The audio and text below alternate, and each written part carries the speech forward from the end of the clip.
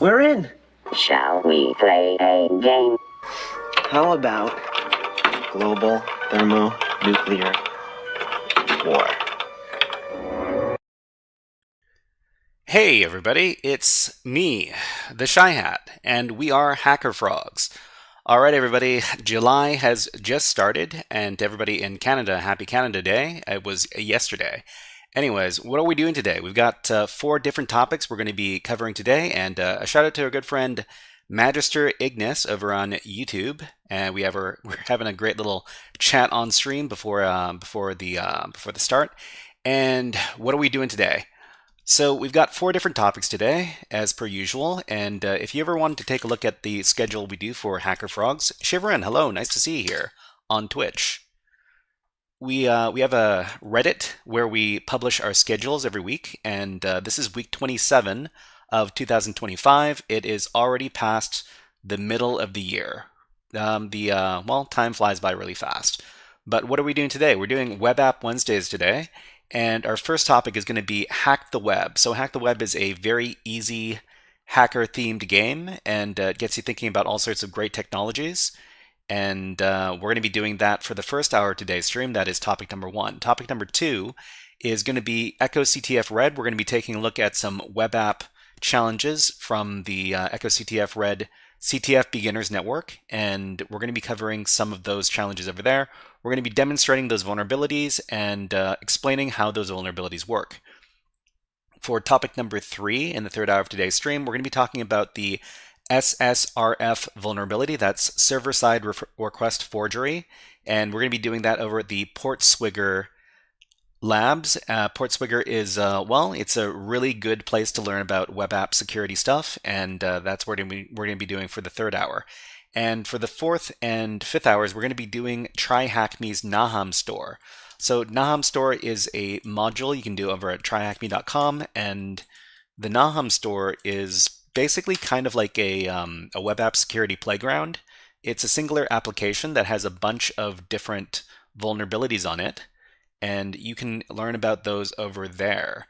But without further ado, let's get started with our first topic, and the first topic is going to be Hack the Web. So Hack the Web, let me back out into the main page over here.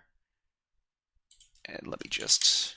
So Hack the Web is a fun game in German, but you can change that from German to some other language, English preferably for us, and you can access it from this link right over here.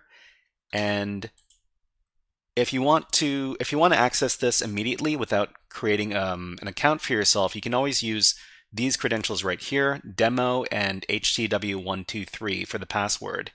But I've got my own account over here, and we're just going to log in, and we're going to see how many of these beginner-friendly starting challenges we can do before the hour ends. So let's go ahead and do that. So after you've logged in, you're going to see all of the big spider web of challenges that you haven't done. You start with just one challenge you can do, the start one over here, but as you solve the challenges, new challenges are going to appear, and then you can access them. I'm pretty sure that even if you haven't unlocked the challenges, you can still access the challenges if you have the direct link. and I'll be providing the direct link to each one of these challenges to everybody here as we go on along. So, oh no, we've got another tube challenge over here. So I think I'm gonna skip the tube challenge because I don't learn a lot of that kind of. I don't learn a lot from these tube challenges. But let's move on to this challenge. It's called ports. So I'm just going to get the link for this challenge, and I'll provide the link to everybody in chat over here. Okay, so for each one of these challenges, we'd like to do a little write-up because if you didn't document it, it didn't happen. That's a little saying that we have in information security. And I'm going to do a little write-up for each one of the challenges we're going to be finishing today. So what's this one called? This one is 067, and it's called ports. It's called ports, right? Yeah, okay, it is called ports. Okay, so for each one of these write-ups, we're going to include a few different things. There's going to be the URL of the challenge, the concept of the challenge. Oh, no, the category. What category would it be in if this was a regular old CTF challenge? The concept of the challenge, what kind of technological concept are we covering here? And the last thing we're going to be taking a look at is the method of solve, how to solve the challenge. So the URL for the challenge is this. The category we don't know yet. I guess we're going to be filling in the write-up after we finish it, but let's take a look at the challenge itself now. So this is challenge number 67. I'll just leave the link in the chat one more time for the people who didn't get it the first time. And I highly encourage everybody to take a look at the challenge yourself and solve the challenge along with us. So this looks like an Ethernet table. So this is wow, this really is a networking challenge. Okay, so let's see. Connect the wires in the right order with the plug. Use the TIA 568B standard. Okay, so connect the wires. Are you supposed to click these? Are we supposed to put in the correct number? Okay. Connect the wires in the right order. So let's see. So it's E. Well, I mean, there's 8 wires, right? So 1, 2, 3, 4, 5, 6, 7, 8. So I guess we would be referring to the wires by the color of them. Okay, so I'm just going to split up my my web browser window in half over here, and then I'm going to create another web browser window. And we're just going to do this side by side. Whoops. Like this. Okay, so on the other side, we have to look up what the proper topic is. So Oracle Writer asks, what's today's topic? So today's topic is web app hacking topics or web app hacking materials. So we're just going to warm up with this game over here called Hack the Web, and I left the link in the chat. If you didn't get the link, let me know, and then I can drop the link again. But what we need to do for this challenge is we need to look up what the TIA 568B standard is, and then we'll be able to look this up. What's an example of a web app? So everything is a web app. Every website is a web application, and every application that makes contact with the internet is a web app. So web app is pretty broad. Okay, so let's take a look here. So this is the standard over here. I'm talking to you over a web app right now. So if you're using Twitch, Twitch is a web application. Yeah, so basically everything's a web app. Almost everything that communicates with the internet is a web app. So social media and streaming platforms. So anything that you contact over like a web browser, that's a web app. Anything that makes contact with the internet is also a web app. So it covers a lot of stuff. It's a very, very broad idea. Okay, so what are we looking at first? So it's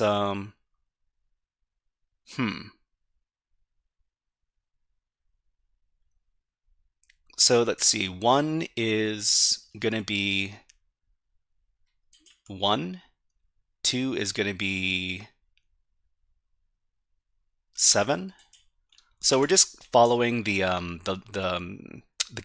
wires up here.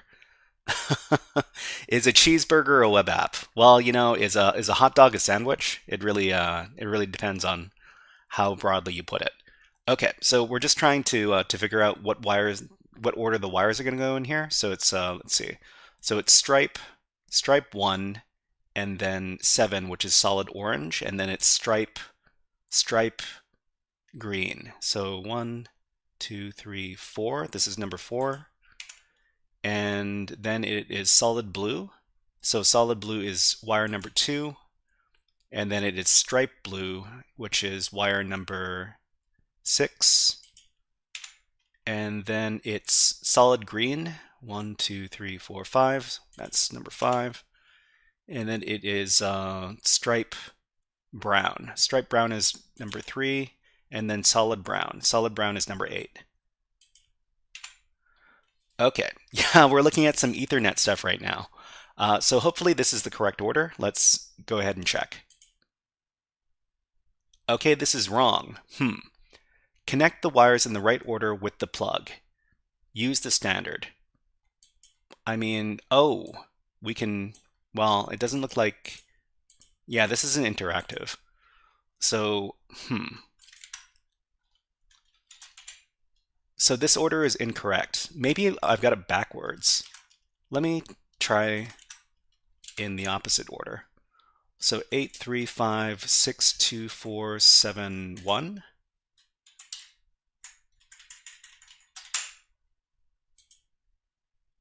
Okay, this is still wrong. I wonder what, do you need to type the characters instead of the number of wires? Yeah, I'm not too sure. It wants the letters in the box. It wants the letters in the box. Well, I mean, the letters they repeat, so it doesn't work. It doesn't work like that. Type Ethernet. Type Ethernet? Well, I mean, I'm working off of this diagram. Maybe I'm supposed to be looking at a different one. TIA 568B. So, oh, you know, okay. Let me take a look. Let me take a look over here. So I just need to take a look at the diagram. The diagram is correct. Okay. So let me take a look at the diagram again. Okay, let's put this image in a new tab. And then let's make it nice and big so that we can see it. So we're going to ignore the A over here. We're just paying attention to the B. So the B is stripe orange. So stripe orange is 1, and then solid orange. Solid orange is 7. And then stripe green. Stripe green is 4. And then solid blue. Solid blue is 2. And then stripe blue. Stripe blue is 6. And then solid green. Solid green is 5. And then 7 is stripe brown. Stripe brown is 3. And then solid brown is 8. Maybe they're expecting the answer to be a unique string of characters. Try Ethernet. Yeah, it could be. Ethernet? Oh, you know what? That could be right. Yeah, maybe they're looking for the word Ethernet. Ethernet. Because, yeah, I mean, that makes sense. For some reason, I thought they were looking for... they were looking for the numbers. Okay, Ethernet is correct. Okay, I thought I overthought that. Sorry about that, everybody. All right, so everybody, let's go ahead and talk about this in the write-up. So we don't need this anymore. Let's get rid of this window. Okay, so the category for this. So if we were to categorize this, what about network? Your approach made more sense. I mean, you know, that's fine. Panico Panko, wow, has rated with a party of 28 on Twitch. Thank you very much. Here you are, Wi-Fi, because I want to wife your fi line. What? Wife your find what? Anyways, thank you very much for following Arcos. Thank you. Panico Panko had a you were doing an art stream earlier. I hope you had a lot of fun. Let's give a hack the planet to everybody here. Hack the planet! Hack the planet! Shut up and get it. Okay, so let's go ahead and shout out Panico Panko, because they also stream, and they also stream hacking and cybersecurity stuff. So if you yeah, what are we working on? So we're working on that that game we were talking about. I talked about a couple of weeks ago, and it's basically this one over here, where you have to solve a bunch of little challenges. But we're just doing this as a warm-up before we do our web app hacking demonstrations. So if you're interested in taking a look, you can go over to that site, and yeah, it's there's a bunch of little challenges over here, and it's a lot of fun. But let's talk about this in our write-up. So how do we categorize this? We're taking a look at an Ethernet cable, and the Ethernet cable, I think we could probably call this a general challenge. Yeah. So this is a general challenge, and they learn about networking cabling standards, and learn about Ethernet cable wiring. Wiring? Is that how you spell it? Okay. Message decoding, kind of. Hello, nice to see you guys here, and Lucky G17 and Clover, and yeah. Is there a tutorial for building vulnerable web applications for every vulnerability? Building web applications is a bit more difficult, but eventually I want to build my own web application just so I can further understand what web app vulnerabilities look like. But yeah. So how do we solve that challenge? So look up the what is the standard called? Let's go back.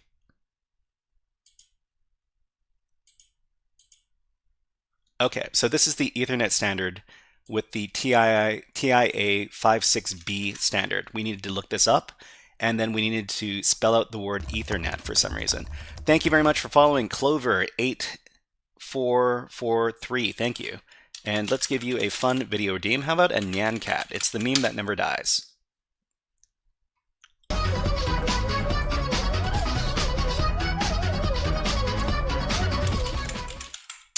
Okay, so look up the order of the cables. Ethernet is the answer.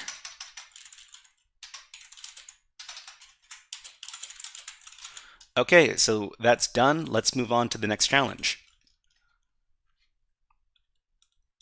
I'm watching a last live stream where I did Priv-esque. Black Shell, hello, nice to see you here. And I'm combing the web for FBI prospects with these streams. The Tasteful Thickness, welcome to the stream. Nice to see you here. And let's go ahead and get ready for the next challenge. So the next challenge is going to be, let's go ahead and do the forms challenge over here. All right, so I'm going to leave the link for the challenge so that you guys can try this out yourself.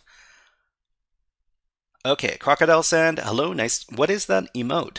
Is that a... Oh, there's a notes. That's a notes emote, thank you. Amari says, if you have the same color at the middle, it's easy to compare the difference. Yeah, I don't work too much with cables. I'm more of a software person, but definitely it's these cables are what makes the internet go all around. So it's important to understand that these cabling standards exist. Okay, so let's go ahead and talk about this challenge, but first we're going to get our write-up ready. So this is challenge 81. It's called Forms. And we need to include a few different things here in our write-up. So we're going to do the URL. We're going to do the category of the challenge. We're going to do the concept, and we're going to do the method of solve. Okay, let's dive into the challenge here. Okay, so what does it say here? It says forms. Unintuitive forms are a nightmare for every internet user. For example, you can find the answer to this task in this too small field text. Too small text field. Now we're going to get to the fun part. Only one of the input fields works. What? Okay, I don't understand what's going on, but you know, we can probably figure this out. So if you want to try this out yourself, then one more time, the link is over here. Okay, so first of all, I can highlight everything here, even though the field is very short. I'm just going to copy this, and then I'm going to put it in another. I'm going to put it in my terminal here. So just nano test.txt, paste this in. What is this? Scroll further, scroll further, scroll further. The answer is Comic Sans. Is that it? That seems a little bit anticlimactic. But the answer is that, well, you're supposed to figure out that you can highlight everything inside of the field. Only one input field works. So, how can I tell which input field works in this case? So we have to figure out which one of the input fields we need to submit to. And there must be a way to tell which one is actually valid. We can probably take a look at the web page code in here to figure out which one of these boxes actually works. So the answer is Comic Sans. Yeah, we can actually see the exact answer inside of the code here. Clover says, "Great content, keep going." Thank you, Clover, and thank you for coming by. Thank you for coming by, and I really appreciate the comments. Okay, so the answer is Comic Sans. Only one of these is valid. How can we tell? So autocomplete off, challenge form, wrong submit, wrong submit. Are all of these wrong submit? No. Okay, one of these is not wrong submit. So how many from the bottom is this? So we just need to count which one it is from the bottom. So 1, 2, 3, 4, 5, 6. So it's number 6 from the bottom, which is the correct one. Okay, let's go back to the web page. Let's go to 6 from the bottom. 1, 2, 3, 4, 5, 6, and then submit Comic Sans. So submit that. Cannot post, wrong submit. Wait, did I? 1, 2, 3, 4, 5, 6. And let me count the one from here. Okay, 1, 2, 3, 4, 5, 6. Oh, it's number 7. I miscounted. Okay, let's try that again. Okay, so 1, 2, 3, 4, 5, 6, 7. So the answer is Comic Sans. Submit.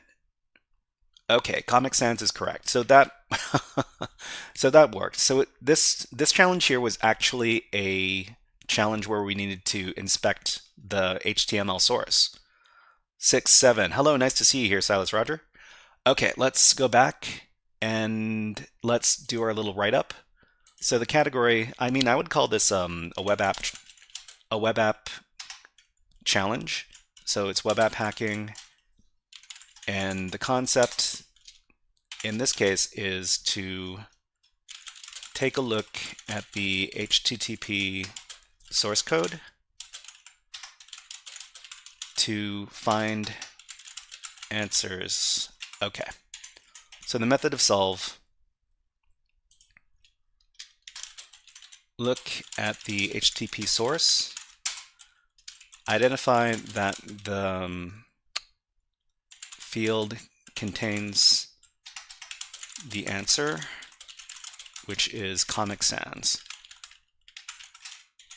and also identify that the valid submission field is the 7th one from the bottom. Comic Sans is never the answer. Comic Sans is kind of a meme, and people use Comic Sans, the font, for the memes. Okay, let's go ahead and submit this and then move on to the next challenge. So let's see if we can solve at least 4 challenges today. Okay, we're going to add a new challenge, and the new challenge we're going to do is going to be the hard, let's do the ads challenge here. Okay, wow, it's blinking lights. Hope everybody is okay with the blinking lights. If you're not okay with the blinking lights, let us know, and we will try to get them off the screen. Okay, so it's, this is challenge number 28, and it's called ads. All right, 2, 3, 4. So the URL of the challenge is this. The category for the challenge we don't know yet. The concept we also don't know, and the method of solve we also don't know. So okay, let's go ahead and start the challenge. All right, so what's going on over here? So annoying advertising banners that block the content. Who hasn't seen that? In this case too, the advertisement obscures the answer to the challenge. So fortunately, modern day browsers offer tools you can use to edit a website and thus remove 1 or 2 annoying elements. If these are not available, load X-ray.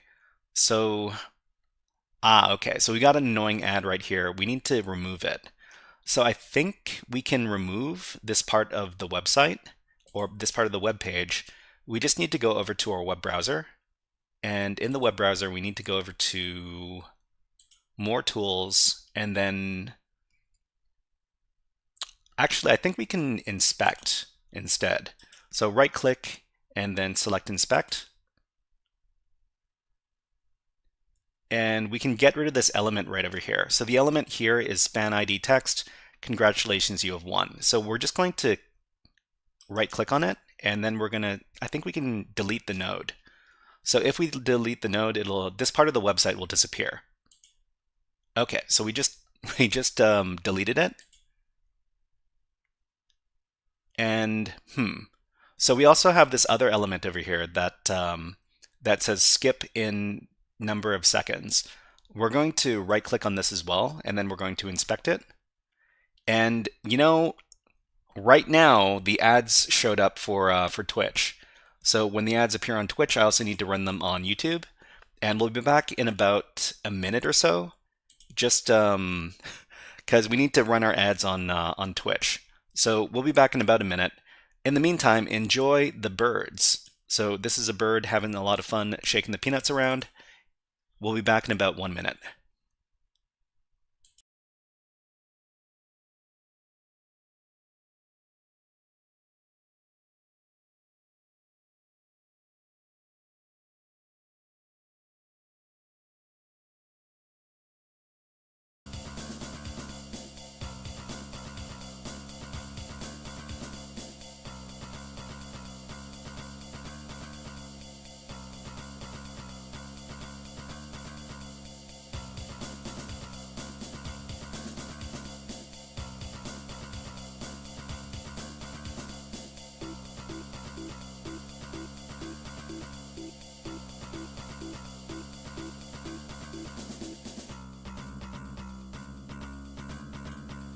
Crocodile Sand says birds, yeah. So every time we have a break that goes on Twitch, I put on some birds and we take a little break because we don't want anybody to miss out on any of the hacking action.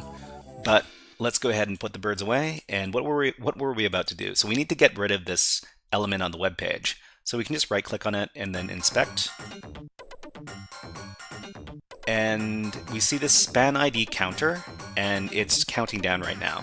So we're just going to right click on it and we're going to delete this node. And what else do we have left? Okay, so this, well, skip in seconds, we can delete this as well. All right, so delete node. And I think the last thing we need to do Silas Roger asks, this is probably a lot to ask. Do you know how to do SQL injections? Can you teach me? Music is higher today. Okay, let me go ahead and make the music a little bit lower. Okay. All right, so SQL injection. So if you want to learn about SQL injection, we've got we did this as part of our web app course, but probably the best place to learn about SQL injection is Portswigger. Let me just get the link for Portswigger over here. So Portswigger, you want to go over to the Academy, and then you want to go over to SQL injection. They've got a whole lot of stuff on SQL injections. Yeah, this one right over here. So I'll just leave you with this link, and go ahead and take a look at the materials over there. I hope this stuff helps. Okay, let's continue.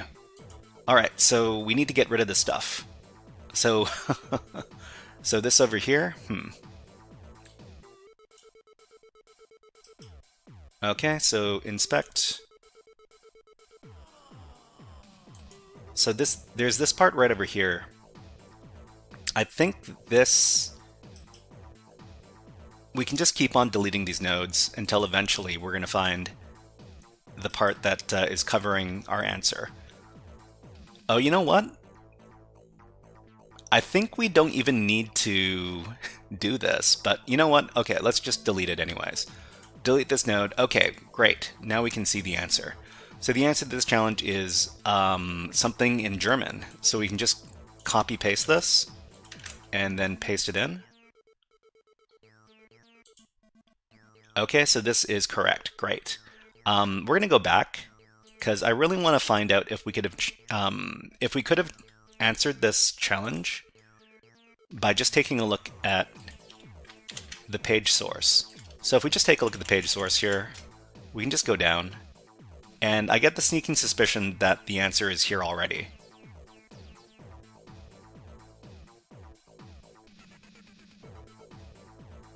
Okay, so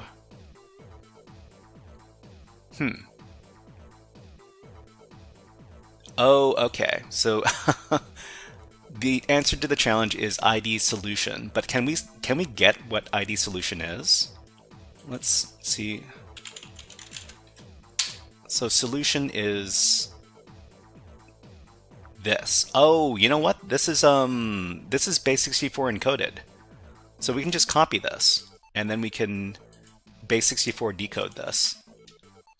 So if we were to base64 decode this thing that we found on the website, it's this, but we can't we can't read this because this is ASCII and it doesn't translate out to ASCII very well. I wonder if we could do this from a web application.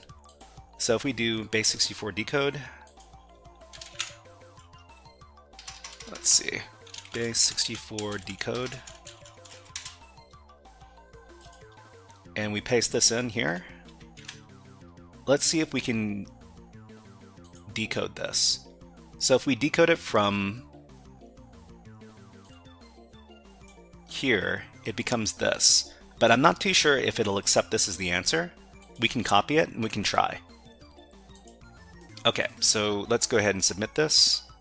Oh, you know what? We can't even submit this because we do need to delete everything here. Okay, so let's see, inspect.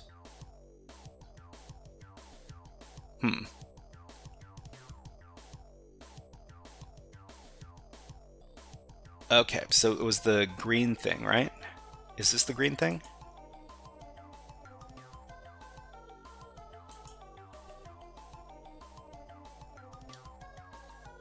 Yeah, I think I can just delete this.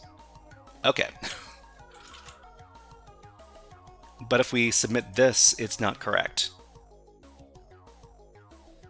Yeah, this is wrong. It has to be in the special encoding. Okay, so let's go back and let's do our write-up. So the write-up here, this is a web app. Well, this is definitely a web app challenge.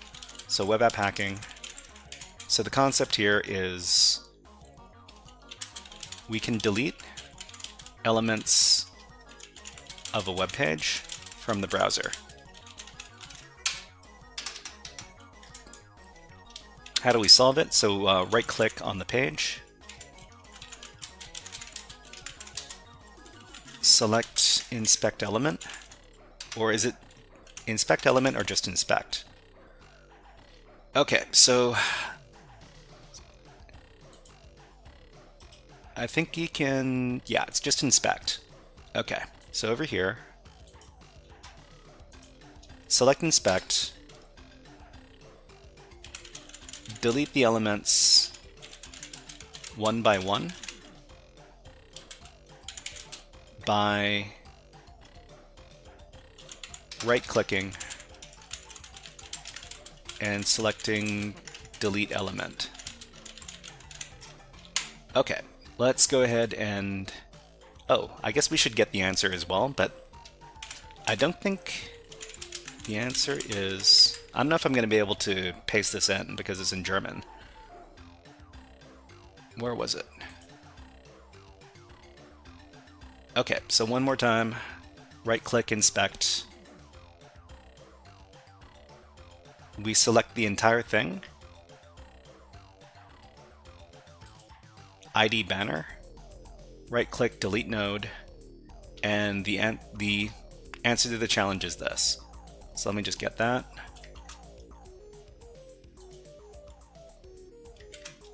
Okay, so we were able to paste in the special characters.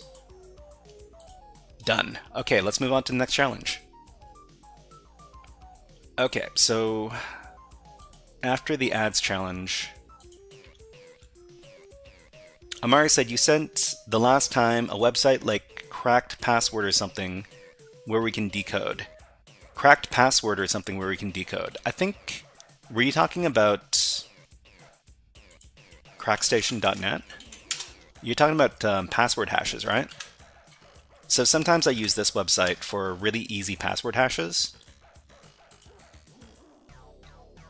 It's pretty handy when you're doing easy level CTF challenges. Okay, so let's go ahead and do the next challenge. So the next challenge is going to be hard work 3. And, oh, we've got more math stuff. Okay. Let me copy this and provide it to everybody. And then let's get our write-up started over here. This is challenge number 10.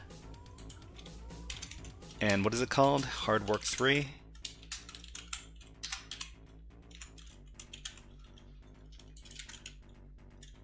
Okay, so the URL for the challenge is this. The category for the challenge we don't know yet. Actually, I'm pretty sure this is just more math stuff. And the concept, the method of solve. Okay, let's get to the challenge. So I've provided the link to everybody who wants to take a look. So hard work level 3. So mental math genius, skilled and with good imagination. With that, you can solve complex problems in an elegant manner.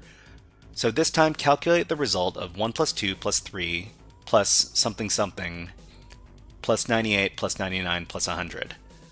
So isn't this the same as the last time? This is just a pattern, all of these 3. Doom asks, have you ever done a mobile pen test? So mobile is not something I know very much about, but it is something I'd like to learn later down the line. But mobile, yeah, it's its own thing. Unfortunately, I don't know anything about how to do pen testing for mobile applications. If anybody in the chat has done mobile pen testing before, please let us know.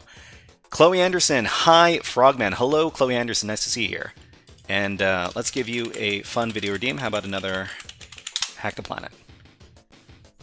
Hack the planet! Hack the planet! Shut up and get out!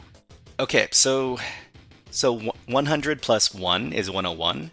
99 plus 2 is 101, and 98 plus 3 is 101. So this is 303. So there's 3 examples of the pattern, so that means it's going to be 303, because 101 times 3 is 303. Silas Rogers says, can you give me unlimited hacker bytes? So nothing in the store costs any hacker bytes, so you can go ahead and spend them if you want to. Let's see. Amari asks, can you do a pen test with Fat Rat and Android VM to make a malicious APK and take control of a device? I've got an HTTP smiley sticker on my laptop. Awesome, awesome. But, oh, hack the planet smiley sticker. Okay. Yeah, I hear you. Okay, but yeah, you could potentially make a malicious APK to take over the device if you knew enough about Android hacking. But I mean, I've never really done Android hacking. I suppose it shouldn't be too difficult to learn how to do it. Anyways, let's go ahead and solve the challenge over here. So it's 303. That's the answer. 303 is wrong. So I'm guessing this pattern is going to be repeated how many times? It goes all the way to like 50 or something. So that would be 50 times 101.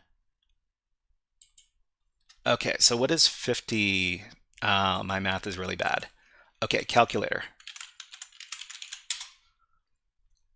So this is 50 times 101, because all the things add up to 101.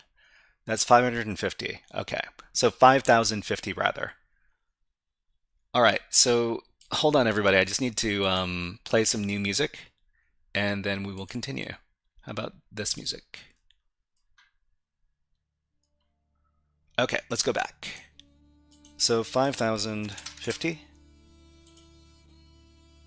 5,050 is correct. Okay, that was the correct pattern. Great. All right, let's go ahead and do our little write-up before we move on to the next challenge. So this is math. The concept: identify a pattern and then extrapolate the sum from the information given. What are you doing right now? So we're playing a little game over here that's called Hack the Web. It's basically a website where it has little challenges. It's in German, but you can switch the language over to English. So this is basically what I would recommend to people who are looking to get into cybersecurity, but want to, kind of hone their problem-solving abilities. Because a lot of these challenges, they require you to think about technology, interact with novel sources of data in some way. And let's see. Okay, so the method of solve in this case: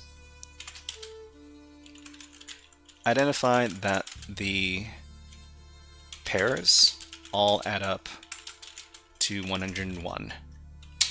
And then that the pattern goes all the way from 1 to 100, which implies there are 50 pairs.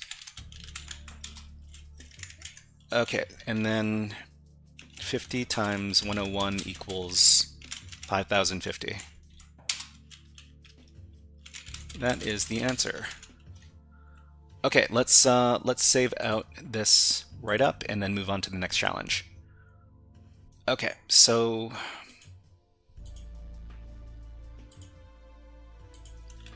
the next challenge is going to be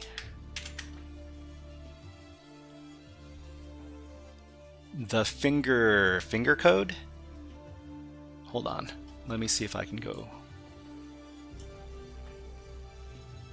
So we got flags, we got finger code. Maybe we'll do the progress bar challenge next. So let's go ahead and take a look at that. Oh wow, this looks funny. Everybody, this is the link for the challenge, and let me get the write-up ready for this. So this is challenge number 47. It's called progress bar.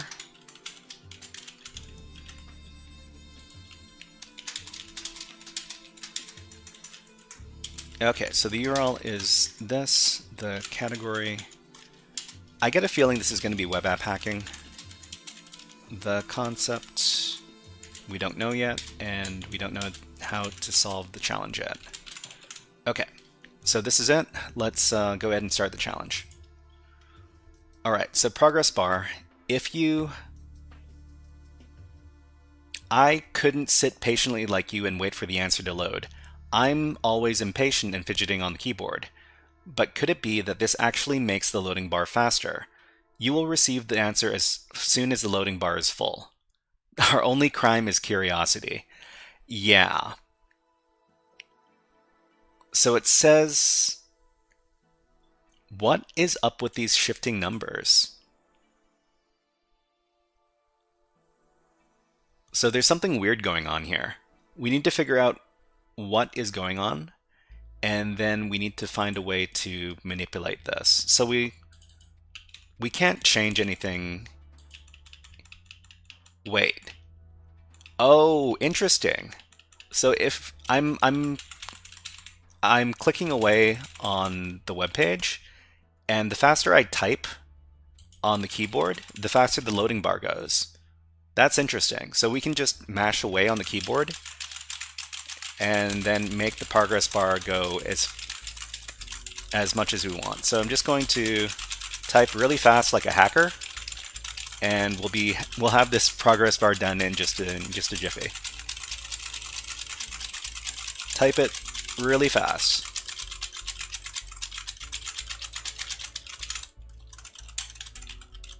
Okay, hold on. 1,000. It says it's a phishing counter. You will receive the answer as soon as the loading bar is full. I mean, the loading bar is full, but we still haven't received the answer. So is this the answer? Is the answer 7273? Okay, let's. This was an interesting challenge. You just need to figure out that you could affect the loading bar. So let's go ahead and submit this.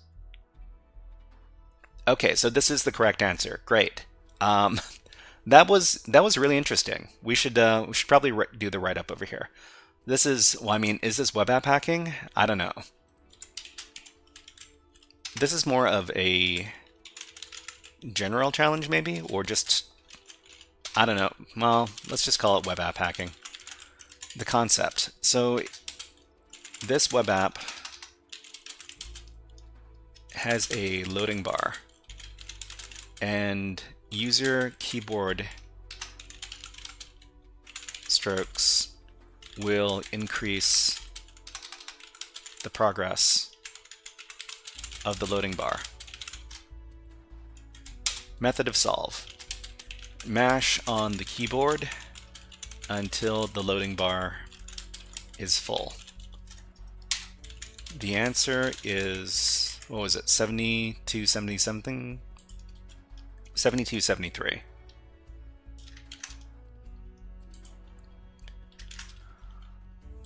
Okay, let's submit that and then move on to the next challenge.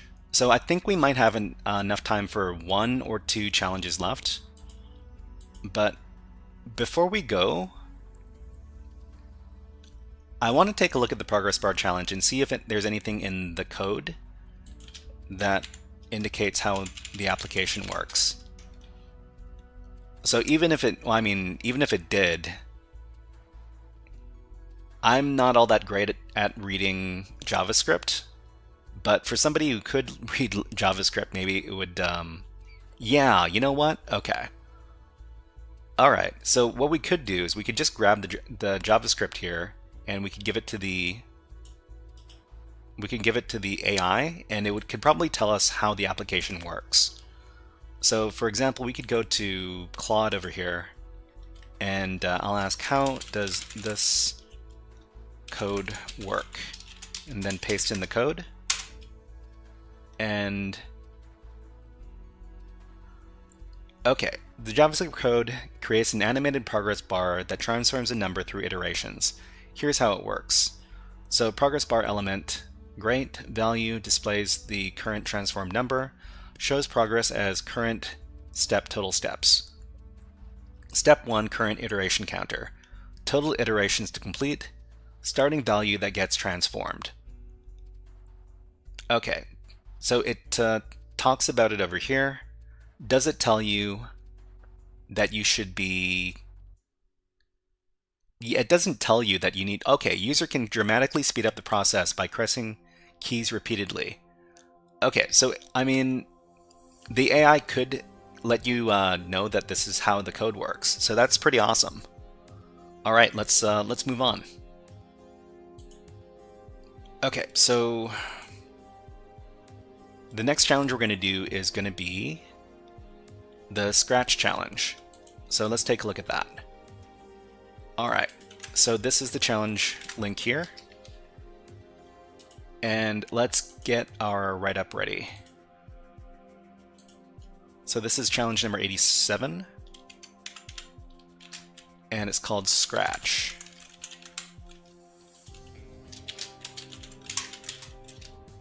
Okay, so what is the category?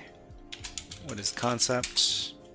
What is the method of solve? Okay, let's go ahead and take a look at the challenge. Alright, so you have a wonderfully relaxed aura.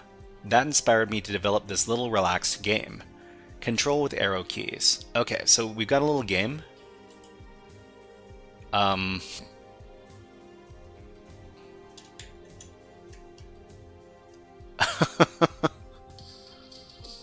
Wow. I don't know.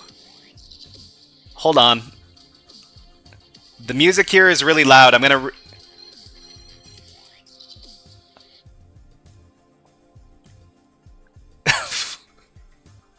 The music started playing on the tab, and it was really loud. I just needed to shut that off. Can I mute this tab? I can mute the tab. Okay, I'm gonna mute the tab because it plays really, really loud music, and so I can control. The music wasn't loud here. That's great. That's great for you. It was painful. Okay, control with arrow keys. So just if it's too slow for you, look into the project. So I mean, they give you source code over here, so we might as well take a look at the source code.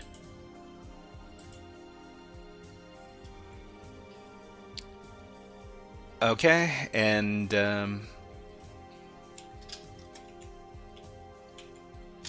so how can we make this faster?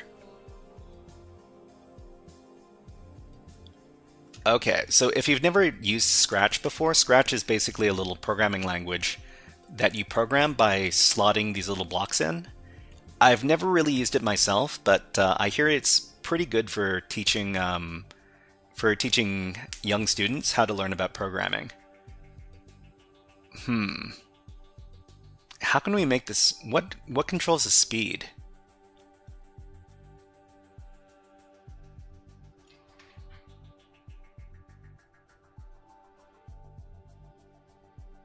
The unfortunate thing about this is that I can't really copy-paste this. I wonder if there's... Play sound... Where does it control how to move?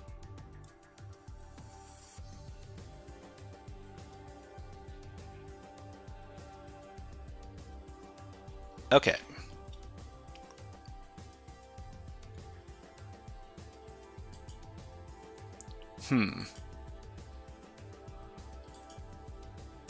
Okay, so I think... Can I actually control it inside of here? No. I can't play this.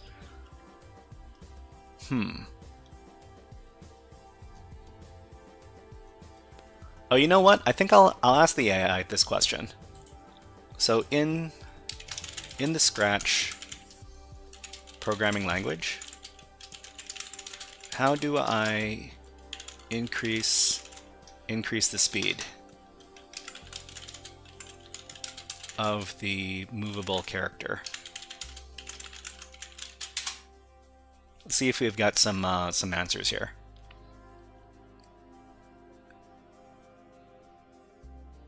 Okay, by adjusting the number of steps it moves in the move steps block.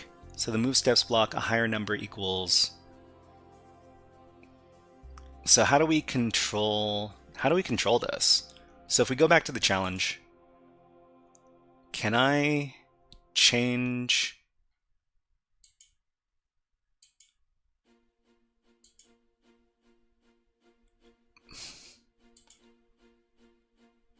Control the arrow keys, too slow for you, look into the project. So the project is... I mean, we can't do anything to this. We can't change any of the programming, can we?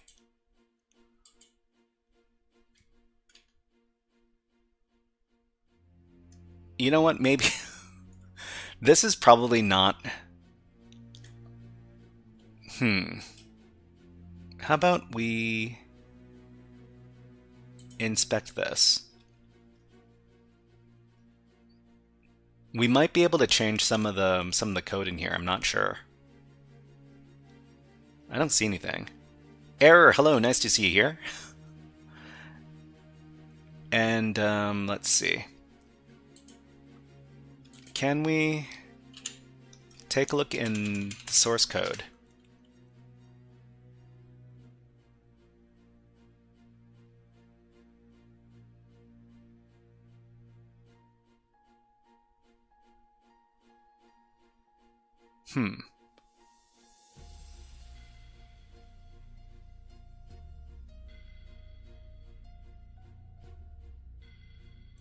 Yeah, I'm not too sure.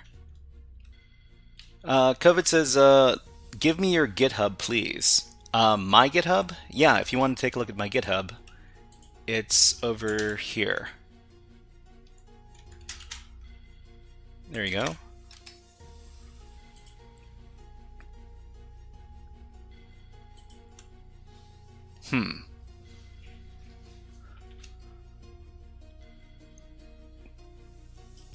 Okay, so control the arrow keys. So let's play the thing. And usually in these type of games, you can increase the speed of the character by pushing down another key at the same time. Usually it's going to be the control key or the shift key. But in this case, I'm not too sure what it might be. Or is it plus? No. Oh man, this is slow. COVID says, thanks bro, I'm doing echoCTF right now with the help of your videos. Yeah, if you're... Man, I really wish... I'm going to try all the keys on the keyboard to see if any of these increase the speed of the character. They don't seem to be... Increase the steps in the source code and then click on the green flag. So... Well, I mean, we can't edit the source code. Can we?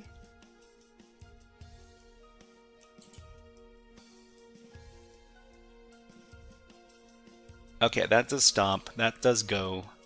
But where do we edit the source code?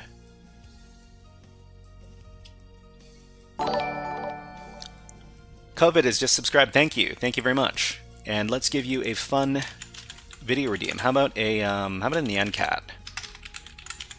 You open it from the link.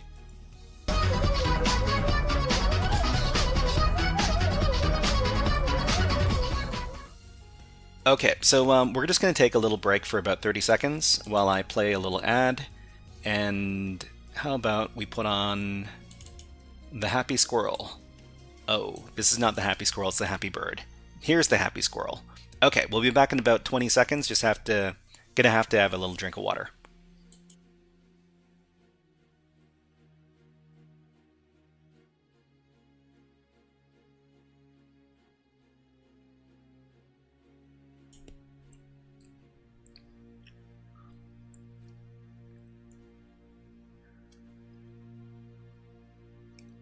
Okay, so, I kind of assume that you can't really change the code on that the website link there, but maybe you can. Let me give it a try. Let's put the words away, and let's take a look over here. So this is Hack the Web Remix, okay? That says go. That says join Scratch. Yeah, I'm not sure if I can actually change any of the stuff here. Also, this is in German. Okay, we can change it to English.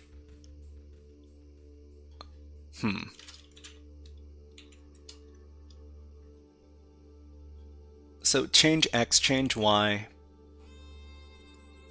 Well, I mean, if this is the case, then we would change this to something really dramatic, like 10.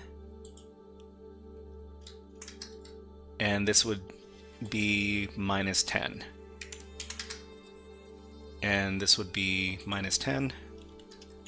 This would be 10, and this would be minus 10.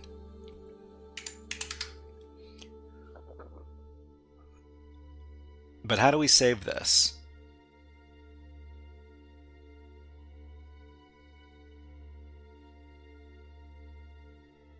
Press... Oh, maybe we need to get it here. Hold on, I need to mute this. Okay, so... Oh, this is much better. Okay, okay. Yeah, okay. So, Mohammed Hassan, thank you very much, because you can play it. You can play the game inside of this website as well. The answer is... What? The answer is meow? Meow. Meow. Okay, so that was interesting. Okay, let's go ahead and complete this. So the answer is M-I-A-W. So this is the German word for meow. This is what I'm assuming. Meow is wrong. Wait. M-W-I-A... What is this word? W-I-A-U? M-I-A-U. Let me try that again. Is it M-I-A-U?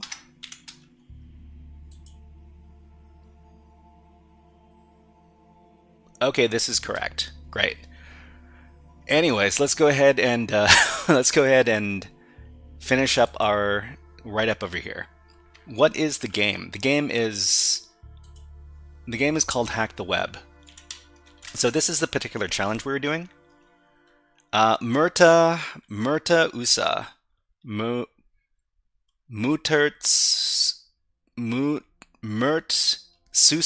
Susa? I'm German, I can confirm this is the German meow. Thank you very much. So this is the specific challenge we're looking at, and this is the game website. The game website is in German, so that kind of makes sense.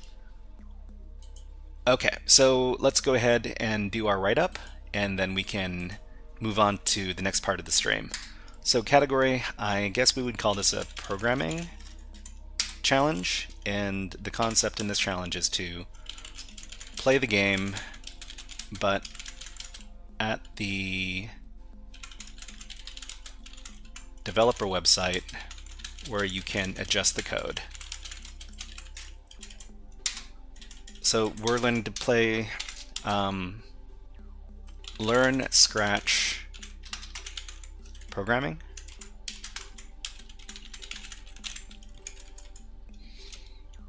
Okay, so go to the website provided in the link,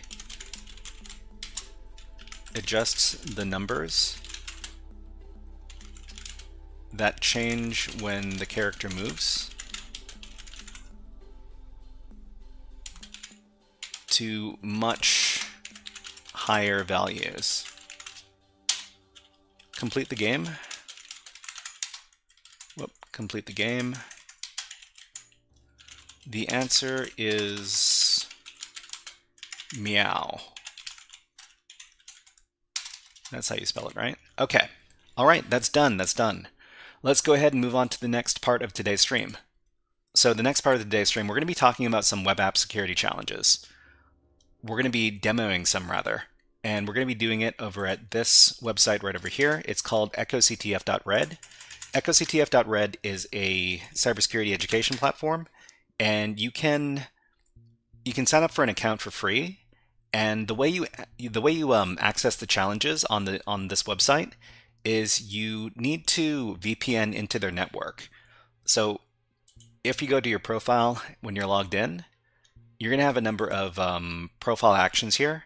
And what we can do is you can download the echoCTF OpenVPN key with one of these options over here. So when you use the OpenVPN key, you'll be able to VPN into their network and then access their challenges. But that's what I'm going to do right now. So hold on.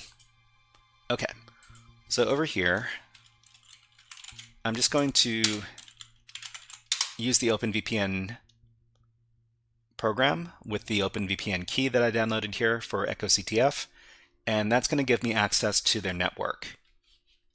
So now that I can access their network, we're going to start the challenges. So the challenges for today are all going to be at the CTF Beginners Network. So you can click on Networks, and there are a bunch of different networks where the challenges are, and you can click on whichever network matches the types of challenges you want to do. In this case, we're going to be looking at the CTF Beginners Network. So we've solved most of these challenges, and today we're going to be covering 3 challenges over here. So let me get the network for everybody if you want to play along at home. And I'm just going to get rid of these tabs because we don't need them anymore.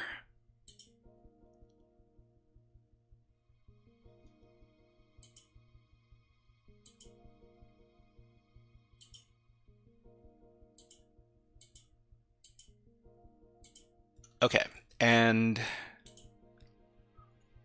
we're now doing some echoCTF challenges. So the CTF challenge we're going to be looking at is called Netzarbeiter, and we're continuing on with our German theme because Arbeiter is another German word. Mertzusa asks, "Are you U.S. based?" I'm not U.S. based. I'm Canadian. It's kind of in the same neighborhood, but it's not the same place. Whoops! I don't need to edit this. I meant to download it.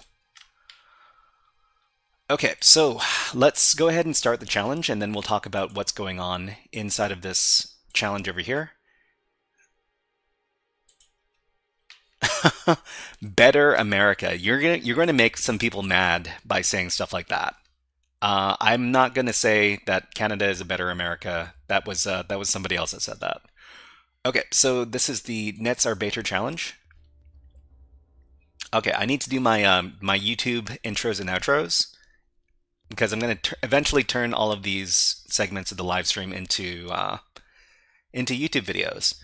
All right, everybody, this is the Netzarbeiter challenge from echoCTF, located at the CTF Beginners Network. So this is essentially it's a web app challenge. What we need to do first is we need to access this this challenge. So the challenge has a description. It says Netzarbeiter is your dedicated worker. So it says here, GX00 has just subscribed with Twitch Prime. Thank you very much, GX000. You have to spell redeem properly, GX000. Thank you. I'll just wait on that.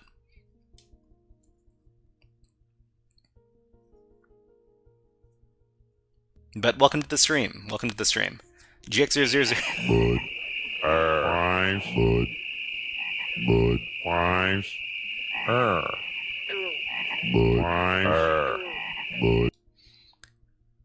Thank you very much. GX000 is a friend of mine, and we're both part of the Vancouver cybersecurity community. So welcome to the stream, GX000. Okay, let's read the description.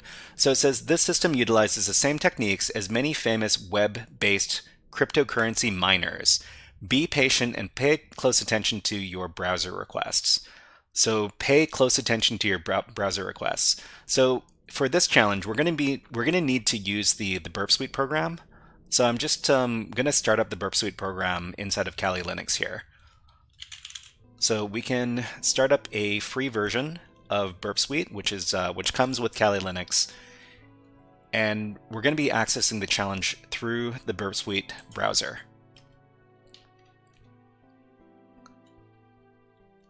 So to people who don't know, Burp Suite is a very commonly used web app security testing tool, and almost all professionals who work inside of web app security testing use Burp Suite on a daily basis. So what we're going to do inside of Burp Suite is we're going to go over to the proxy tab, and then inside of the intercept subtab, we can click on the open browser button over here. And this is going to open up the Burp Suite web browser. The Burp Suite web browser is going to proxy all of our web requests that are sent through the browser to Burp Suite. And Amari says, you have Kali tools for cryptocurrency. I don't know about cryptocurrency, but we're just talking about common crypto miner kind of behavior. So Not Your Business says, what is the difference between paid and free Burp Suite? The difference between paid and free Burp Suite is that paid Burp Suite has a few more functions that that the free version doesn't. Let me talk about it really quick. So Burp Suite has an automated web app scanner, and that's very useful for identifying the problems with web applications. So the scanner is basically, you can turn on the scanner, you can point it at a website, and it'll try to get a bunch of information for you. It'll try to identify web app security problems. And another thing that the paid version of Burp Suite does that the free version can't is that it can do brute force attacks. Brute force attacks are very, very, very slow if you use the free version of Burp Suite. So that's why that's why you should use the paid version. And there are more plugins for the professional version. That's correct. Okay. Panako Panko says Kaido is a good open source alternative. Yeah. So, I mean, I haven't used Kaido before, but a lot of people I talk to, they say that the Kaido tool is very good as an alternative to Burp Suite. But the Kaido tool also has a paid version as well. So Kaido Web Security Tool. Okay, so let's see. Kaido. Here we go. So if you want to take a look at the Kaido project, this is the site over here. NixieCS says just use Zap Proxy for scans. Does Zap Proxy have like automated scanner? I haven't checked out Zap Proxy in a really long time, so I don't really know what its capabilities are anymore. But Amari says, I think you can't save your scan with the free version. Okay. And Kaido, Kaido was made with the Go language. Okay. FFUF for scans is the only way. For some people, yeah. For some people, yeah. But you know what? Eventually I'm going to get around to testing out Kaido for web app security testing. I really want to. But most people know Burp Suite, and that's why we're going to be using Burp Suite today. So let's go ahead and continue. So we got the Burp Suite browser running over here. We just need to get the link for the challenge website over here. We're going to copy the link, and then we're going to go over to the Burp Suite browser and paste it in. Okay, so this is the website here. So it's Netzarbeiter, and there's a little field here. It says, can you guess the flag? Paulo Chal says, can you use Foxy Proxy instead of the Burp Suite browser? I've been trying to learn how to use it, but I was too lazy, I guess. I'm too lazy to learn the Foxy Proxy way, because Foxy Proxy requires you to do some setup. And the reason why I don't use Foxy Proxy is because the Burp browser is just so much more convenient. You don't have to do any configuration beforehand. You don't need to use you need to use Fox. You could use Foxy Proxy if you're using Firefox as your proxy for Burp Suite. But if you use the Burp Suite browser, the Burp Suite browser is automatically proxied to Burp Suite, so you don't need to do any setup. Okay, so it says here, can you guess the flag? So we can just put in anything over here, and then It says try harder. That's pretty familiar. Anyways, let's go back to our Burp Suite. So Burp Suite recorded all of the requests that were made through the Burp Suite browser. So we're just going to go to Burp Suite. We're going to go over to the proxy and then HTTP history tab. And it says it's empty. HTTP history is empty. Why would it be empty? Hold on. I'm going to go back to... Okay, I'm going to reload this page. There's no reason why it would be empty. That's weird.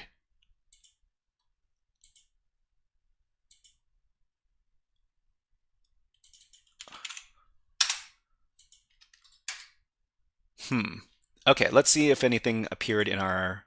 Okay, so we did receive a request over here in our history. So let's go ahead and click into that.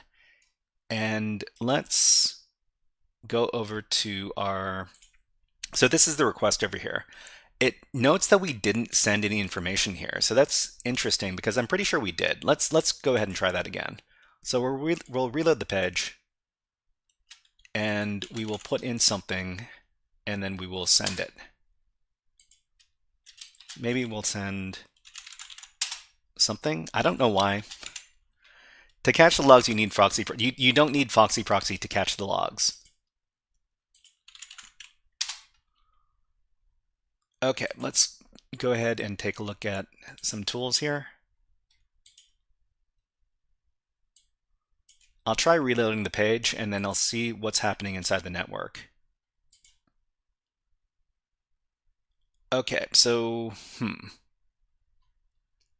maybe I need to clear the cache. Actually, no. Anyways, let's go back. Let's go back.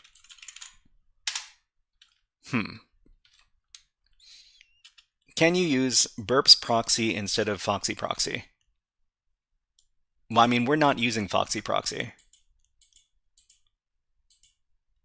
Okay, so we send a bunch of GET requests here. These all get not modified. Huh. That's kind of weird. Let's try sending this to the repeater. Inside the burp repeater, we can send requests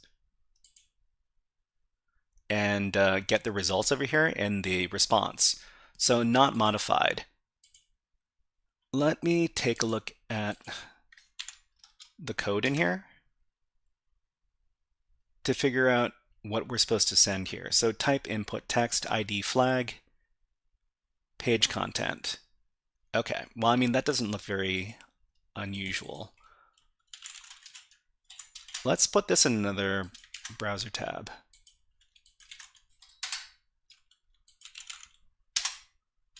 Because it seems like we're having a hard time sending information to the server.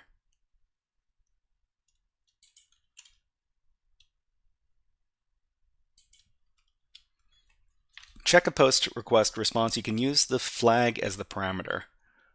Check the post request response.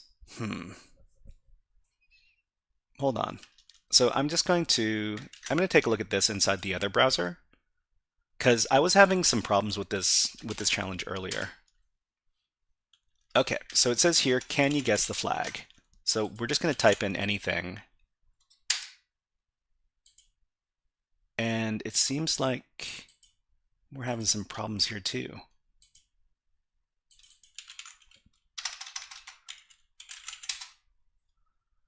We're supposed to get a result from this.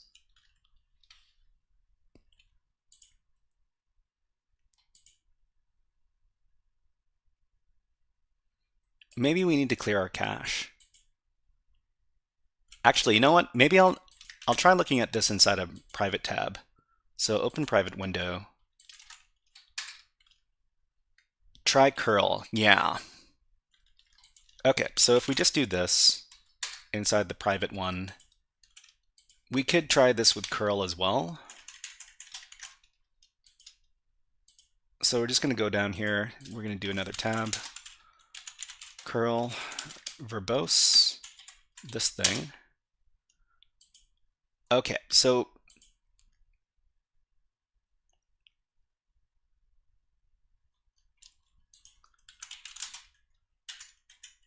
So we'll try sending this as a post request with data, I don't know, flag or just something, right? Testing. That's a bad request. So this is not the request that the web app was expecting. I'd prefer that this stuff all works as normal. Sometimes you can't get your stuff to work. Okay, let's do another incognito window. Okay, so in here, flag, flag, flag. And we can't send the request. Do you put it in the headers? Well, I mean, we could try. Open Burp Suite. Yeah, we'll take a look at what's in Burp Suite in just a sec. So flag equals. That's not the way you do it. Okay, let's do Burp Suite. Back in Burp Suite, proxy. Well, we sent this, but it doesn't give us any. It doesn't give us anything different. Okay, so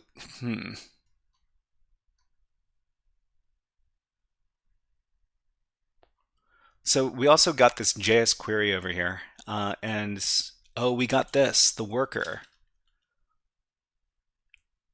Okay. I mean, could it be that it was just because it was really, really slow? Yeah. Okay. I mean, there's a flag inside of this inside of this file that we receive over here. It said be patient, to be fair. Yeah, that's true. I was just mashing away. But you know what? I want to talk about this. I want to talk about what's going on inside this this application. Okay, so nets are beter. We're talking about HTTP response analysis.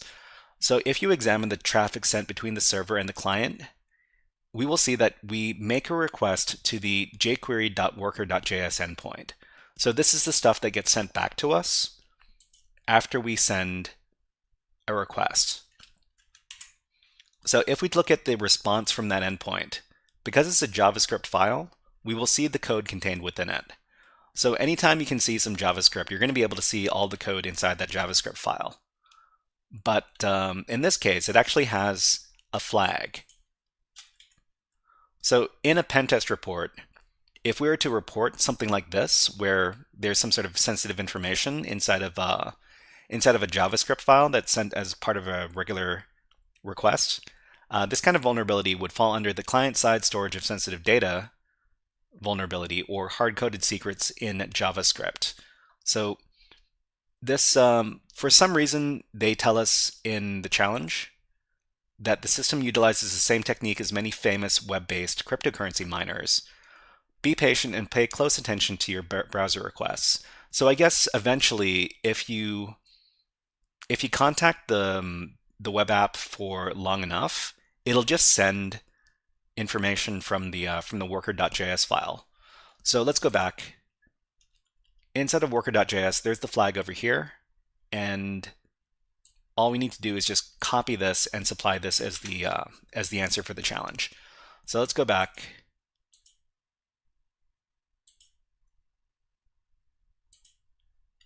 And supply this as the flag. So we've submitted this before, so it's just going to tell us that we got this before, but that's okay. All right, everybody, that was a guided walkthrough for the Nets Are Beter challenge over at echoCTF as part of their CTF Beginners Network. If you enjoyed this guided walkthrough, please click on the like and subscribe buttons on the video and leave a comment underneath the video. But until next time,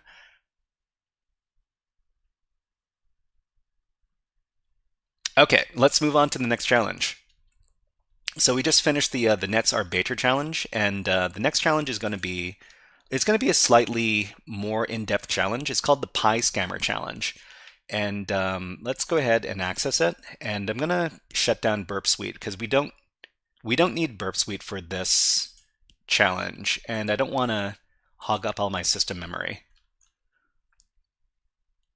We're also going to get the little document that I wrote up for PyScammer. And we'll talk about this as soon as we start up the challenge over here. All right, everybody, this is the PyScammer challenge from echoCTF, located at the CTF Beginners Network. So what's going on with this challenge? So the challenge description says personal identifiable information, otherwise known as PII, PII, Scammer Advertising Corp. So it says here, provide the registered data to gain access to the system and escalate your privileges so that you can remove all of the PII data from the scammer's systems. So to start the challenge, connect to this endpoint over here. Your timer starts from the first time you connect to the service. Okay, so let's go ahead and access the challenge. If you're interested in taking a look at this challenge yourself, you can do so from this endpoint.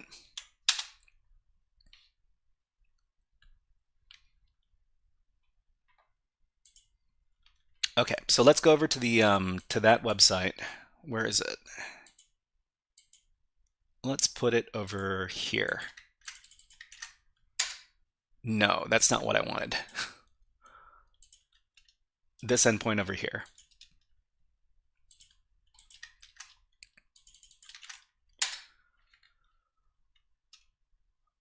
Okay, and it looks like I need to put this in a private window.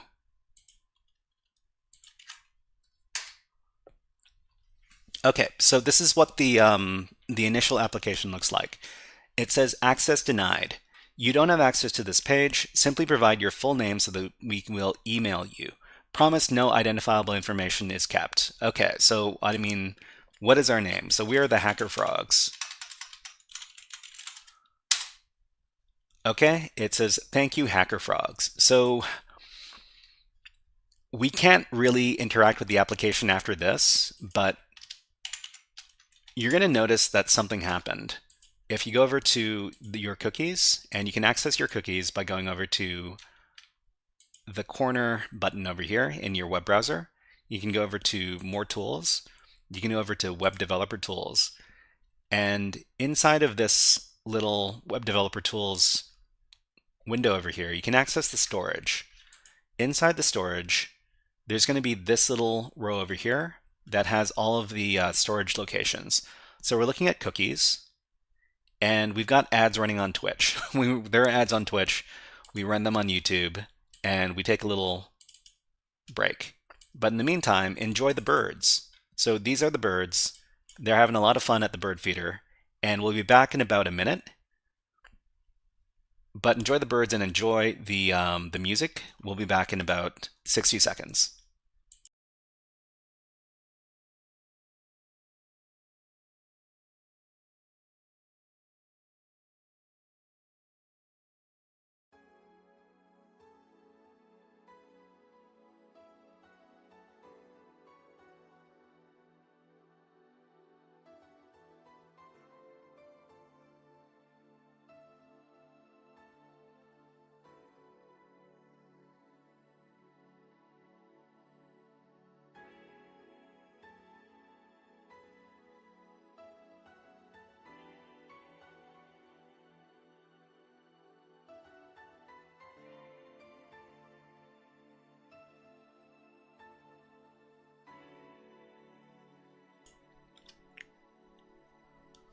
So the great thing about newly hatched birds is that they're usually so curious about the world. They're usually pecking and checking out all the new things in their world, and it's a really fun thing to watch. Anyways, let's put the baby birds away and let's get back to it. Signal says you should showcase using additional open source public free resources like OWASP for discovery and then solving the challenge normally, since it's available across OS and useful for beginners. So Signal, I usually try to use whatever tools are most common for professionals. So professionals use Burp Suite, and that's why I usually showcase Burp Suite, especially if it's something that we can do with the free version of Burp Suite, because that's what most people are going to see in the real world. Okay, so let's get back to the hacking over here. So we're going to see that we were assigned a cookie. So the cookie we were assigned was the user cookie. We obviously don't want these scammer people to have our information, so we're just going to go to the value of the cookie. We're just going to delete everything there, and then we're going to reload the page.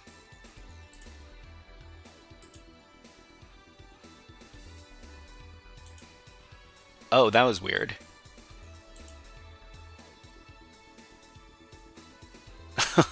Let's try doing that again. Okay. Actually, from here we can go over to this web app, to this web browser instead. So we're just going to go over and delete our cookies. Oh, sorry. Okay, so delete the cookies. Where are we? More tools. Web developer tools. Okay, so in the cookies over here, we're just going to delete this. We're going to reload the page. Okay, it says, well done, young Obi-Wan. Here's a flag for your troubles. So we get the first flag for this challenge over here. It says, don't forget to check the admin section. So there's a link to the admin page over here. And Signal says, yeah, but the free version is extremely limited, and OSZap won the DAST awards from April 2025. The attacks worked a lot already, and but Signal, I mean, I understand, and I think your point is valid, but I'm not teaching Zap right now because I'm not familiar with Zap right now myself. I mean, if I were to load up Zap, I would have to spend a long time becoming familiar with Zap again because I haven't used it in years. So that's why I'm not going to be using Zap. Okay, so Panako Panko says Zap is kind of bloated. I haven't used it because, well, I mean, so I can't comment on that. Panako Panko also says I don't know anybody who uses it professionally. I mean, I don't think it's a bad thing to learn because it is free, and there's absolutely nothing wrong with using free tools. Okay, let's go on and continue with the challenge over here. So we were doing some cookie manipulation. After submitting information to the app, there's a cookie that is set, which specifies which user we're working as. So if we delete the value of the user cookie without deleting the entire cookie, we get a different response from the application, and we get our first flag. So, and we're directed towards the /admin.php endpoint, so let's see what's there. Okay, so let's go ahead and go there. So there's the admin section, so there's a link, we can just click on that, and then it says admin cookie not set. So this is more cookie stuff. So over here, what we can do is we can go over to the web developer tools, and inside of cookies here, we can actually create new cookies. So we would right click,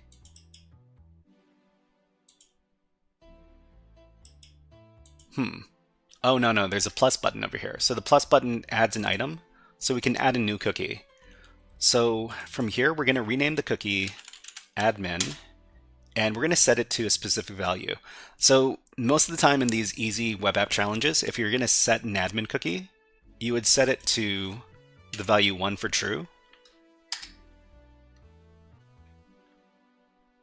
And then you reload the page. So after we do this, we're able to access the application. Okay, so Signal says professionals use it with a custom proxy since the native one is detected by Zero Trust Cloudflare.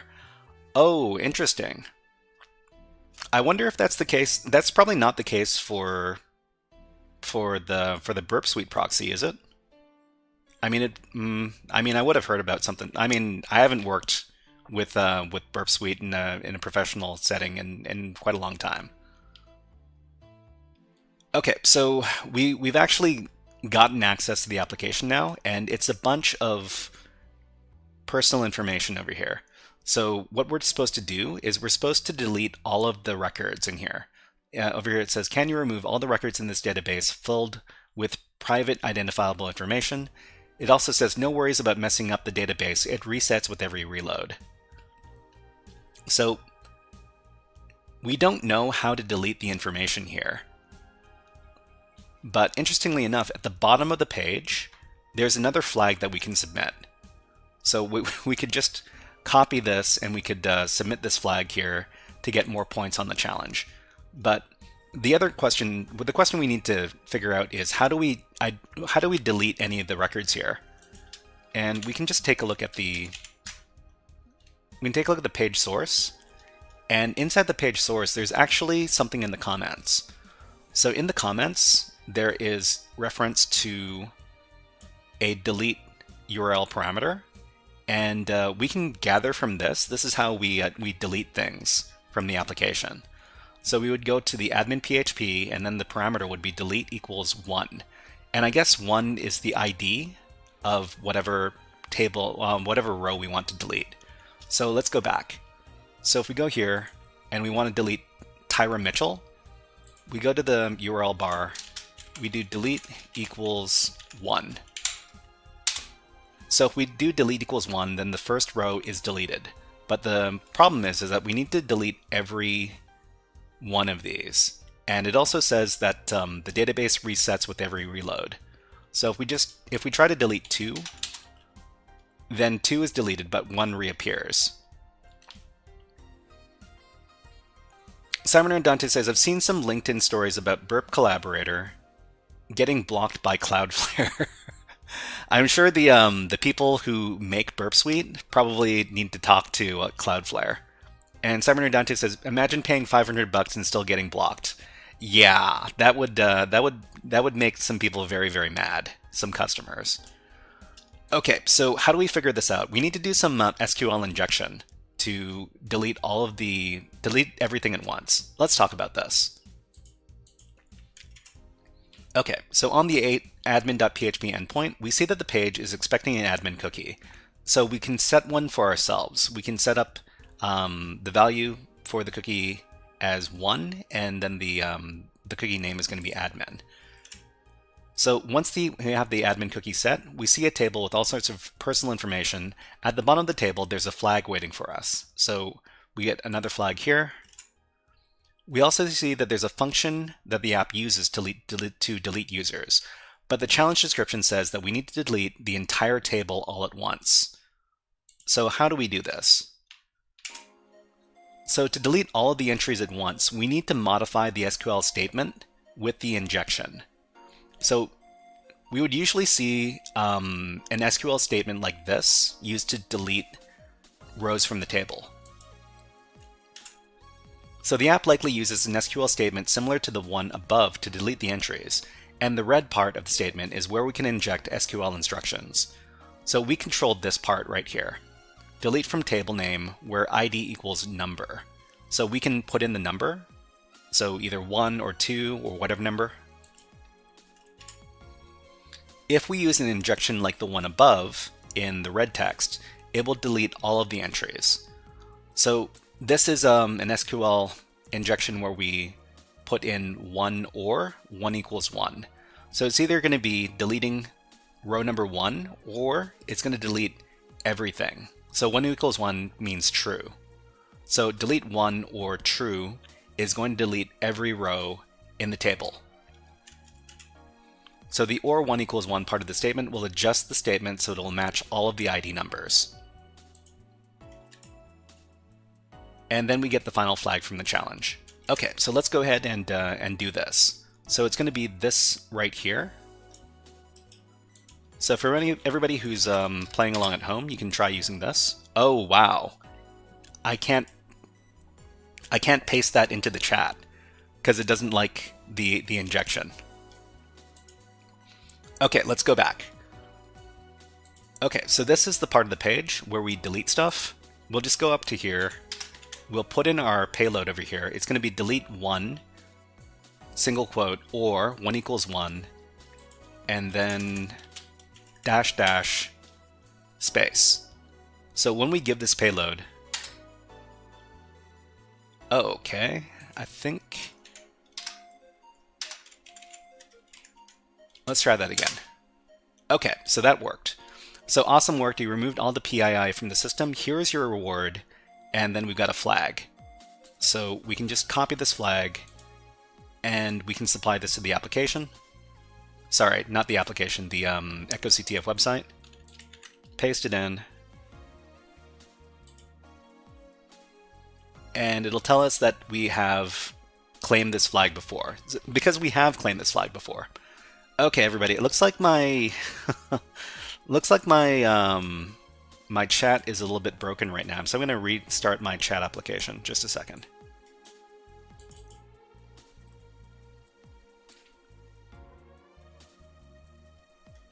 Upload it to Pastebin and then and then paste and then link that.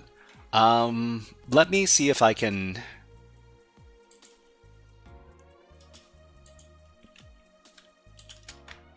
If I can put it in here. Okay, okay. So apparently I can put it in. I can put it in YouTube chat. Maybe Twitch chat is the one that doesn't like it. Oh wow. Okay. Cobblemeister says, question, do you use OpenVPN? I'm using OpenVPN right now. So I'm currently using OpenVPN to access the echoCTF network. And we've got it running over here. But let's go ahead and finish off the challenge. So okay everybody, that was a guided walkthrough for the Pi Scammer Challenge over at echoCTF from their CTF Beginners Network. If you enjoyed this guided walkthrough, please click on the like and subscribe buttons on the video and leave a comment underneath the video. But until next time.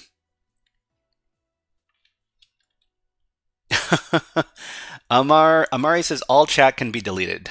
Signal says Pastebin is better because it has automatic syntax highlighting. Yeah, well, I mean, I'm just kind of supplying the payloads to everybody just as a visual aid. It's not really something that needs to stick around, but thank you very much for letting me know, Signal. Okay, let's do the final challenge we're going to be covering today. And that's going to be this one over here. It's called the Redirectorate Challenge. So for everybody who's keeping track at home, this is the link for the challenge.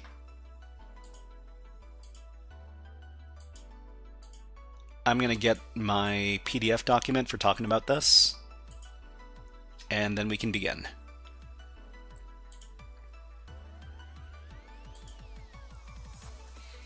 Okay, so this is okay. Let me do my YouTube intro. All right, everybody, this is a guided walkthrough for the Redirectorate Challenge from echoCTF. It's part of their CTF Beginners Network, and let us begin. So this challenge over here, it says, welcome to the Redirectorate of Nginx. And we also have some other information here. So welcome to the Redirectorate of Nginx, where they are always happy to redirect you. So this is similar to the Redirector Challenge, but with a twist. Okay, so it says here, many applications and tools will stop forwarding redirects after a specific number. Depending on the tool you're using, this could be anywhere between 30 and 50 redirects. You will have to follow all the redirects and pay attention to the redirected URLs to get a complete flag, which is at least 126 characters long. To start the challenge, connect to this URL right here. Your timer starts from the first time you connect to the service. And Signal asks on YouTube, do you do any binary analysis or just WebSec? I do network challenges, I do WebSec, web app security stuff. I do binary hacking stuff, and I do reverse engineering. I'm not very good at reverse engineering, and I'm not very good at binary hacking. But it is something that I'm trying to teach myself, because eventually I want to teach it to everybody else as well. But thank you very much for asking, Signal. Let's get going. So what are we doing over here?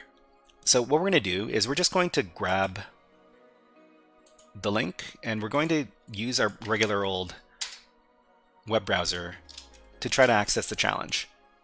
So it says the page isn't redirecting properly, and the reason why it's not redirecting properly is because there are too many redirects inside of the web application. So if we go over to our console here, what we can do is we can actually curl the requests. And I'm going to show you what this looks like. So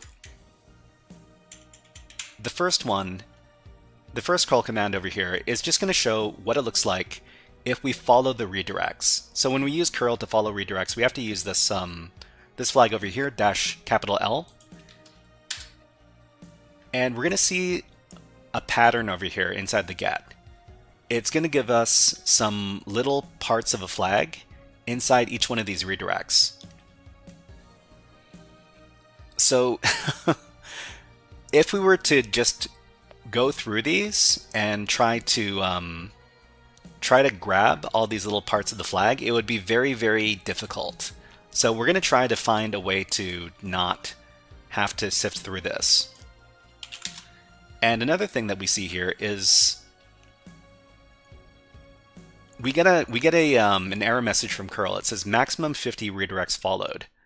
So there are actually more than 50 redirects from the website. So what we need to do is we need to instruct curl to have a maximum number of redirects. And we're going to do it with this flag right here, maximum readers. We're going to set it to 100 instead of to the default, which is 50. So this time, we're actually able to follow all of the redirections to the end. And the very last message here is, I hope you were keeping notes. So what we need to do is we need to record all this information. And a really interesting thing about curl that I didn't know is that the stuff that comes out of the verbose output of curl is all error information. It's not standard output. So if you try to redirect everything to output.txt or some file name, after you do everything, you're going to see that there's nothing inside of your redirect.txt file. So we've got output.txt. This is where we redirected everything. If we cat this out, it only says, I hope you were keeping notes, because everything else was error output. So what we're going to do instead is we're going to do this. We're going to redirect the error messages to output.txt instead. So if we do that,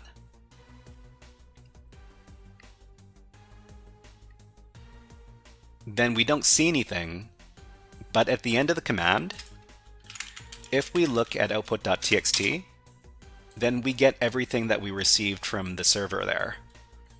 Horkrine says, howdy Shyhat. Hello, Horkrine, nice to see you here. And welcome to the HackerFrogs. Let's give you a fun redeem. How about a hack the planet?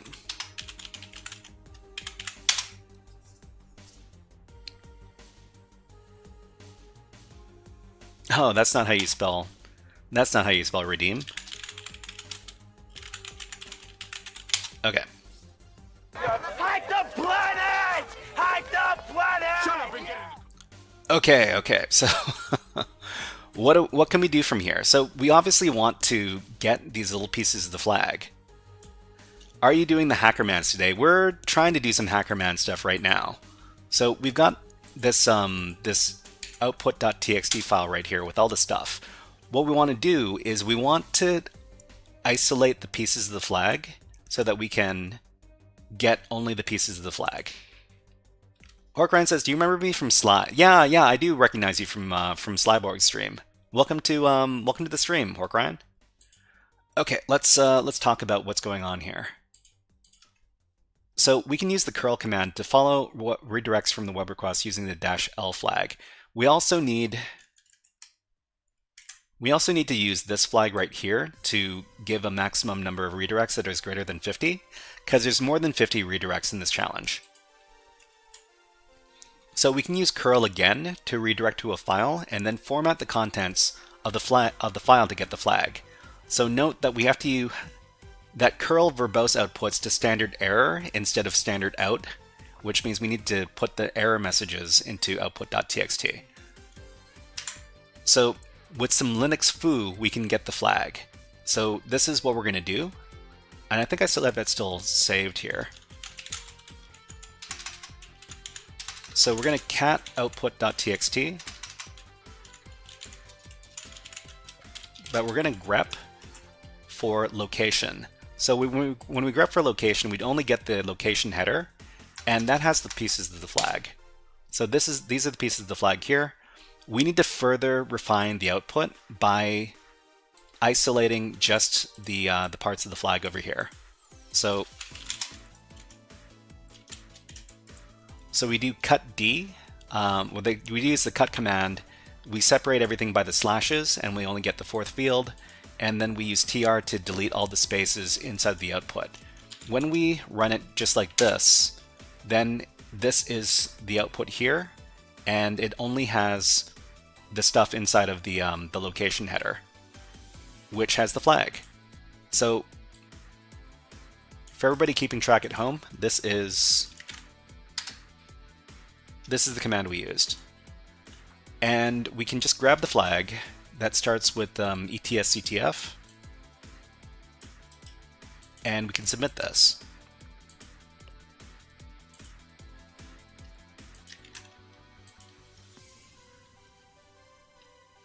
Okay, well, we've claimed this flag before, but that's the flag, and we've finished the challenge. Alright everybody, that was a guided walkthrough for the Redirectorate Challenge from the echoCTF platform in their CTF Beginners Network. If you enjoyed this guided walkthrough, please click on the like and subscribe buttons on the video and leave a comment underneath the video. But until next time, HackerFrogs out. But we're not leaving, everybody. We're not leaving. We just need to give that message so that I can splice it into my YouTube videos later.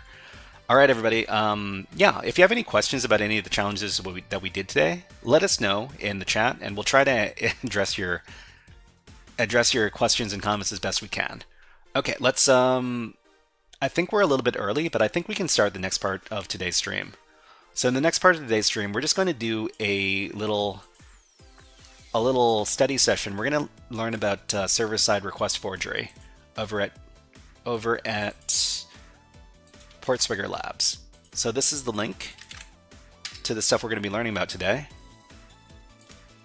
So this is something I need to refresh myself on, because I did learn about server-side request forgery, but it's been a few years, and I really need to refresh myself on what this vulnerability is.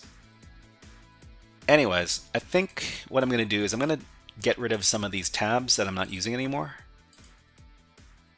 And let's get started. Okay, this is not SQL injection. Okay, so server-side request forgery. Let's learn what this is. Okay, so SSRF, server-side request forgery. It's a web security vulnerability that allows an attacker to cause the server-side application to make a request to an unintended location. So basically, we're using a web application to contact other servers inside of the internal network. In a typical SSRF attack, the attacker might cause the server to make a connection to internal-only services within the organization's infrastructure. In other cases, you may be able to force the server to connect to arbitrary external systems.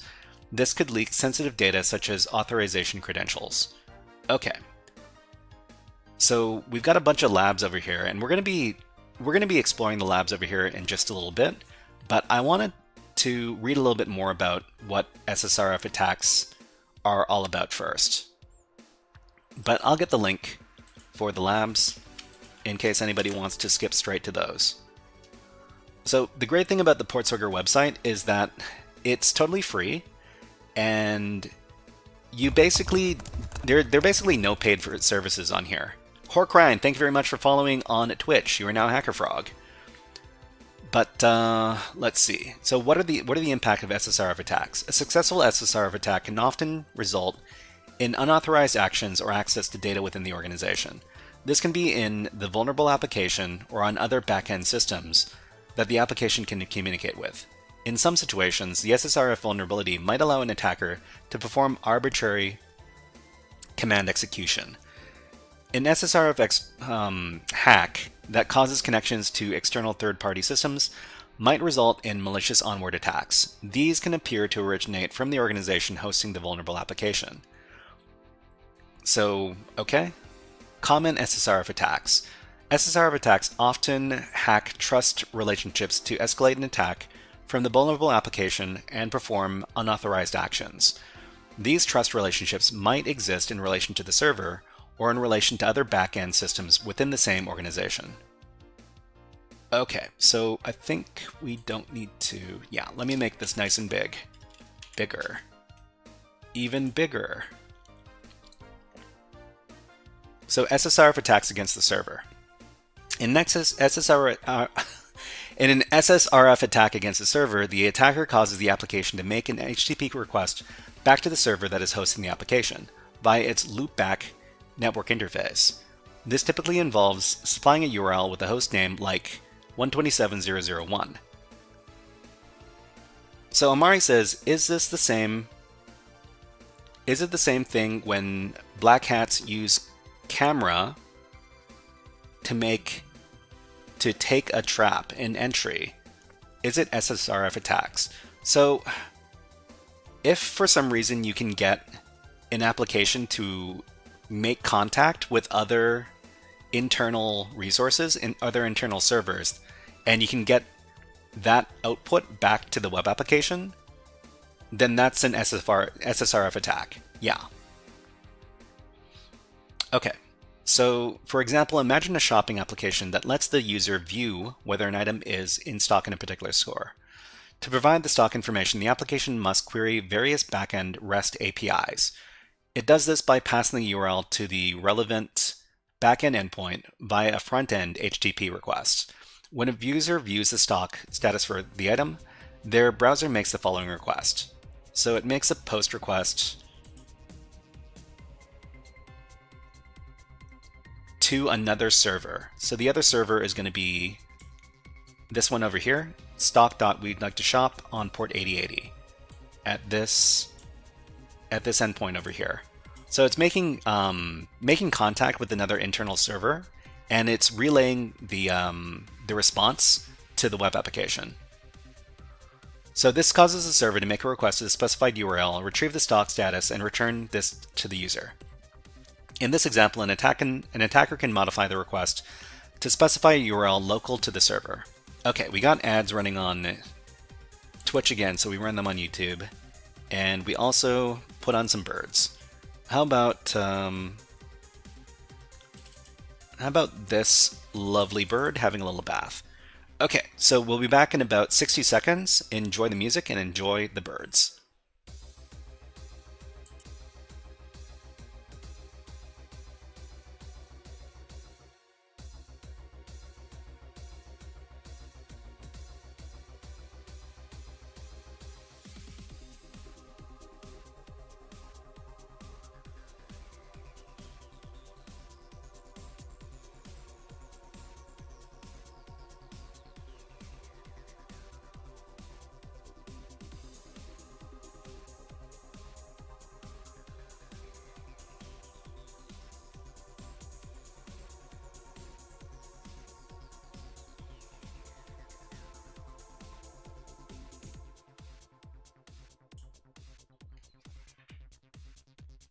So I love these American robins. They're such funny little birds.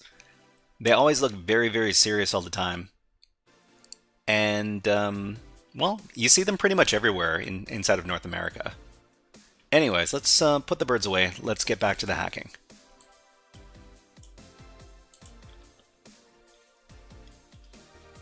Okay, so in this case, the attacker is modifying the request, and it's sending the request to localhost admin. So it's another endpoint. It's an unexpected endpoint. Okay, Cyberneer Dante says, in regards to testing for SSRF, some websites, for example, allow you to add your business website to your business account. I usually check there by adding my webhook URL and see if the server makes a request to it.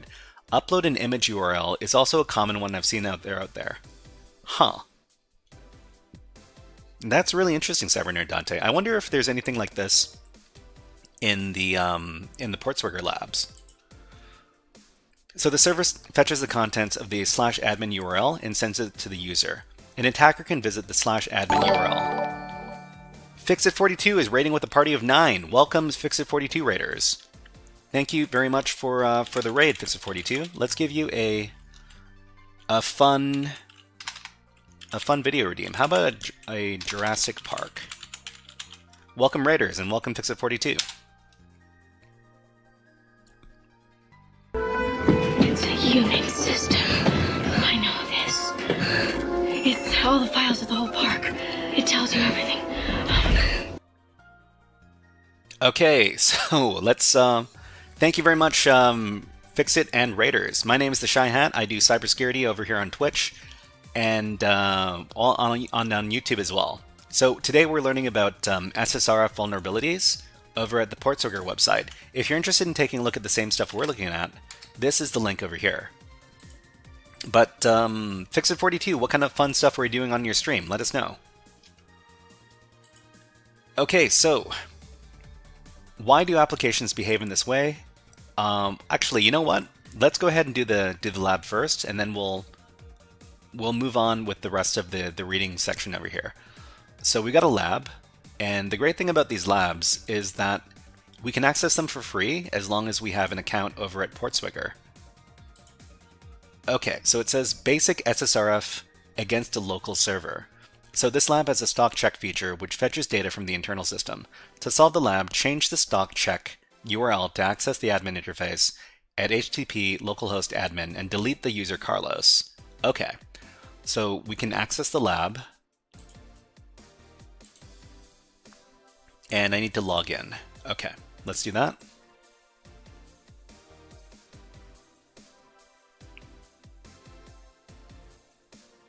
Am I logging in? Okay, I'm logged in. Great. All right, so this is the lab that we need to compromise in this scenario, and they mentioned that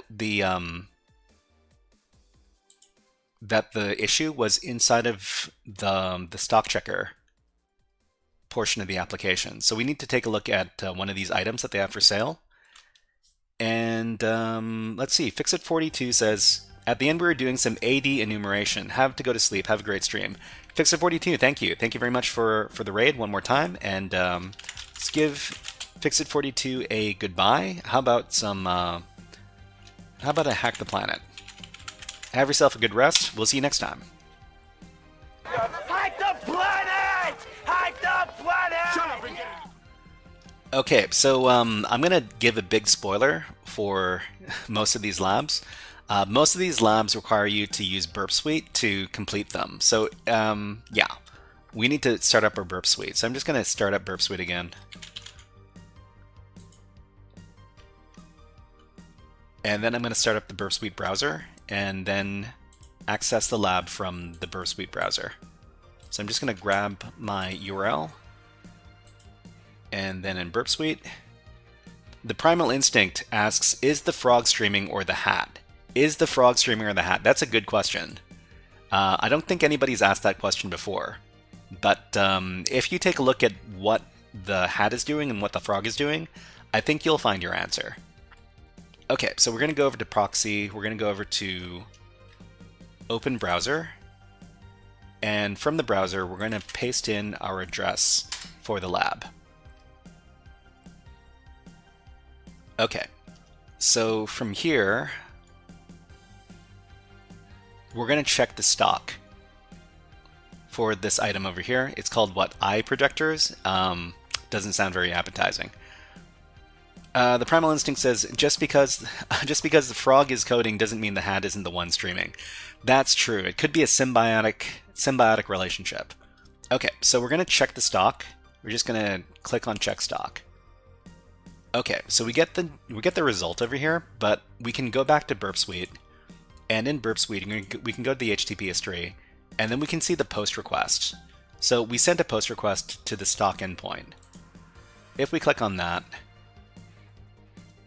we're going to see there's something interesting in the post data that we sent. I'm just going to send this to the repeater.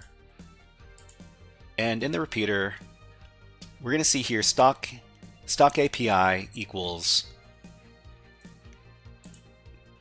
it's going to be this. And what this is, it's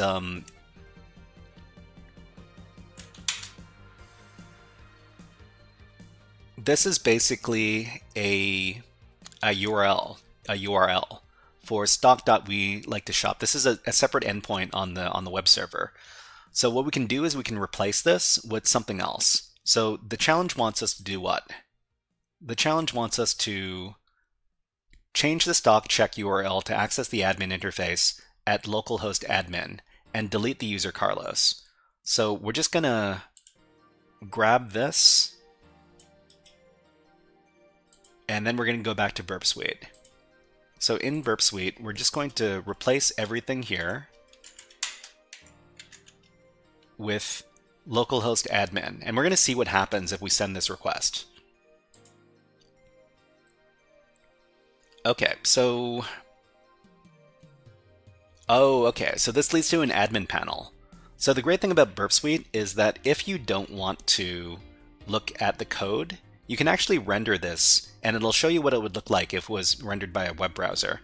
So you can go in the response window, you can go from pretty to raw to render, and if you click render, it shows you what this page would look like if it was rendered by the web browser, and we can see here that there's a delete button for Wiener and for Carlos. And what we need to do to complete the lab is to delete the Carlos user. So let's go ahead and do that. Okay, so we've got an endpoint over here. It's admin/delete URL parameter username equals Carlos. So let's go ahead and grab this. We're going to copy it. Adios, Carlos. I feel bad for Carlos because Carlos is the person being deleted in all these labs. Okay, so we're going to change it to stock API equals admin delete Carlos, admin delete user Carlos. We're going to send that, and then it doesn't send you anything. But if you take a look at the browser in the lab, it says congratulations, you solved the lab. F that guy, never liked him. Well, I mean, he's always getting the boot. Okay, so we solved the lab, and well, that was pretty simple. All we needed to do was supply the URL directly inside of the vulnerable parameter, which is stock API. Anyways, let's go in and go ahead and do some more reading before we tackle the next lab. Okay, so let's see. We can get rid of this, go back and do some more reading. So why do applications behave in this way and implicitly trust requests that come from the local machine? This can arise for various reasons. So the access control check might be implemented in a different component that sits in front of the application server. When a connection is made back to the server, the check is bypassed. For disaster recovery purposes, the application might allow administrative access without logging in to any user coming from the local machine. This provides a way for the administrator to recover the system if they lose the credentials. This assumes that only a fully trusted user would come directly from the server. The administrative interface might listen on a different port number to the main application and might not be reachable directly by users. These kind of trust relationships, whether requests originating from their local machine, are handled differently from ordinary requests, often make SSRF into a critical vulnerability. Okay, so next we're going to talk about SSRF attacks against other backend systems. In some cases, the application server is able to interact with the backend systems that are not directly reachable by users. These systems often have non-writable private IP addresses. The backend systems are normally protected by network topology, so they often have a weaker security posture. In many cases, internal backend systems contain sensitive functionality that can be accessed without authentication by anyone who is able to interact with these systems. In the previous example, imagine there was an administrative interface at the backend URL. This URL right here, admin. An attacker can submit the following request to hack the SSRF vulnerability and access the administrative interface. So we would send Okay, so it's not localhost, but it's another backend server. So this time it's an internal IP address. So 192.168 implies that this is a private IP range. Okay, so let's go ahead and do the next lab. If you want to do the next lab, this is the link.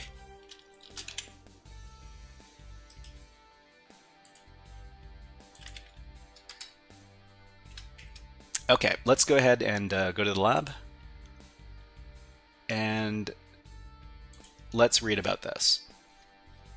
So lab basic SSRF against another backend system.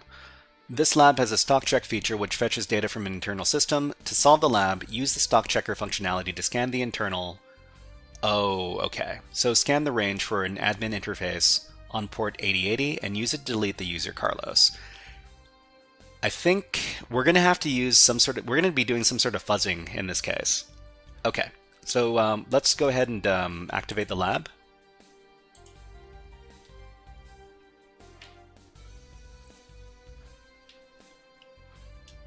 SSRF is a scanning tool. So, I mean, this is what is done when you hack SSRF. You sometimes scan the network range to see if you can identify any other machines on the network. Okay, so hold on. So this is the regular web browser. I want to put this in the Burp Suite browser.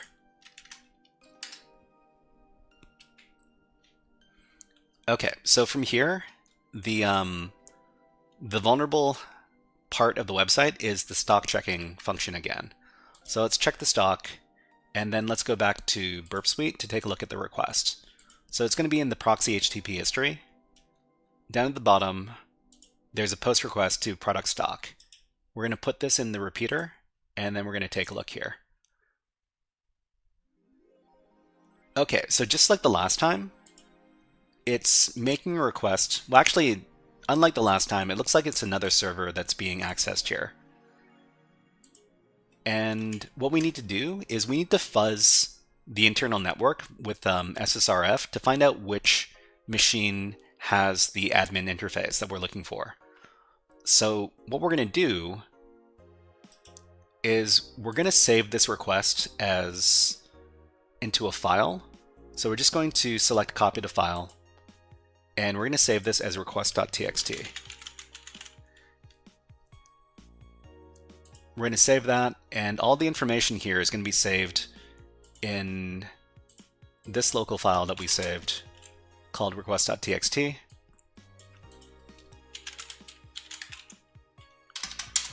Okay, so inside of here, the vulnerable part of the request is this right here. So stock API equals something something. We're just going to modify this so that it fits the pattern we're looking for. And we need to go back. It says here, to solve the lab, use the stock check functionality to scan the internal 192.168.0x range for a admin interface on port 8080. So from that, we're guessing that the IP range is going to be this. 192.168.0.fuzz. And fuzz lets the next tool that we're going to use, it's going to let it know which point to fuzz, basically.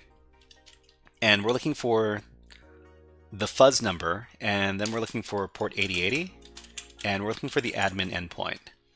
We're going to try to find out which one of these machines on this network range actually has this endpoint on port 8080. And this is how we're going to do it. We're just going to save this. And then we're going to use the FFUF tool. So let's see, how do we do this again? It's been a while. Is it --request requests.txt, and we need to specify a word list in this case. We need to create a list of numbers from 0 to 255, which is the network range we're looking at. So we're just going to use the sequence command to do that. We're going to start at the number 1. We're going to stop at the number 255. We're just going to call this word list range.txt. And the only thing inside of range.txt are these numbers. Because this is the network range. This is the range we're going to test. Okay, where are we? Here we are. So we need to supply a word list. The word list is going to be range.txt. And I'm just going to let this go. Okay, it doesn't like that. Let me just look up really quick what this is supposed to look like. So FFUF with requests, with request file.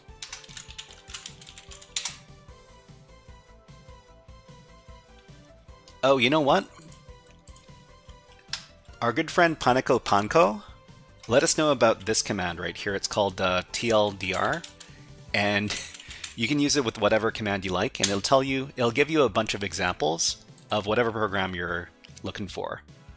Okay, so path to word list. TLDR is great. Digital Warhead, yeah. I'm really liking it, and I'm really grateful to Paniko Panko for introducing it to me. So where's the part with the request file? It doesn't have it in the examples. That's kind of a bummer. Okay, let me see if I can look it up. I've got a bunch of write-ups on my local system, so I'm just gonna search inside of there.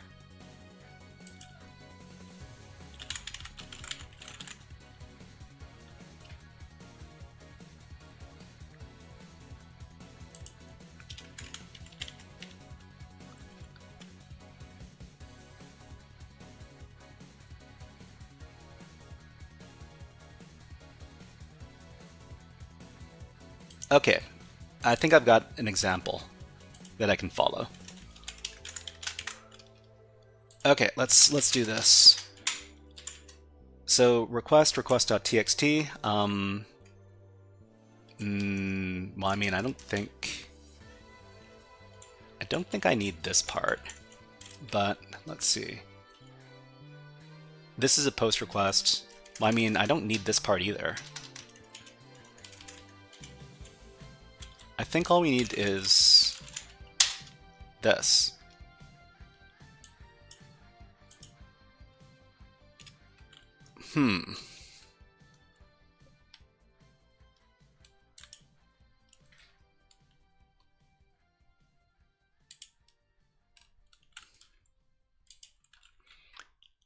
Okay, so we've got all of the stuff, all the range in here, and we just need to figure out which one.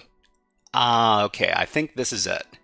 But if you didn't see it initially, you could filter on the size over here inside the request, and you would do it like this. So you'd filter all the ones that that are not going through, and it looks like the size is 2350. And in that case, you would only see one request come through.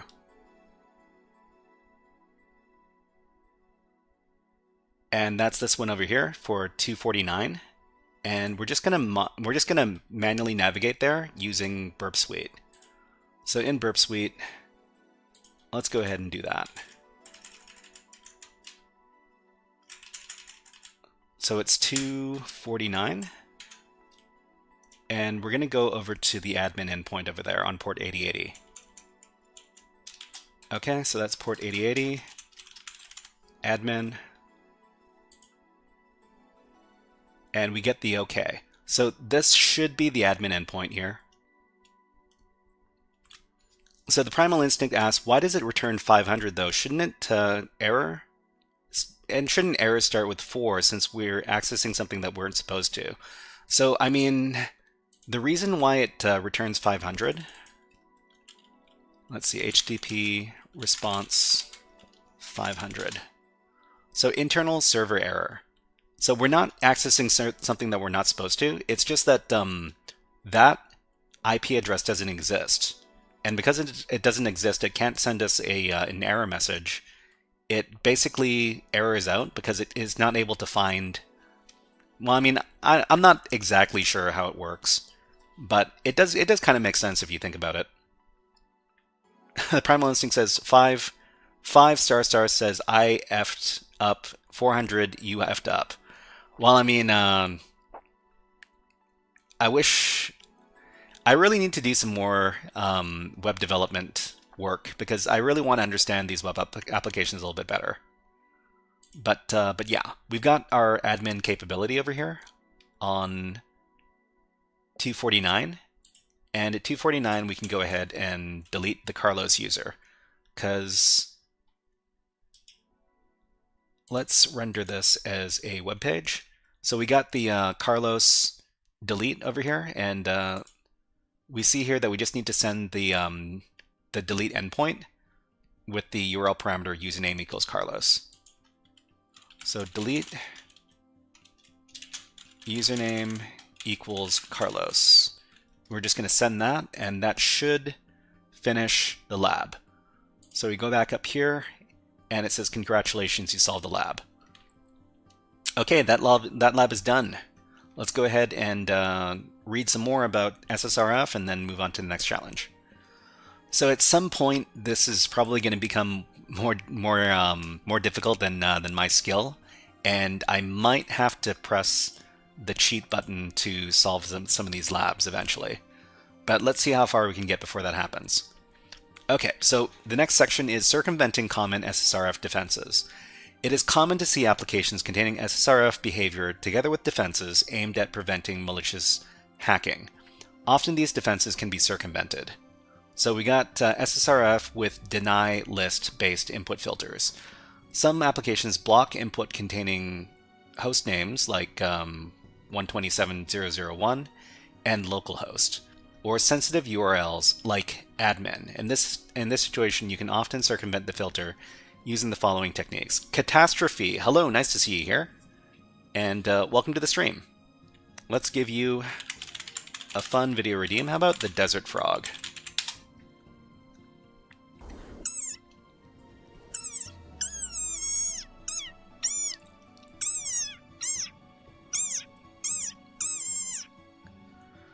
Okay, so use of an alternative IP representation of 27.0.0.1, such as the decimal representation. This is something I never really got used to, but apparently each IP address can be written like this, which is hexadecimal. Is this hexadecimal? No, this is these are octets. So these are octets that go from 0 to 255. But you can also write them out in decimal form like this. And I think, I'm not too sure what this format is. If you can identify what format this is, please let us know in the chat. And this one right here, this one right here, this kind of reminds me of IPv6, which I don't like thinking about too often. Okay, also you could register your own domain name that resolves to 127.0.0.1, and you can use spoofed burp collaborator for this purpose. Okay. Obfuscate block strings using URL encoding or case variation. Provide a URL that you control, which redirects to the target URL. Okay, there's a bunch of, Let's see if we can do this next lab. So the next lab is SSRF with deny list based input filters. Let's take a look.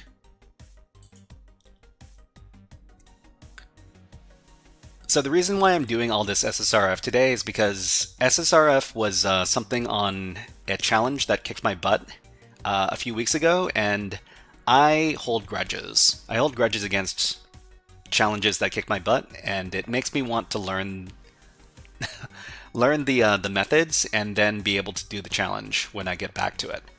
Okay, so what's happening in the lab? The lab is a stock check feature which fetches data from an internal system. To solve the lab, change the stock check URL to access the admin interface at localhost admin and delete the user Carlos. The developer has deployed 2 weak anti-SSRF defenses that you will need to bypass. The primal instinct says when a challenge kicks his butt, he goes re. Yeah, that sounds about right. But you know, this is the right way to go about things. You know, when something hits you in the face, you should learn how to hit it back in the face. Okay, not that we're, advocating for violence. We're only advocating for violence against web applications. Anyways, let's access the lab.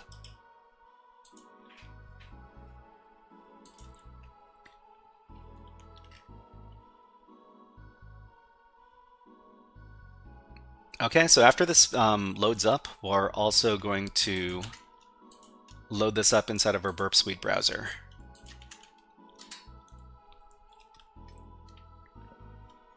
Okay, so in the Burp Suite browser, we need to access the usual endpoint, which is the checkstock function.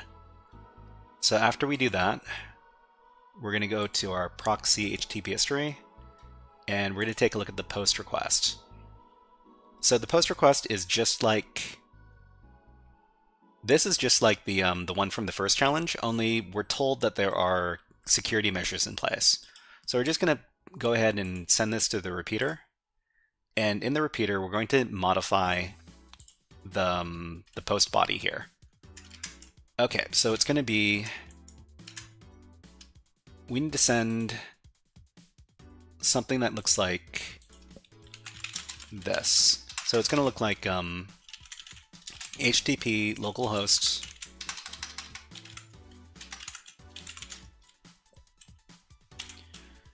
admin.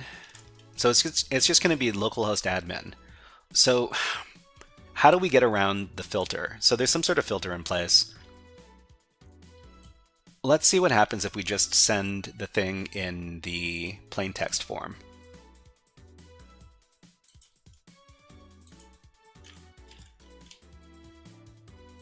Okay, we're just going to delete everything. We're going to send the endpoint that we want to access in plain text form. And what do we get?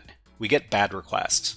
So invalid external stock check URL, illegal character in path, blah, blah, blah.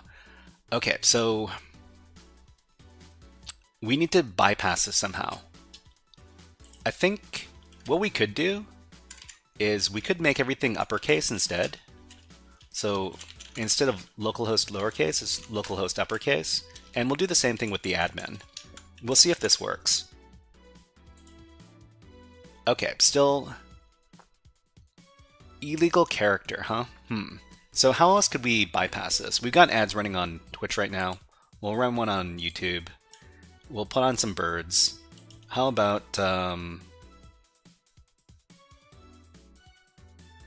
these birds?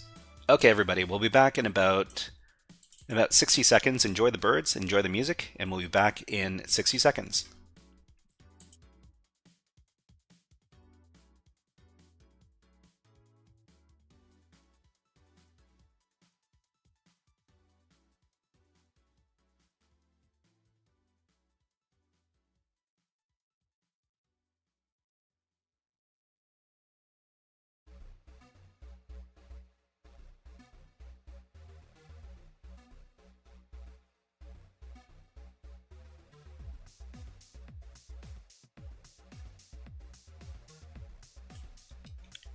The primal instinct says that bird has no manners. Well, I mean, birds animals in general are not very well known for having good manners. But they are what they are. Anyways, let's go ahead and put the birds away. Let's get back to the hacking.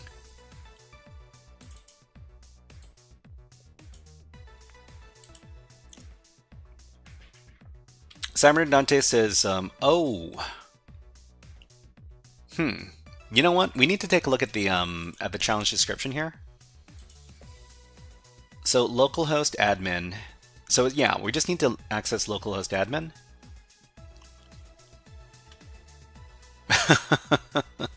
Other birds don't jump into the bowl with their legs. I mean, birds aren't very picky about making the place they eat very messy. So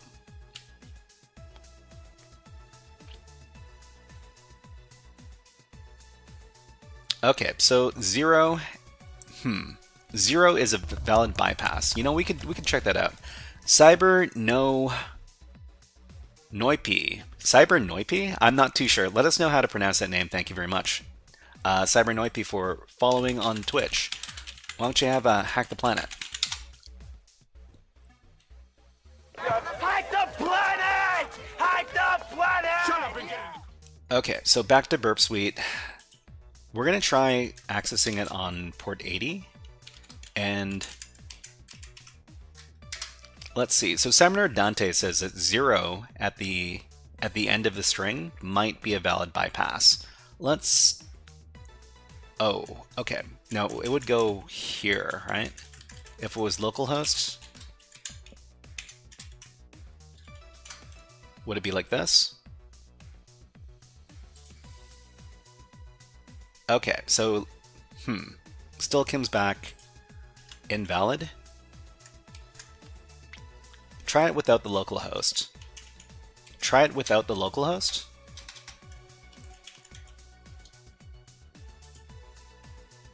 Yeah, it still says, oh, okay. I mean, we're not looking for 8080, we're only looking for port 80. But, let's see.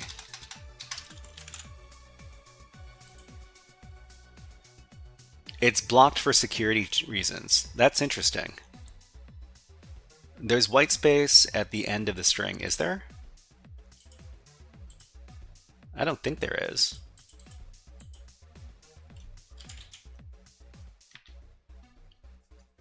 But yeah, it says blocked for security reasons. I mean, it's probably looking for a Goonie. A Goonie? Thank you very much for following on Twitch. Thank you. Yeah, no worries, no worries. Let's give some Nyan Cat love to a Goonie.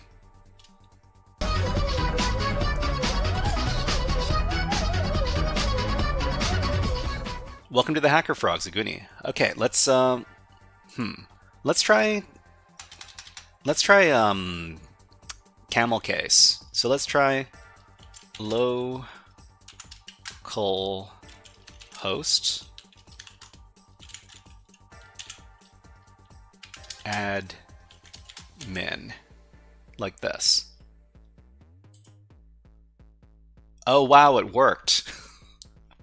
It worked. Wow, that I actually didn't expect that to work, but okay. So this worked. That's really funny. Okay, so we can get access to the admin endpoint if we use this the camel case. You know, is there a name for this case? I mean, I'm calling it camel case. It's probably not what it's called. But yeah, we can access this. So we can delete the user Carlos. So we're just going to do the same thing that we did with the other endpoints. So delete username equals Carlos, and we'll send that.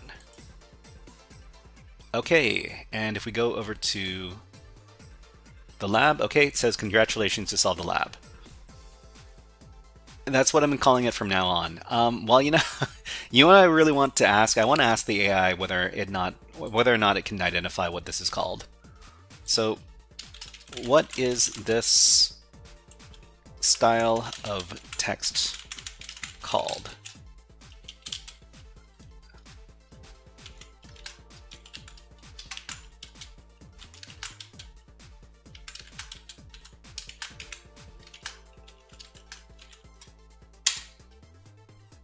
Alternating caps?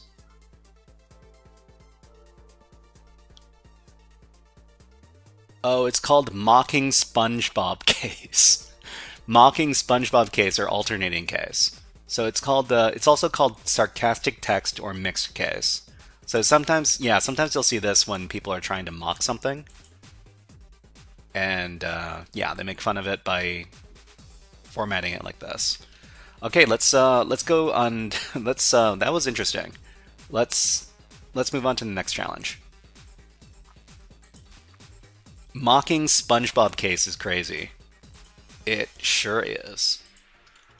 Okay, so the next section we're looking at here is Primal Instinct says, imagine sarcastically hacking someone. I guess that would be the ultimate insult, wouldn't it? So the next section is SSRF with allow list based input filters. Some applications only allow inputs that match a allow list of permitted values. The filter may look for a match at the beginning of the input or contained within it. You may be able to bypass this filter by hacking inconsistencies in URL parsing. URL specification contains a number of features that are likely to be overlooked when URLs implement ad hoc parsing and validation using this method. You can embed credentials in the URL before the host name using the @ symbol. So expected host fake password at evil host. You can use the hash symbol to indicate a URL fragment. For example, expected host. I never thought to use these things, but it looks interesting. Catastrophe says, people typed like that before SpongeBob existed. Never heard of it called that. People come up with new names for stuff all the time. You can leverage the DNS naming hierarchy to place required input into a fully qualified DNS name that you control. Okay. You can URL encode characters to confuse the URL parsing code. This is particularly helpful if the code that implements the filter handles URL encode characters differently than the code that performs the backend HTTP request. You can also try double encoding characters. Some servers recursively URL decode the input that they receive, which can lead to further discrepancies. You can use these combinations of these techniques together. So the next lab is an expert level lab, and expert level labs are usually pretty tough. But they've also got bypassing SSRF filters via open redirection. That leads to an easier lab. So maybe I'll do the easier one instead. Okay, so it is sometimes possible to bypass filter-based defenses by hacking an open redirection vulnerability. In the previous example, imagine a user-submitted URL is strictly validated to prevent malicious hacking of SSRF behavior. The application whose URLs are allowed contains an open redirection vulnerability. Have I done these labs before? It seems very familiar to me. No, I think yeah, okay. I've probably done this one before at some point, probably a few years ago. The Primal Instinct says, is he legally required to say hacking instead of the E word? I can't say the E word because the E word is a no-no word on YouTube, and I'm streaming on YouTube. If you say the E word on YouTube too many times, the AI will flag the live stream, and it will ad limit my live stream.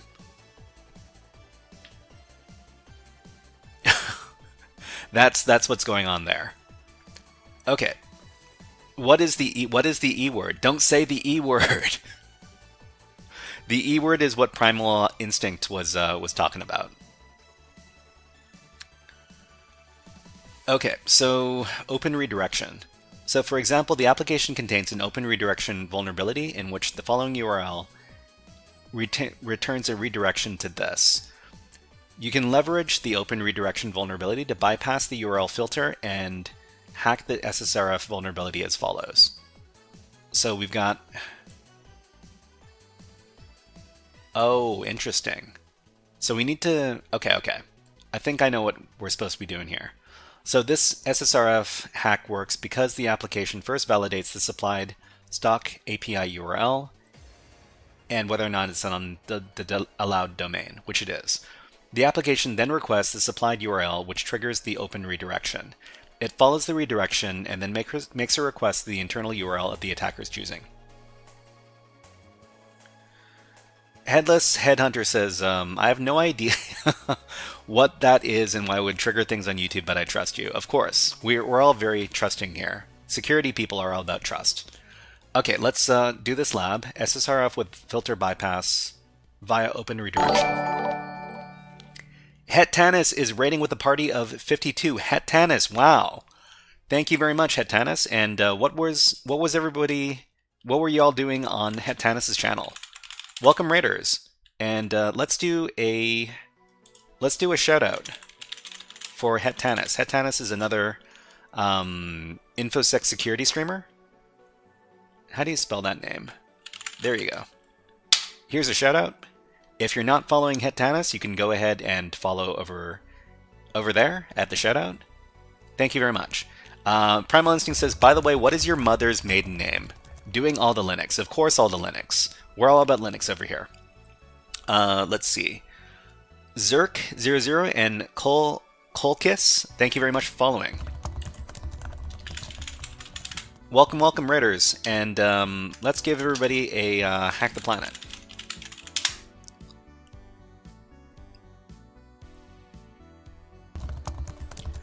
Thank you very much, Enzo Bear, for following. You are now a HackerFrog.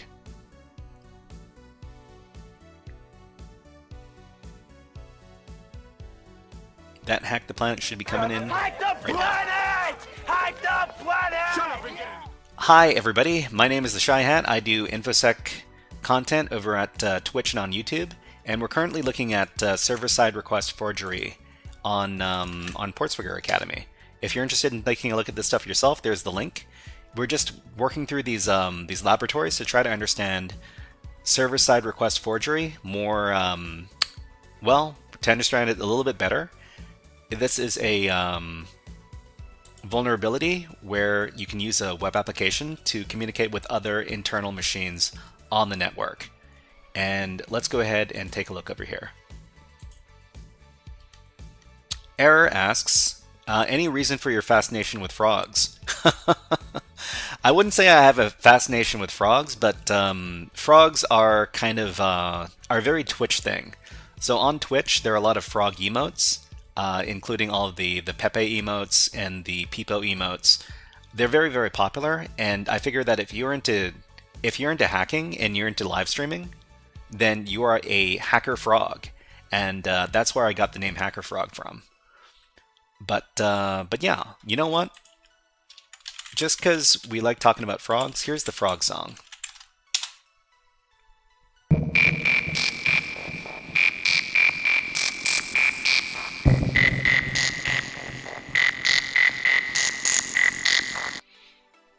But yeah, Exellipsis says, I can do a pretty good Kermit impersonation. I can't do a very good Kermit impersonation. Headless Headhunter says, are we all frogs even if we can't code? Can I be an honorary frog? You can be as frog as you want to be. As frog as you want to be. Okay, so what are we doing in this lab? So this lab has a stock check feature, which fetches data from an internal system. To solve the lab, change the stock check URL to access the administrator interface at this URL right here and delete the user Carlos.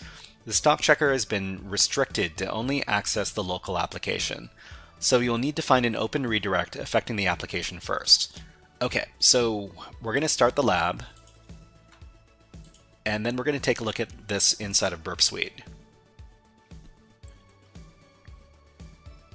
So we just need to wait for this to start up first. Okay, so if you're interested in doing this lab yourself, you can do so at the Portswigger.net website, and this is the lab we're doing right now. So you don't need to pay for anything at the Portswigger.net website. They give access to all of these labs for free, even to people who are using free accounts. Okay, so let's go to the laboratory. Too late, I already gave it all my money. Well, I mean, maybe you can ask for a refund. Alright, so let's get the link. Let's go over to the Burp Suite browser, and let's paste that in. Swiggin ports for free, Kolkis. Yeah, exactly. That's exactly what we're doing. Okay, so we've got the application here. We can take a look at the details. So the SSRF vulnerability is in the stock check over here, and we just need to get the request for this stock check request here. The other thing we need to do is we need to identify which page, which part of the website has the open redirection. So I think The open redirection is in this part of the website. So there's return to list and next product. So next product, if we click on this, it's going to openly redirect us to the next product in the list. So I think this is what we're looking for.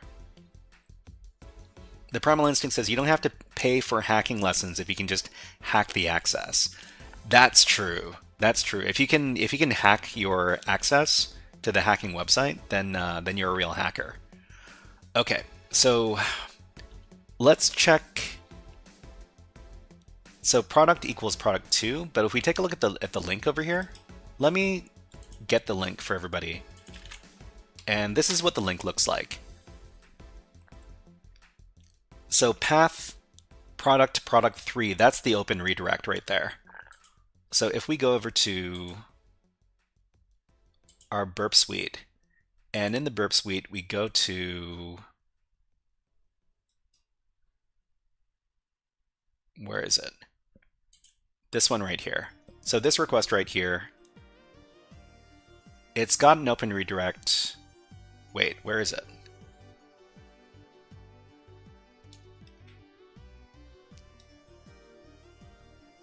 Hold on.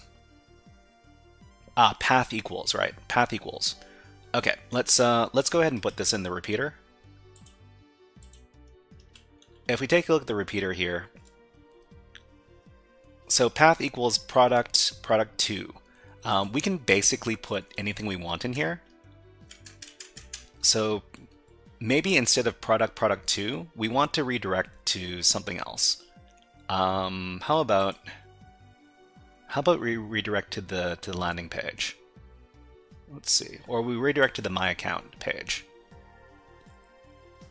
Okay, so the My Account page, this is the login endpoint. So we're just going to replace the endpoint here so that we can prove that we can redirect to any endpoint that we want to. Okay, so product 2 becomes login. We're going to send this request, and then it redirects us. So where does it redirect to? We can probably, let's see, what was it? It's a request in browser in current browser session. So I'm just going to click on that. I need to copy this URL here, and then I'm going to go home first, just so we can prove that the open redirect is going to take us to the login page. So I'm just going to paste in my request, and it takes us to the login page, which proves that we have open redirection via that URL parameter there. Okay, so what can we do with this?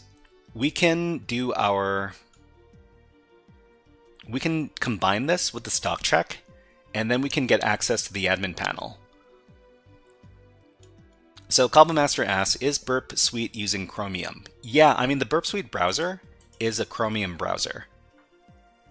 It's not a special type of browser, but the browser is connected to Burp Suite, which makes it very convenient for us. But yeah.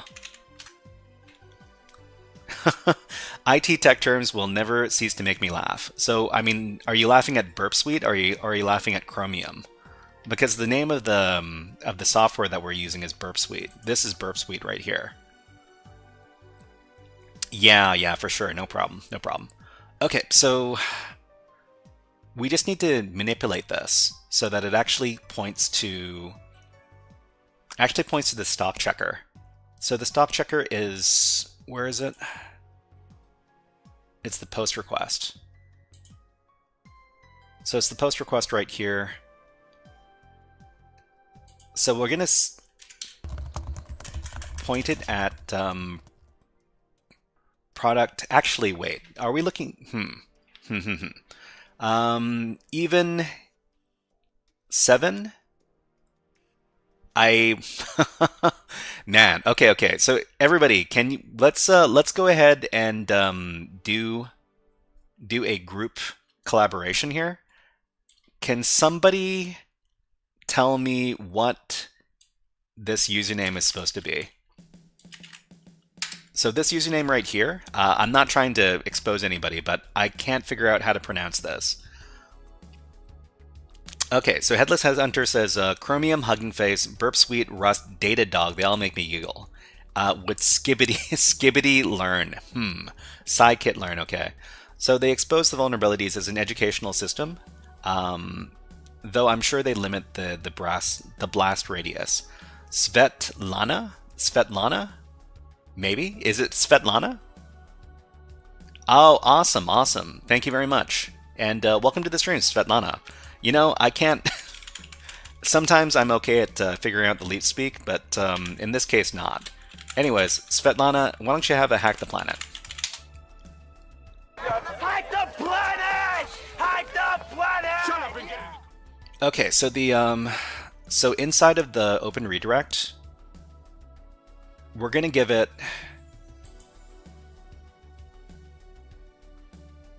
what are we supposed to give it? We're supposed to give it this right here, the admin endpoint, and delete the user Carlos.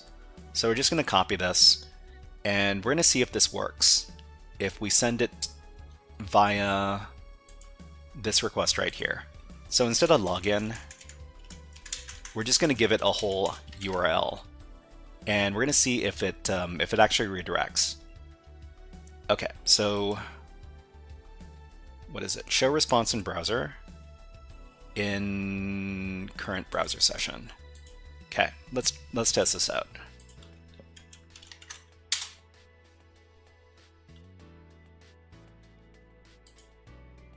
If not redirected shortly, please click the button below. Okay, this doesn't redirect us. Hold on. Okay, let's send this off. So it says found.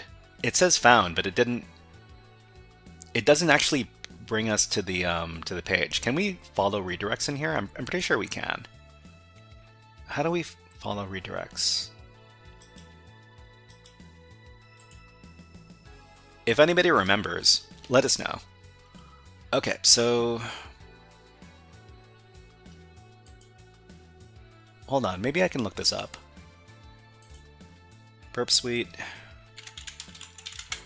follow redirect in repeater. Neem says I'm not good at web hacking.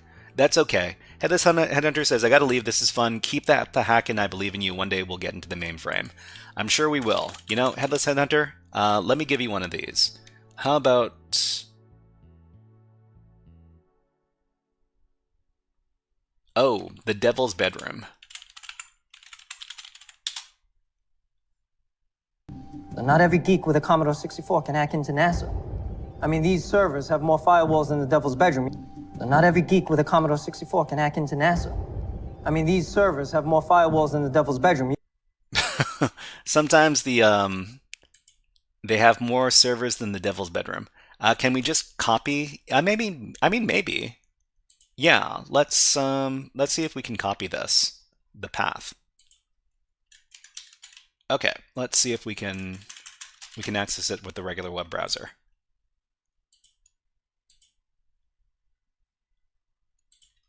Okay. Those servers have more devils than the firewalls, whatever. Okay. So okay, it's going to be product, it's going to be next product something. Let's see if this works. So this doesn't redirect us. Am I approaching this incorrectly? Because this doesn't seem to redirect us anywhere. But anyways, let's go back. Let's try. Oh, my music stopped. Hold on, let me set my music back up.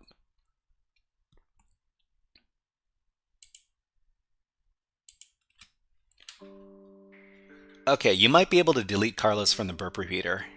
Yeah, so I mean, oh, there's an option here that says follow redirection. That's great. Okay, this goes to get admin. Yeah, and then follow redirection. Thank you very much, Sunken X. Welcome to the stream. You're now HackerFrog. Let's give you a fun video redeem. How about some... Oh, I don't know. How about some Go to Hack? Mr. Hat, may I please be excused from class? Well, Kyle, Yes. you hear me? You go to Hack. You go to Hack. You Have a great day. Common Master says YouTube blocked me because I'm using a VPN. They said I had to have an account login. Common Master, you don't have to watch from YouTube if you don't want to. You can watch from Twitch, which is what you're doing right now. Okay, so let's see if we can do this from the burp repeater, like what Cybernerd Dante said. Hold on, where is the request?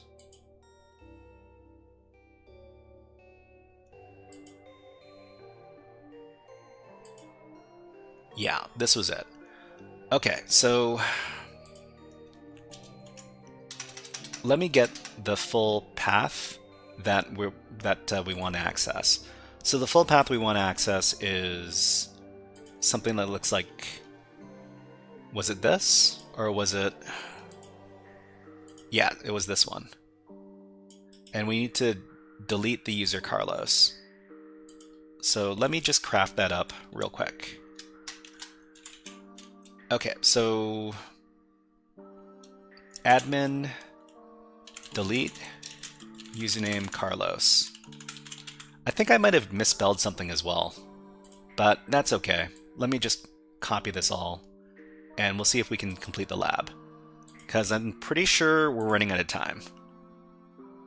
Okay, so back at Burp Suite, we're gonna put this into the path, and then we're gonna see if we can delete that user. Okay, it says found.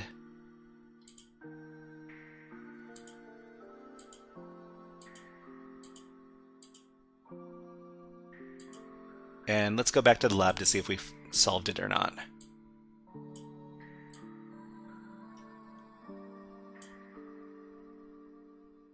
We didn't solve it. Oh, you know what? I think the reason why... Okay. I'm doing this backwards. What I really want to do is this. I want to go over to the post request. So the post request is to products stock, and we're going to send this to the repeater. And here, we're going to send the URL with the open redirection. So the URL with the open redirection... Okay, well, we'll talk about this in a bit. There, we got ads running right now on Twitch. And let's put on a fun bird. So here is some winter footage. Enjoy the birds and enjoy the music. We'll be back in about 60 seconds.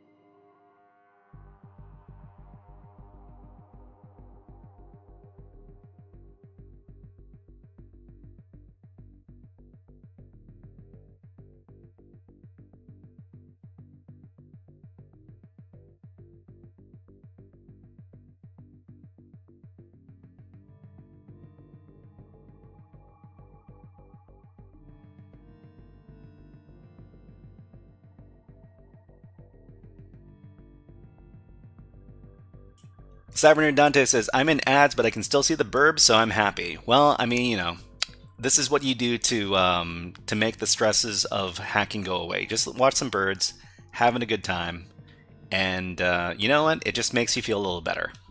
Let's put the birds away. Let's get back to the hacking. All right, so we were doing this backwards. What we should do is we should put the open redirect endpoint in the stock API. So the open redirect endpoint is where?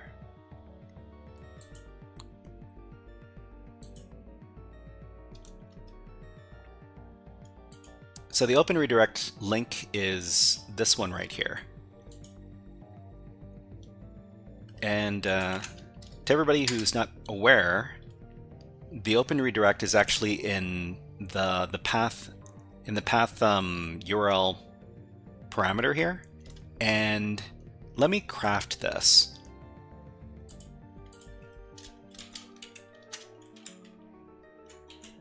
So let's see. So the path is going to be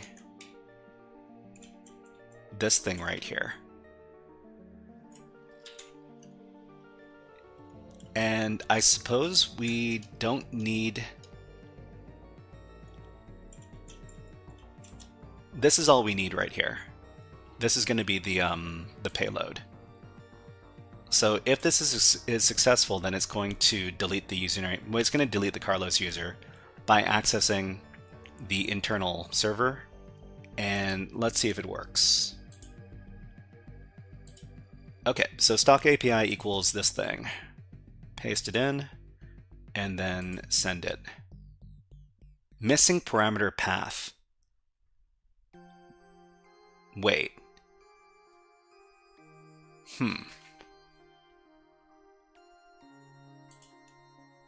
Oh. Is this because... No, this is some sort of syntax error. Too fantastic. Thank you very much for following on Twitch. Thank you. And let's see. Cyber Noipi says, I've been learning from school. The whole 8 months was just about theory. So I signed up to TCM PJPT just to realize I have to learn tons more. Cyber Noipi, yeah. I mean,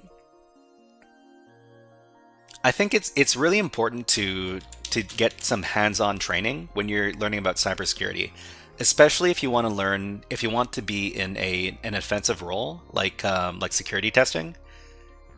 If you're doing more defensive stuff, well, of course you need to know about your about how to use the software in that case as well. But yeah, TXT2, what are you hacking on? So we're hacking on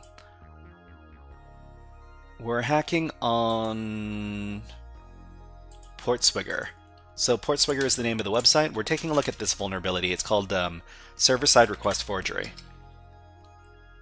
The primary instinct says, as a web dev, I look at these labs from a how not to make bad software design decisions angle. Yeah, I think if you're a web developer, you need to pay attention to stuff like this, because you definitely don't want to introduce these kind of vulnerabilities into your application. Okay, so missing parameter path. Yeah, I've got some sort of... So ID equals 1 and path equals something something. I think...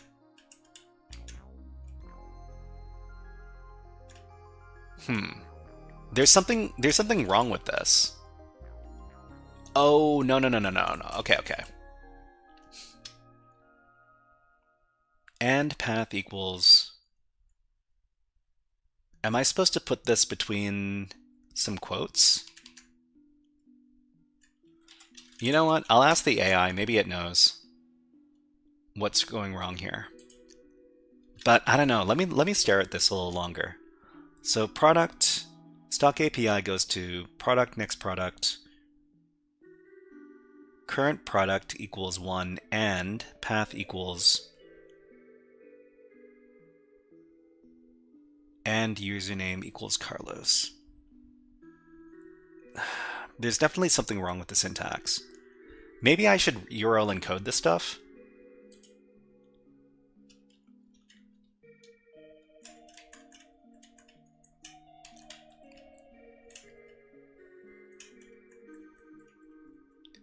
Or maybe I don't need current product ID.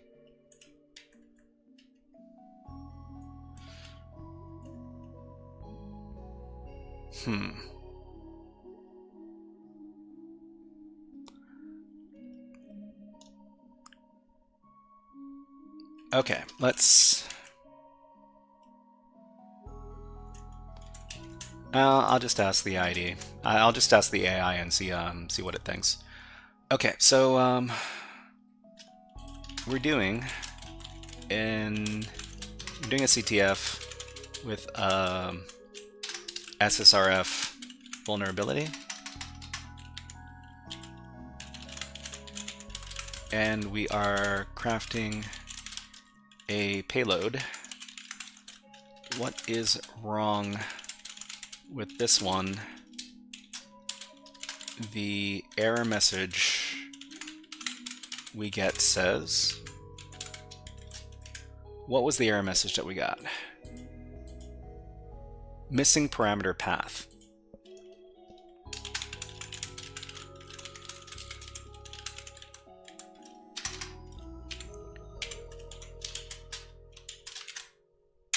Okay, let's see what it says.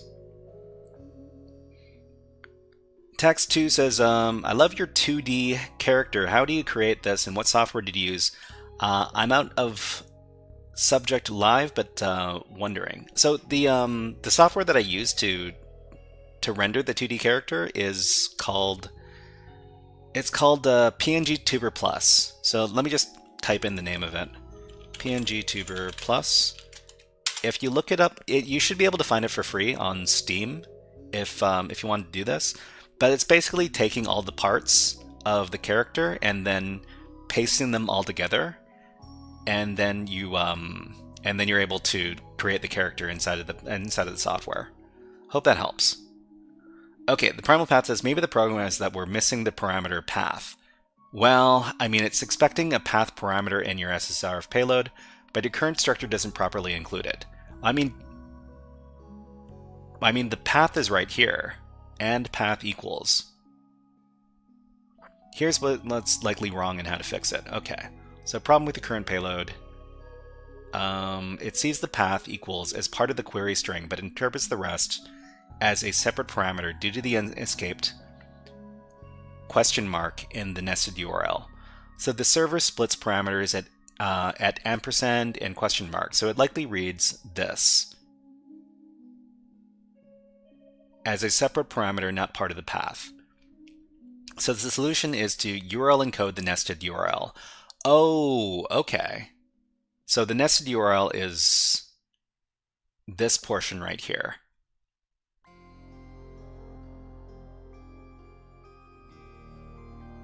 Okay, so we just need to get everything in the path, and we need to URL encode it. Okay, so let's go back.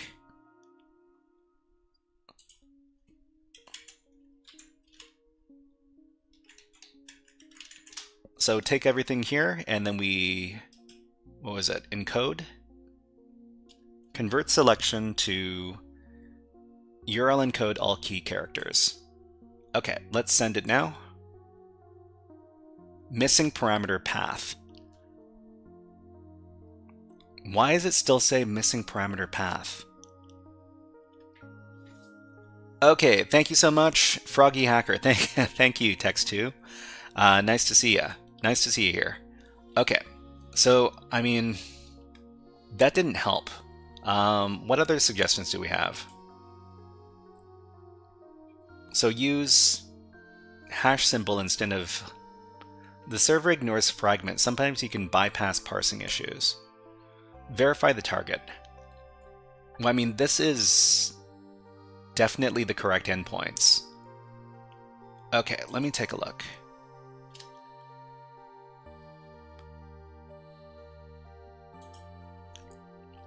So stock API equals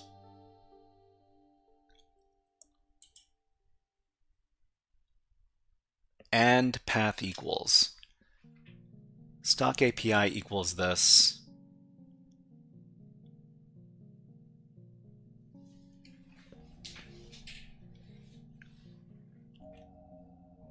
Well, I mean, you know what? You know what's funny is that, let me undo this stuff.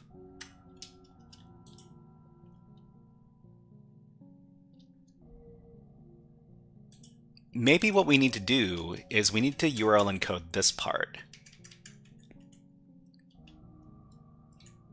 Or we need to URL encode everything. Let's try URL encoding everything and see what happens then. So, okay, so convert selection, URL encode key characters, and then send this off. Okay, so we got something. Let's go back to the, yeah, we solved the lab. Okay. So yeah, for some reason it didn't work because we were trying to include stuff inside and the nested URL stuff wasn't working, but it worked after we URL encoded everything. Okay, so wow, we managed to solve a bunch of different labs for server-side request forgery. That was a lot of fun. Hopefully the next time I come across some server-side request forgery in a challenge, it doesn't kick my butt. Okay, so Neem says, what's the schedule? So we're going to be moving on to our last part of today's stream.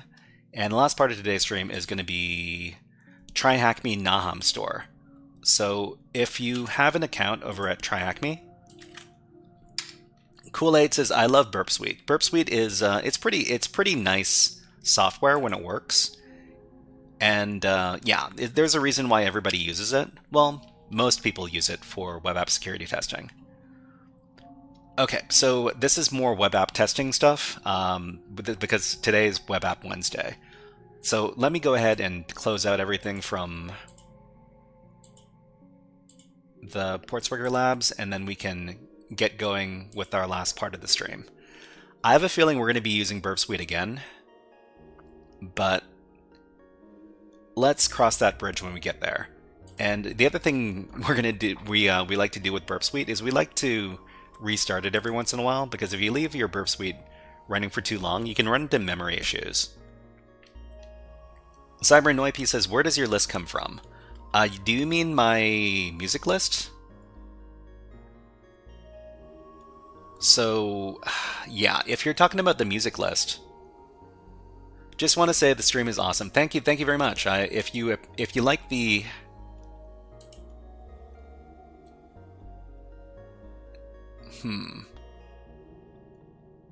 If you like the stream, I'm really happy because I like teaching people about web apps, well, about cybersecurity stuff in general. But let me see if I can get the music list for everybody. Just a second.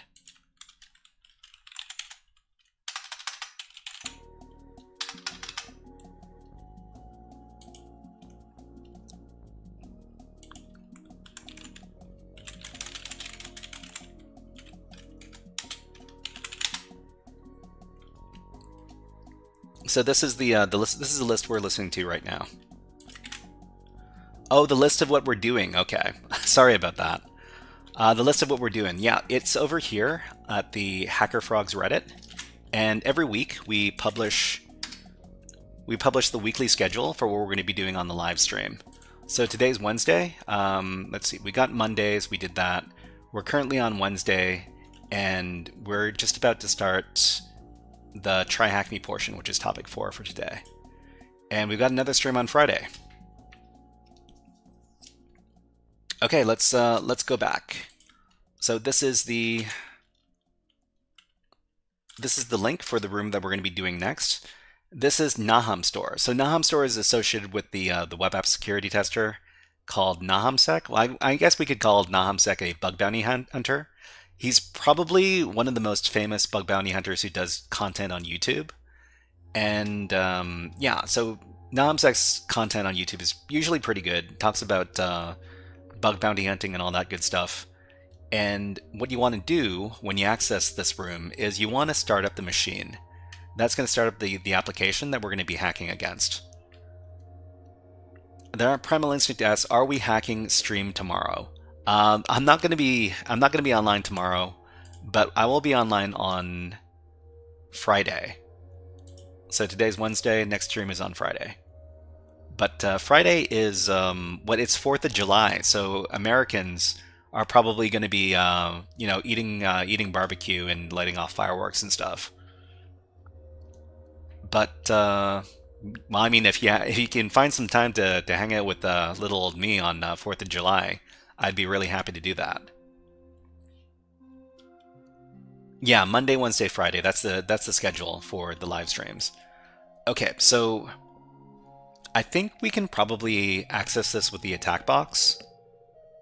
So I'm just gonna use the attack box because if anybody wants to join in, it's probably the better choice because not everybody has access to Kali Linux and Burp Suite.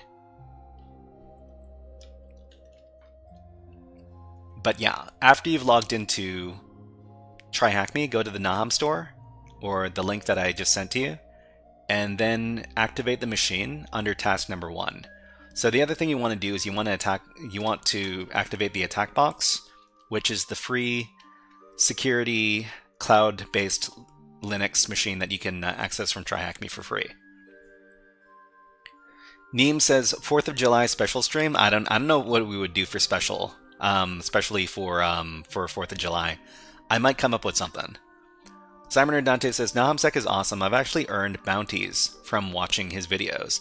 Yeah, I mean, I think if I paid a lot more attention to bug bounty stuff, I would definitely be watching his videos a lot, because he's a very popular content creator on YouTube. And if you want to learn about bug bounty stuff, you want to focus on some YouTube channels that teach specifically about that.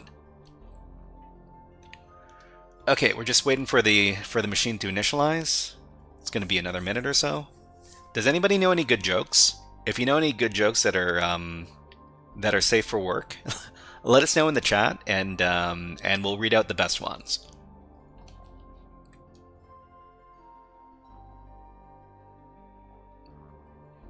CyberNoip says, "Are you a pen tester by profession?" I used to do pen testing. I did pen testing for about half a year, and after half a year, I realized there was a lot that I needed to learn, and I also figured out that I wanted to do teaching instead of writing a lot of pen testing reports. So these days I'm doing cybersecurity content creation, and I'm trying to help everybody who wants to get into cybersecurity get a foot in the door. The Primal Instinct says, "I know a good joke about suspense." Neem says, "Do you recommend Discord GCs? I be needing help." GCs. What are GCs? Cyber Dante says, why did the penetration tester cross the road to get to the other site after bypassing the firewall, spoofing the MAC, and escalating privileges? From ChatGPT. Oh, group chats. Discord group chats. Yeah, I mean, we're supposed to be starting up a Discord for HackerFrogs in the future, probably sometime during the summer. But yeah. Kolka says, "Stole this one. I'm giving up drinking for a month. Sorry, that came out wrong. I'm giving up drinking for a month." Is that premium THM? No, we're using free THM. So free THM gives you access to the attack box for about an hour a day, and we're going to try to access the challenge from the attack box over here. So after you've booted up the attack box, you go to the center of the screen, and then you go down to the middle, and there's this button labeled View in Full Screen. So go ahead and click on that. That's going to put the attack box machine in its own browser tab, and that means we can get full screen access to the attack box desktop, which is good. From there, we can start up Burp Suite, because we're going to be using Burp Suite inside of the attack box.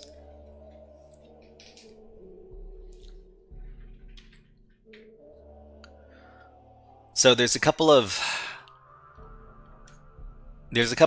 setup steps we need to do after we start up Burp Suite in the attack box, which if we don't do, will make it impossible for us to use it. I'll point those out after Burp Suite has finished loading up. I guess in the meantime, I can record the IP address that we're going to be using over here. So the IP address is going to be 1010. This IP address is not going to be the same as yours. Does it run Doom? Well, I mean, I'm sure you could get it to run Doom if you tried really, really hard. Okay, so the IP address 10.10.235.236. Okay, we're going to be using this in the future.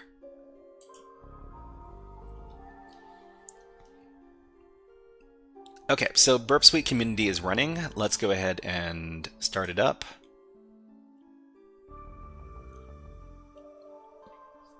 So CyberNoap says, electrician, wow. 13 years. Quit that last year and shifted to cybersecurity. Been following Hack Smarter and now got linked to you. Started doing TryHackMe stuff. Seems like a good platform to begin. Yeah, TryHackMe's... Well, I mean, CyberNoipy, what kind of role do you want to do inside of cybersecurity? Because almost 85% of TryHackMe is web hacking. Well, I mean, what do you really want to learn, Neems? If you let me know, maybe I can point you at some resources that are not TryHackMe, or some TryHackMe stuff that is not web stuff. But web stuff is very, very popular these days. Okay, I think we can make everything bigger. Let me go ahead and get that set up. We're going to change the font because we need to make everything bigger. Let's make it 24. And display, we'll also change this to 24-point font. And we will change the theme to dark mode because we are hackers. And we're not hackers unless we're doing dark mode. Yeah, dark mode. Okay. All right. So the Primal Instinct says reverse engineer licensed software. I don't want to do anything that's going to get me in trouble, especially not on stream where it's all recorded. But if that's what you want to do on your own time, your private stuff is your private stuff. Okay, the Primal Instinct says, no. CyberNoipy says, originally wanted to go blue side, but now I'm convinced I'm for red team. Yeah, I mean, I think, I'm mostly red team myself. And most of the stuff I do is offensive oriented, so it is really fun. But anyways, what are we doing here? So inside of the settings, you also have to type in browser. And there's this one setting over here called browser running. We need to allow Burp's browser to run without a sandbox in this case. Because if we don't do this, it's not going to run. And if it doesn't run, we're very sad. After this, we're going to close out the settings. We're going to go to our proxy. We're going to go over to intercept, and we're going to set intercept to off because it's on right now. And when it's on, well, we're very sad when it's on most of the time. CyberNoipy says, is it, if possible, to land my first job on offensive, then it's more challenging than blue? AFK. CyberNoipy, when you're back, let us know. The Primal Instinct says, offensive is easier. You only need to succeed once. As blue, you need to succeed every time. That's kind of the saying when it comes to defensive stuff. You have to defend successfully every time, otherwise you look bad. But if you're an attacker, you only need to get lucky once. But yeah, let's go ahead and start up the Burp Suite browser. So we go to HTTP history. No, we go to intercept. We go to open browser, and that's going to start up the Burp Suite browser inside of the attack box. NixieCS says, blue teaming work really bores me. Stuff like log analysis and managing IDS and IPS, writing incident response plans. Well, I mean, this is all necessary, of course. We do need cyber defenders to defend the network as much as we need people to do penetration testing. But I mean, there's no blue without red, and there's no red without blue. We both need to get on board with this stuff. Okay, so this is the IP address. I'm just going to copy it, and then we're going to feed it to our Burp Suite browser. And this is where we're going to contact the Nahamsec application.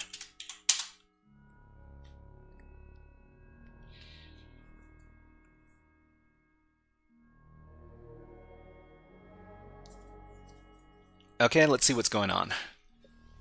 So the site is still loading up. I wonder if we need to access this from a different endpoint. So the Nahamstore is basically... To start the challenge, you need to add an entry to your etc host file. Really? Okay. I guess we need to add the entry to the host file. Okay, let's do that. So in the terminal, let's let's copy the URL first.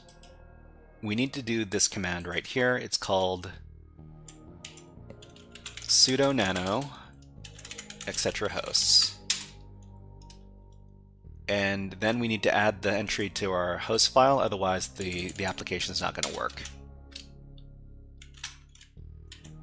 And this is the Nahamstore. Is it nahamstore.thm? What is it? Nahamstore.thm. Okay. Nahamstore.thm. THM. Okay, let's save that. And then let's access the application. Nahamstore.thm.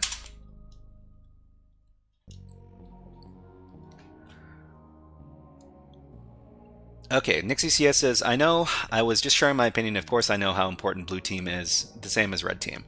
Yeah, I mean, you know, it's just something I have to say because I don't want to come across as a person that that thinks that the blue team isn't good, because the blue team definitely is good. And, if you're reading this, you need to add www.nahamstore and nahamstore.thm to your host file, pointing to this. Oh, okay. I guess I forgot to do that. Let's do that then.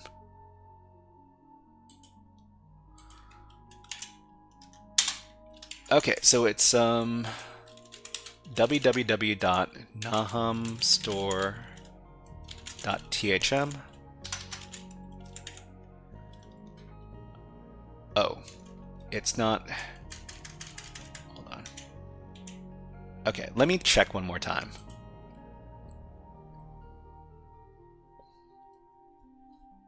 So nahamstore.thm.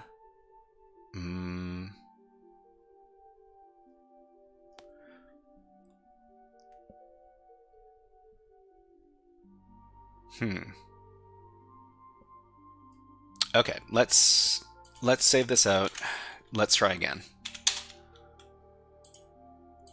We're going to go to we're going to go to http nahamstore.thm.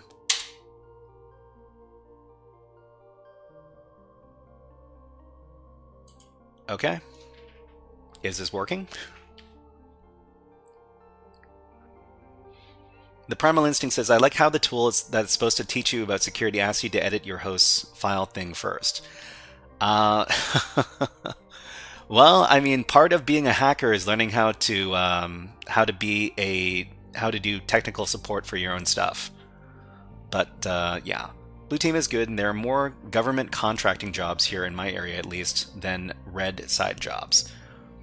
But yeah, well, we got ads running on Twitch, so we'll run them on YouTube, and we'll be back in about a minute.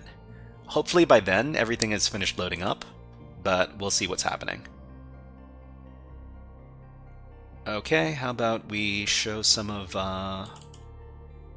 these birds. All right, back in about 60 seconds, everybody. Enjoy the birds and enjoy the music.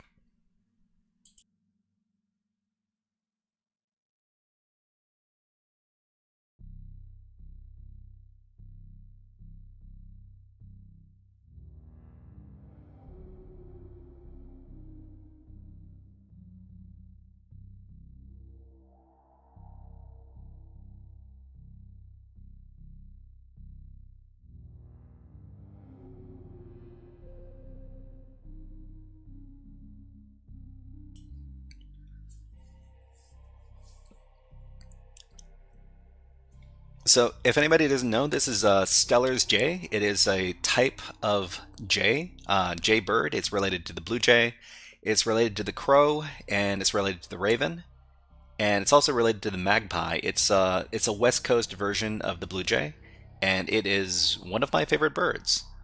We've got a lot of them coming around to the bird feeder. NixieCS says, "Isn't this bird feeder? Is this a bird feeder that you made?" Yeah, I made this bird feeder. It's made of it's made out of a coat rack. So this is a coat rack. I put the bamboo sticks over here, and I put the bowl in the center, and it's kind of a do-it-yourself project. Okay, so, okay, we're in. Let's go ahead and make this nice and big. So this is a store. So if you're if you're a hacker with a laptop, then it probably looks kind of like this. You've got all of your hacker stickers on it, and it makes your hacking power all that much more better. Slyborg says, nice. Hello, Slyborg, nice to see you here. And okay, so this is kind of like, I guess this is a vulnerable application. So what we need to do is we need to take a look at what vulnerable parts exist here. So we've been learning about SSRF today, so maybe if we could find an SSRF vulnerability in this application, it would be pretty cool. So let's see. So it says the application has an SSRF vulnerability. See how you can hack it to view an API that shouldn't be available. Okay, so we're looking for a credit card number for Jimmy Jones. That's interesting. Nixie CS says, the site's front-end developer is kind of lazy, I guess. Well, I mean, if we were dealing with websites that were all done by people who are perfect at their job, then we wouldn't have a job as security testers. Okay, so the vulnerabilities here. Where would we look for SSRF in the... You know what? Okay, let's start investigating the application here. Let's make everything nice and big. And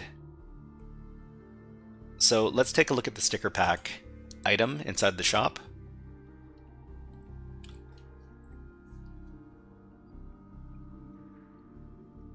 And this might be similar to the Portswigger Labs. If we take a look at the item description here, and we can actually take a look at the stock, then we might have an in for the server-side request forgery. But I don't know why, but the network connection is really slow. Is there some sort of big event going on TryHackMe right now? If anybody knows, let us know. Nixie says, I said it because they didn't use any CSS at all. It's bare HTML. Oh, okay. Well, I mean, Nahamsek might have developed the application himself, and maybe Nahamsek is not very good at designing websites. I don't know. I don't want to slander the man because I don't know the person's background as far as web app development is concerned. But, this is taking a long time to load.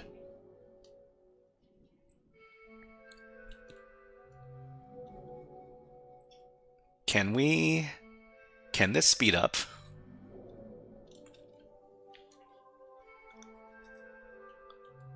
Okay, what else can we do here? So it says we can do some recon. So using a combination of subdomain enumeration, brute force, content discovery, and fuzzing, find all of the subdomains you can and answer the question below. Okay, so we can probably do subdomain enumeration on the target, but it's also going to be really slow because it looks like our connection is really slow. But we can try this out. So over here, let's see. We've got our... Wait. Okay, so it loaded up. Okay, well, not only do these stickers look awesome, they are proven to increase your hacking skills by at least 30%. So this is what I said. The more stickers you have on your laptop, the more powerful the laptop is. Nixie CS says, ID equals 2 might be an IDOR vulnerability, right? Yeah, that's true. That's a good eye you've got there. Okay, so let me see if I can put this in a new tab. So I'll put this page in a new tab. I'll start mucking around with the IDOR in just a second. I just want to go back to this page and I want to check the discount code over here. Oh, they've got a check stock button over here. So this is probably where the SSRF is. So I'll click on check stock. and see how it responds to me.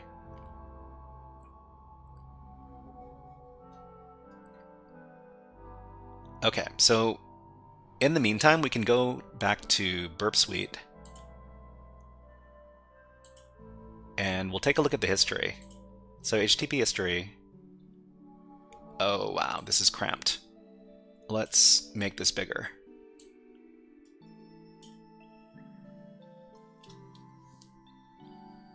Okay, so all of these are GET requests. I don't see any POST requests to the API.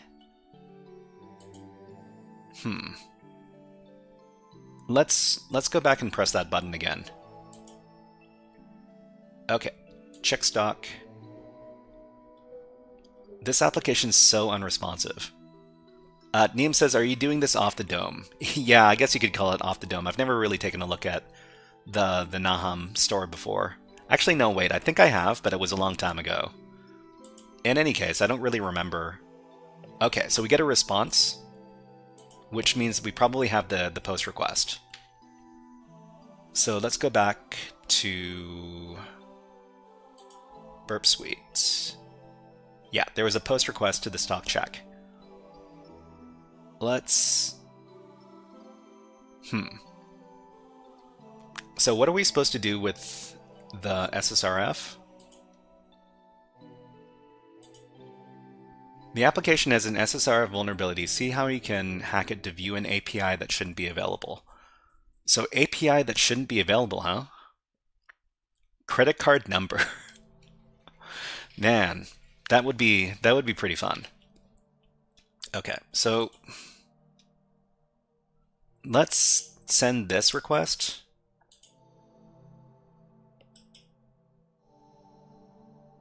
To the repeater and see if we can get the application to send us something that it shouldn't. Let's do this side by side. Okay, so the server is going to be stock.nahamstore.thm. So, how about the server is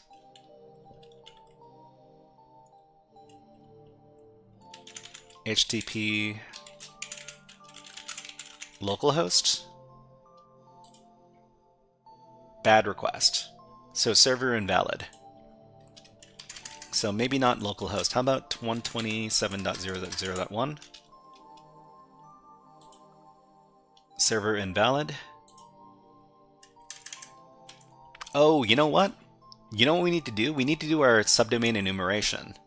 Because we might need to contact another subdomain. So let's go ahead and do that. So in the terminal,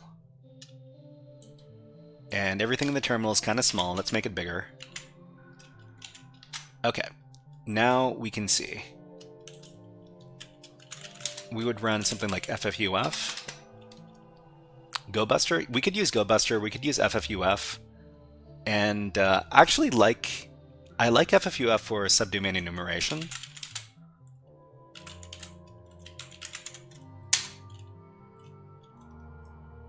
Yeah, we've got subdomain word lists over here. So subdomains top 1 million, and we got more than 1 million here.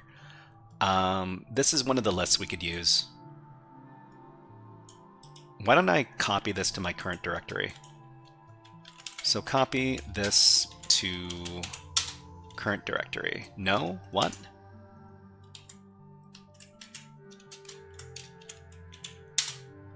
Okay. And I haven't done subdomain enumeration in a while. I'm just going to look up something from my notes. I've got a bunch of write-ups on my local machine. So subdomain.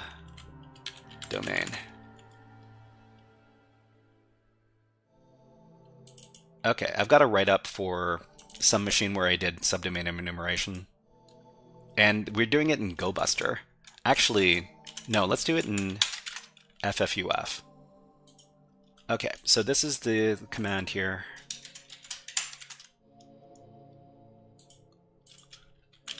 Let's see if we can do it. So, user share sec list discovery DNS subdomain 1 million. we're gonna do host is fuzz.nahamstore.thm, and the URL is going to be nahamstore.thm. If you're interested in doing a full web app testing suite, basically doing it in like just doing one application that has a lot of vulnerabilities, I do recommend Nahamstore because it is pretty cool. Okay, so uFlag request flag is required. What? wflag, uFlag. We gave both of those. Hold on.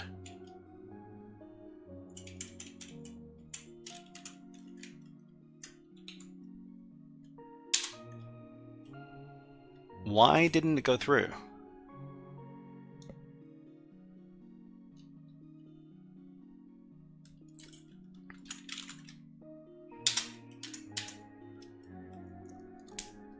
Hold on. Oh, capital H. Okay. Yeah. I'm missing something. Okay, so I need capital H host something like this.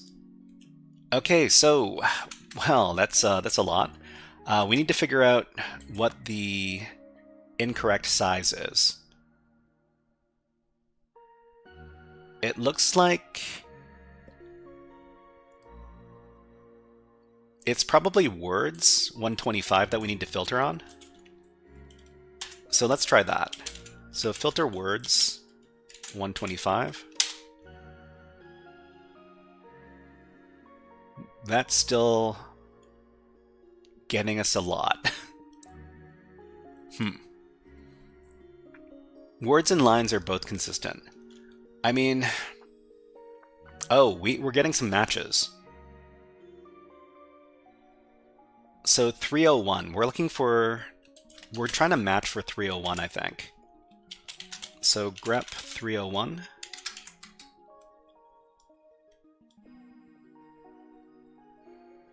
That doesn't help.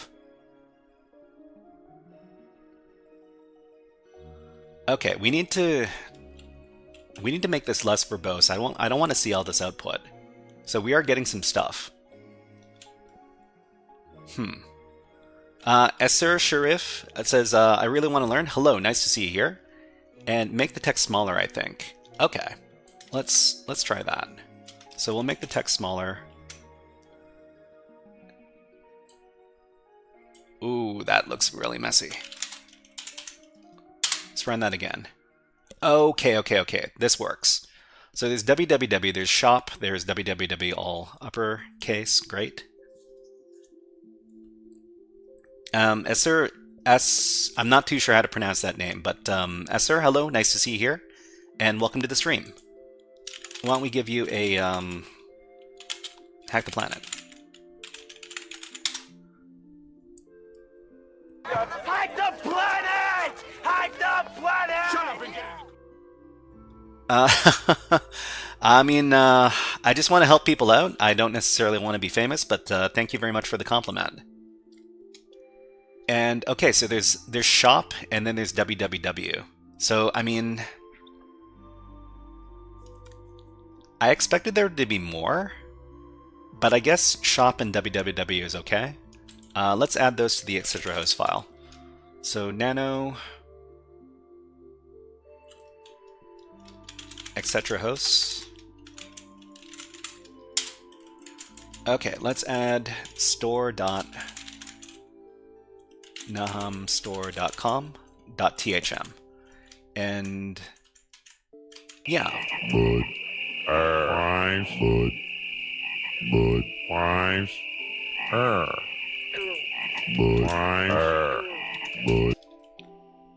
Okay, thank you very much, Nixie, for redeeming the Budweiser frogs. Thank you very much. Was it shop or was it store? Oh, it wasn't store, it was shop. Yeah, you're right. Let's Let's edit that so that it's shop instead. You have to get stuff accurate when you're doing your hacking, because if you make typos, you don't get to hack. I'm already a most famous hacking frog. I mean, I guess if you're going by hacking frogs, that might be it. Okay, what are we doing? So we added shop. You know, I mean, the problem is I'm not too sure how we could use this SSRF vulnerability. We needed to view an API that shouldn't be available. So, I mean, are we supposed to be...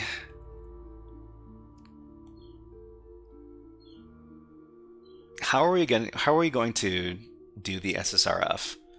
I mean, I guess the SSRF is going to be tough to do. Maybe we should focus on a vulnerability that's easier to pull off. But yeah, but there's the IDOR vulnerability, and I think somebody pointed that out. Was it Nixie, or was it somebody else? But let's go back. All right, but we did do our subdomain enumeration, which is great.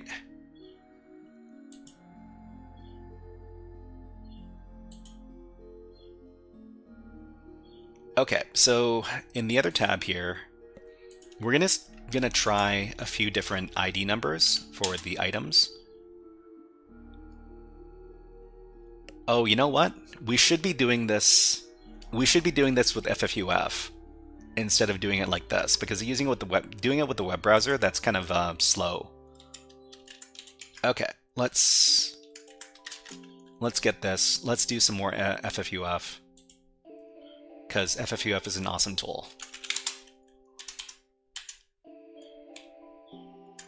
Okay, so this time we're going to run it against this. So Nahamstore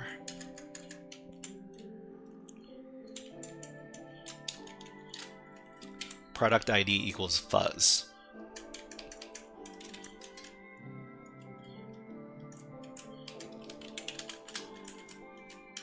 And the thing about this is that we need to create a word list for this. So the word list is just going to be a bunch of numbers. Let's go ahead and make a new tab in the terminal and make it nice and big.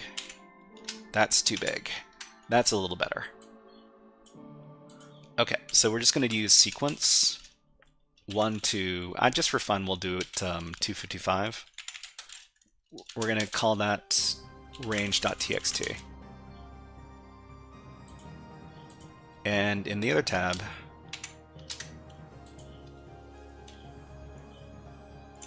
we're going to do our IDOR fuzz.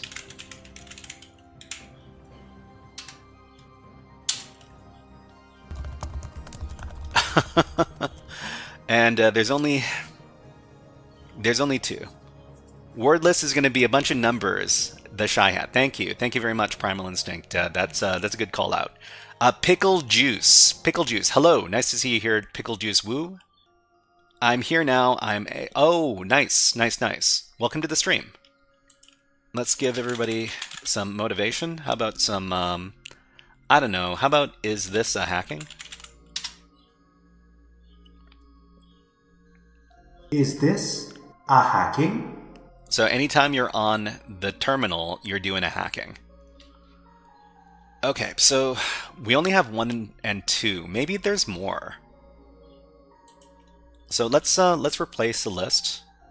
Let's do sequence 1 to maybe 1,000. Let's do 1,000.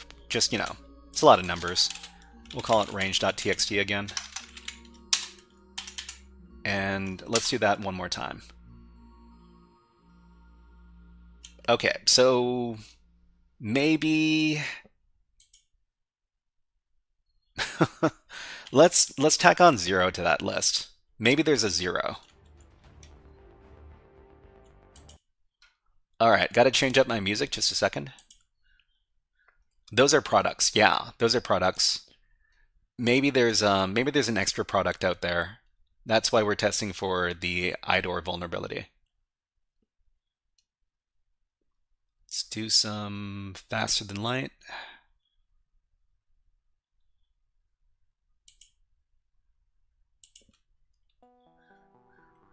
Sorry I can't help you in this, but I'm learning in the future.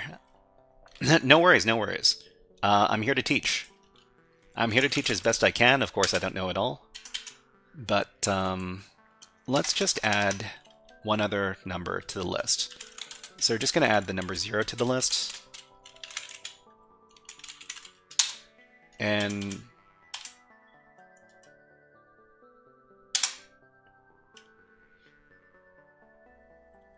okay, so there's only 2 products. So we did our testing. There's no hidden products in there, so that's not a real issue. And we just need to check that there's only those 2 products. Okay, so there's no product number 3. There was...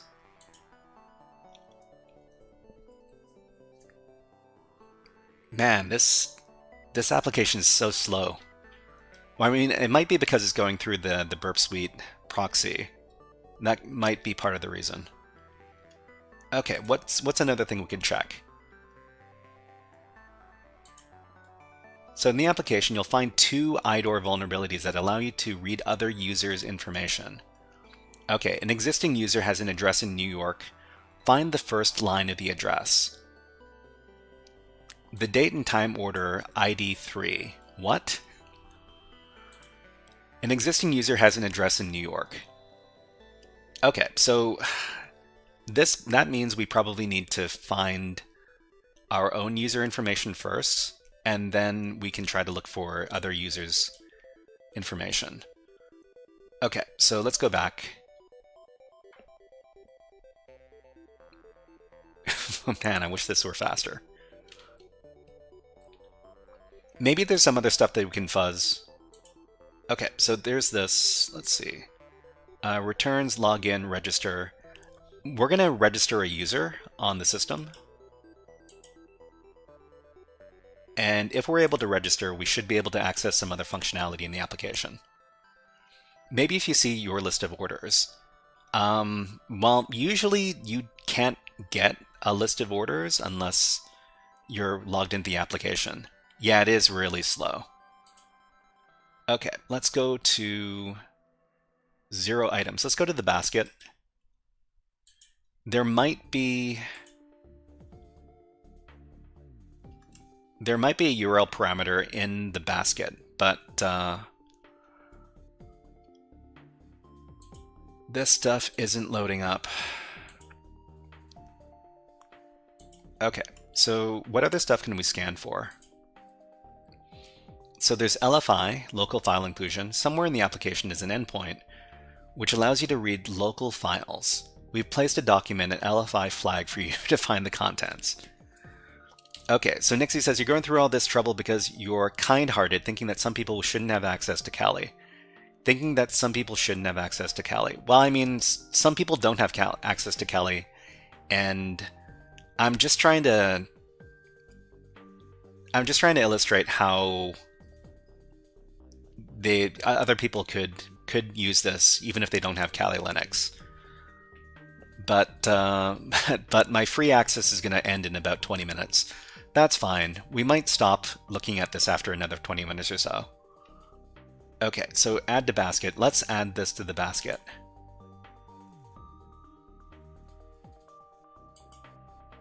Okay, so let's see. This is... Nope. Nope, still isn't loading up. This is so slow. SQL injection, open redirect, recon. Is there anything else we can do in recon?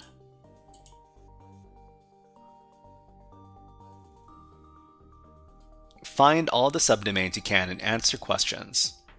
Jimmy Jones SSN. How... Is there something I'm not getting? Why would we be able to get Jimmy Jones's SSN? FFUF means mini DOS, probably crashed the whole app. Well, I mean... Hacka, hello, nice to see you here. welcome to the stream. But I mean, it is running. Let me check to see if we can contact the application with the terminal.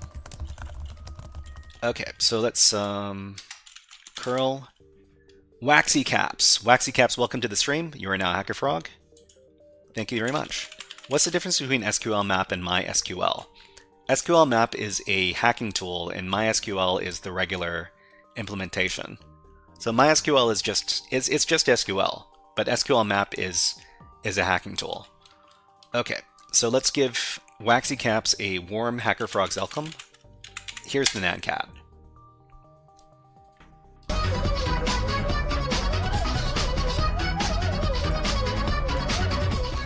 Okay, so let's try curling this. So it's Nahamstore.thm.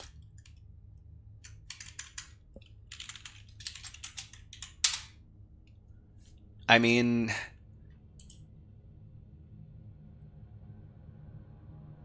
it's just fine if we access it outside of the web application, but if we're accessing it inside the web application, that's where the problems start. Another thing we could try is we could try accessing it with the regular web browser instead of the one that's connected to Burp Suite. We might get a better result.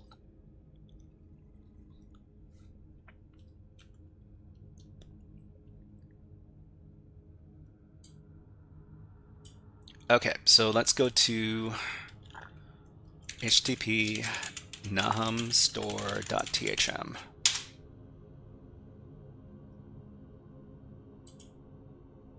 Okay, this seems a lot more responsive. So maybe if we can, maybe it's just the Burp Suite browser, which is not responsive. Okay, so let's take a look at, let's try registering for an account. Maybe I spoke too soon when I said that this was more responsive.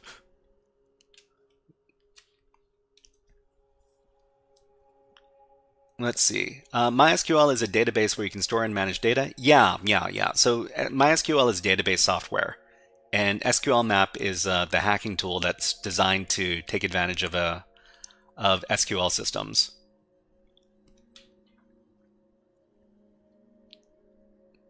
Oh man, still really slow.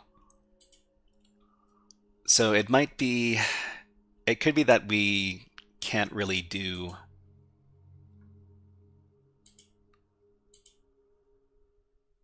the stuff here because I can't. Oh, we can register for an account. Okay, create a Nahamstore account. Test at test.com. Password is password. Okay, pickle juice. If you get to sleep, have a good rest, and we'll see you next time. Simon or Dante, have a good day, guys. I'm gonna go early. Good luck. Yeah.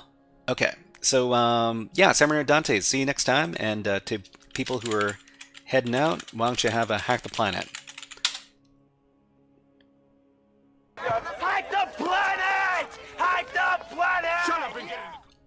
See you guys next time. Okay, so let's play an ad because there's an ad running on Twitch. And let's put on some birds.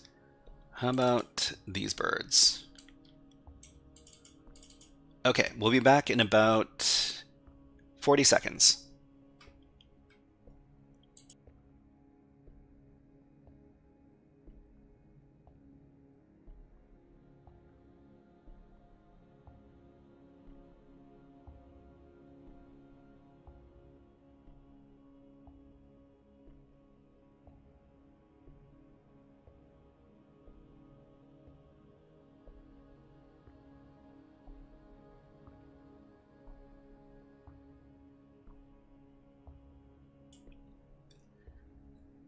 Okay, so Haka, I didn't see your message earlier. It said might be better to restart the box. I mean, if we restart the box, we don't have very much time anyways, because well, we're working on the free. Actually, I guess we could switch from the free box over to our OpenVPN connection. So I just wanted to point out how you can access it with the attack box. Yeah, but I think I might want to restart the box, but that means we need to restart everything else. So we might switch from the Nahamstore to some other exercise. Because I don't know how much better the connection is if we decide to reset the box. But yeah, we were trying to register our user.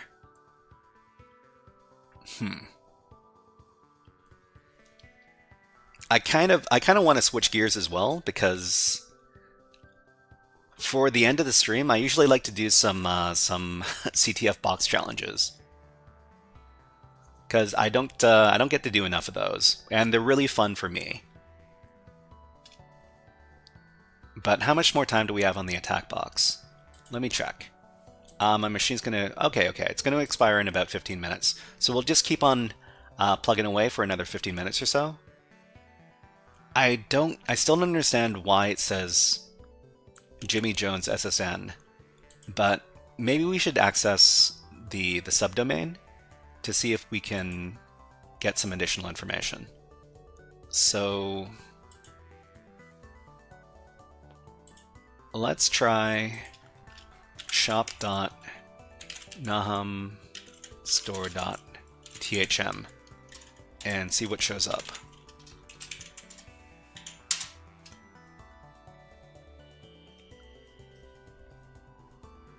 Is this the same thing? This is just a redirect.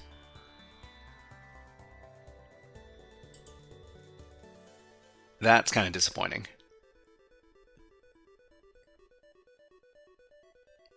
Okay, so let's see. Toggle navigation, search for products. So, I mean, it said that there was... What's this little button here? I don't even know what it does. Oh, it's a search.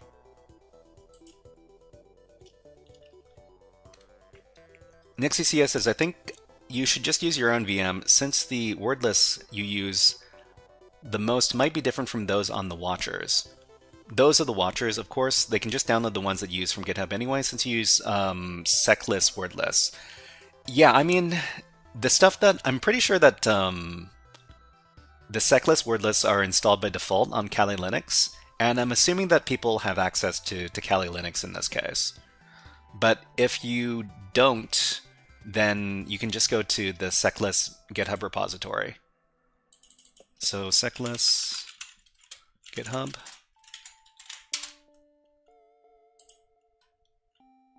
Yeah, this one right here.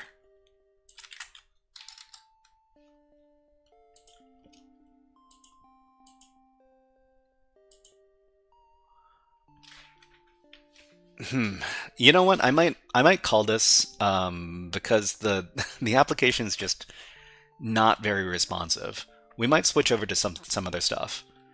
So, what should we do? Let's do some free hacking over at Dockerlabs.es. So Dockerlabs.es is my favorite place to go for downloading hacking challenges. It's a Spanish website, but we don't mind because we can translate everything. And how about we try the Paradise box? Is this on my schedule? I just want to check. So this is Friday. So Friday...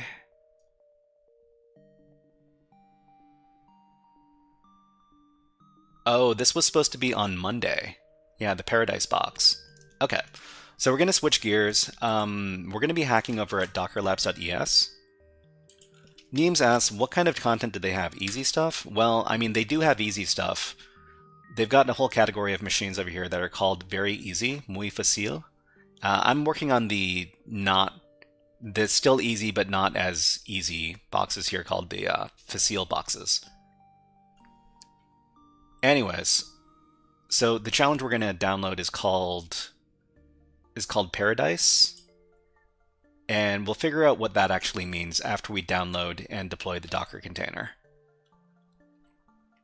So unfortunately, the responsiveness of the machine over at Nahamstore is not great. So we're just kind of we might come back to Nahamstore later, but for right now we're just going to move on to another activity. We'll terminate the machine just to be nice. So you download it and that's it. So the great thing about Dockerlabs is that these are all Docker containers. And because they're Docker containers, you can download them and deploy them on your own Linux installation. And usually, I mean, it's a lot less complicated than setting up another VM to hack against. You can stand them up and you can tear them down very easily. And I'll demonstrate how to do that. So we're going to download the Docker container. It's 224 megabytes, not very big. Next CCS, do you have a chance?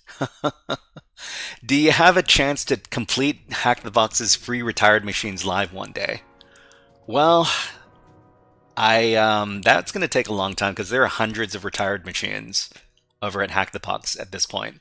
So one of the reasons why I don't cover Hack the Box is because Hack the Box is paid content, and I like to cover stuff that everybody has access to, because I understand that not everybody. Well, I mean, you know, even though Hack the Box isn't a very expensive subscription, it's still a subscription, and I want everybody to be able to do the exercises that we're doing.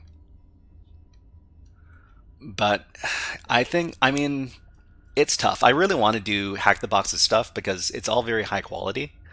The thing is that I want to make sure that all the stuff I do is free. Okay, so before we start, I like to organize my tabs so that when I'm switching between them, I don't get confused. Okay, so this is going to be the Docker container tab. This is going to be the Nmap port scan tab. This is going to be the web app enumeration tab.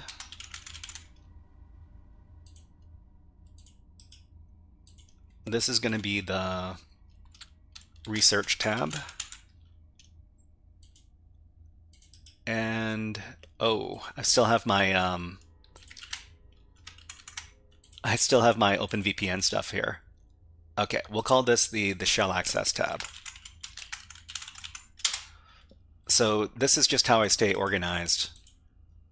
A lot of people on Twitch who do cybersecurity and hacking stuff, they usually keep they do a lot of tmuxing.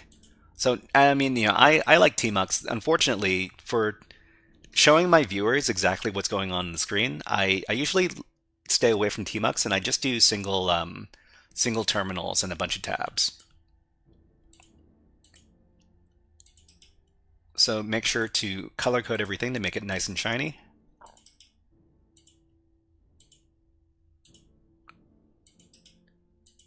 And we should be ready to begin in just a second. Okay. Neem says, I'm not going to lie, that looks complicated. Are you talking about making the colored tabs or something else? Nixie says, didn't mean to say that you should try to complete them all in one day.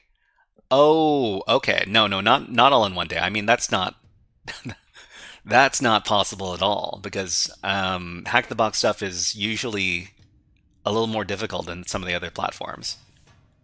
Anyways, let's go ahead and start up the Docker lab. Okay, so we got a bunch of stuff here. I think we downloaded Paradise. So paradise.zip. Let's unzip that. Paradise. Okay, so after we unzip paradise.zip, we can run a script to deploy the Docker container, and it's called autodeploy.sh. So you run autodeploy.sh to stand up the container, and you run it on this tar file over here.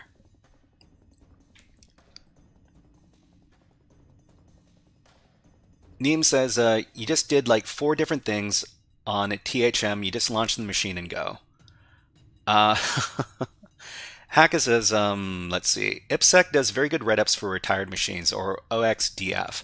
I think I've heard of OXDF before, but I'm not super familiar with OXDF. Let me look this up on YouTube really quick. Okay, so OXDF, hack the box. So there's a lot of, oh, okay.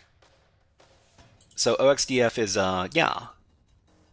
Did they post on a, okay, they post on a fairly regular basis? Let's take a look. Okay, okay. Yeah, so they do a lot of walkthroughs. If anybody's interested in taking a look, let me drop the link. Here you go.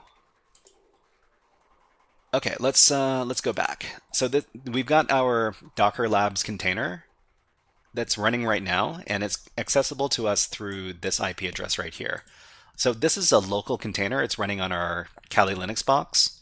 And the great thing about hacking against Docker containers is that everything's going to be super fast because it's running on your machine.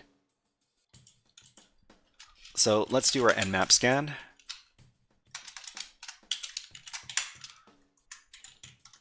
Okay. Oh wow, there's more than one port open. That's kind of rare. So there's port 445 and port 139. That tells us that we're dealing with SMB. So there's port 22, which is SSH, which means we can do remote login from here. Hacka says, I think he does more writing than videos. Oh, okay, okay. Yeah. Well, I mean, we've got some really talented people in the InfoSec community, and not to say that I'm a super talented person myself. I'm just here to contribute what I can. Neem says, how do you see the objective of the box? Like, find the service running on port 80. Are you talking about? I mean, I'm not too sure what you're asking. The objective of the box is always to find some sort of vulnerability and then hack it to get system access. After you get system access, you do privilege escalation, and after you do your privilege escalation, you get root access, and that's the end of the box. But here, I think the way in is going to be the SMB service, because we've got port 139 and port 445 open, which are both associated with the SMB service. So I'm just going to run Nmap again, but I'm going to run it slower. Because, well, sometimes I miss stuff when I do Nmap scans too fast, and that's very upsetting. Okay, we're going to rename this from Web App Enumeration to SMB Enumeration. And let us continue. So for Linux, usually the tool that we're going to be using is called enum for Linux. Neem says, so as soon as you get root, you're basically done, no completed message or anything. So, I mean, it really depends on the platform you're hacking on, but for stuff like TryHackMe and Hack the Box, there's usually a flag inside the root directory that lets you know that you've finished. But for the challenges at Dockerlabs, that's not usually the case. So for the challenges on Dockerlabs, I usually like to do some web page defacement with the root account to let people know that I've gotten complete control. Yeah, you're talking about Docker. Yeah, so there's no real clues for the Docker containers. It's just kind of the nature of the platform. Okay, so what do we get from enum for Linux? Domain name Paradise, okay. Ubuntu. So we're probably dealing with Ubuntu Linux, sure.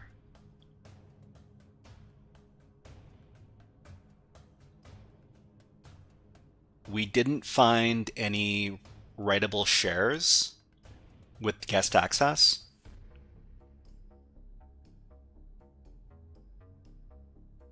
Okay. NixieCS says, can you explain to me the differences between privilege escalation and lateral movement? So, lateral movement could mean a couple of things, but if you're talking about lateral privilege escalation, that means switching from one user account to another, but the other user account isn't an admin account or isn't a high-level account.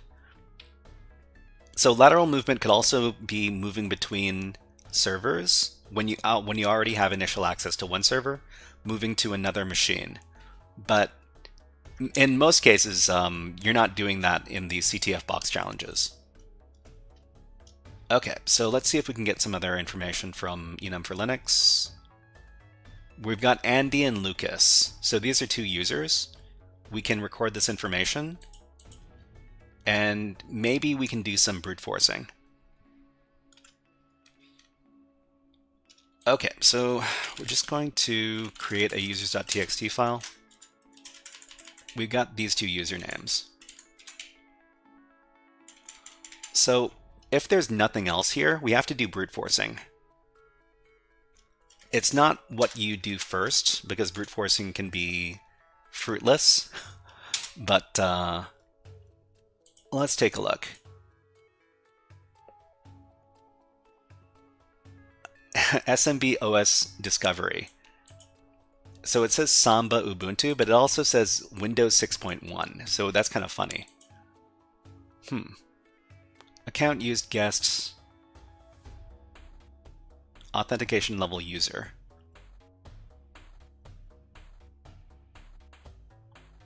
So Samba SMB. Okay, so Samba, this version right here, this might be vulnerable to something, to some sort of known, some sort of known hack. We can check for this. So let's do that.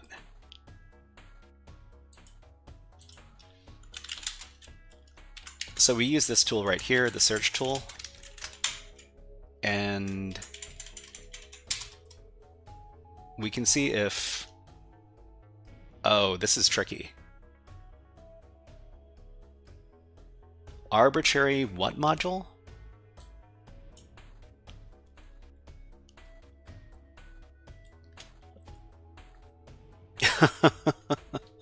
It's vulnerable. I mean, yeah, let's do a Google search just for fun, just to make sure.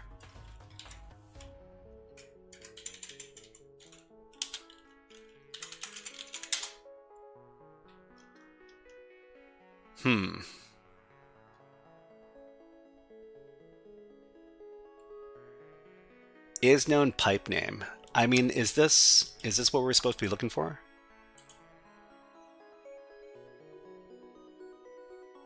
Okay, this is a forbidden platform. Yeah, well, I mean, the good thing about using the forbidden platform is that we don't need to be doing as much mucking about. We just need to set this up in the forbidden platform and then go. Okay, so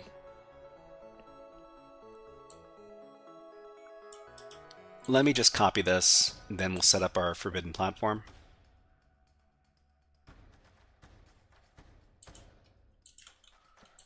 Okay, so,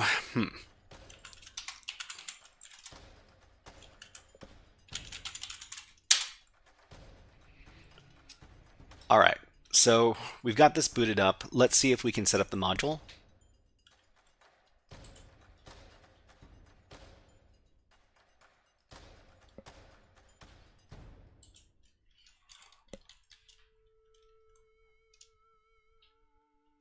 Takes a little while for this to load up. Maul, hello, nice to see you, Maul. How are you? Okay, so this is the one we're looking at here. So it's actually very rare that that we use a Linux hack for SMB. It's kind of I think this is the first time I've done one. Anyways, let's see. Let's take a look at the options. We need to set up the R hosts. We need to do the R port and... Is that it? Okay, so what is our... The R host is 172.17.01. No, it's 2. 172.17.02.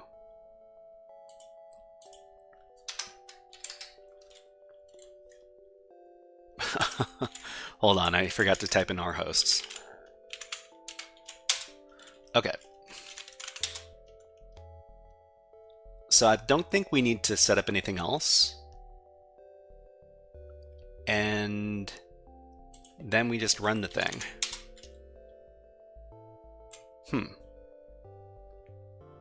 No matching target. Okay, show targets. What are we looking at here? So this is... It's probably this.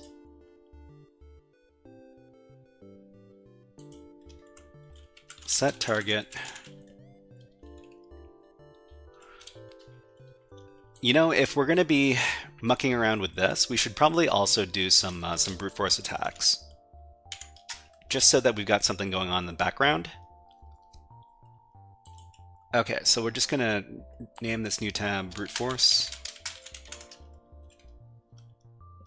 We're going to give it a funky color. This will be orange. Okay, so what do we do from here? We're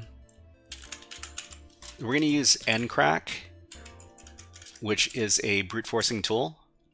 And that's made by the same people who did nmap, but it's kind of deprecated. Fortunately, it still works.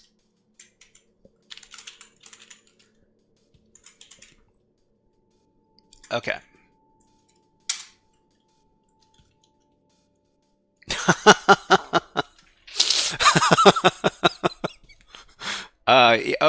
Okay. All right. We brute forced these SSH credentials. That was a bit anticlimactic because we had this whole, module that we're getting ready to use. That's fine. Let's not use that. Let's instead use the brute force credentials that we found. All right. SSH Lucas at... Okay. We need to adjust our known hosts for SSH because we keep on using the same address over and over again when we do these Dockerlabs challenges. So yeah, this is just something you have to do every once in a while. Okay. Let's log back in. The password is chocolate. Okay. We like the bash terminal instead. Is it SH1?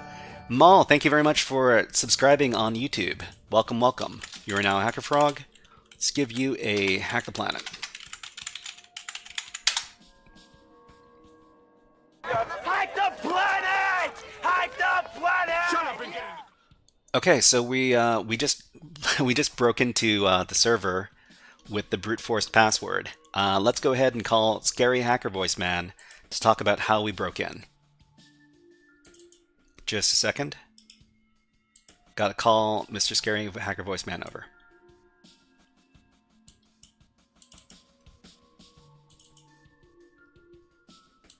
Hey there, everybody. It's me, Scary Hacker Voice Man.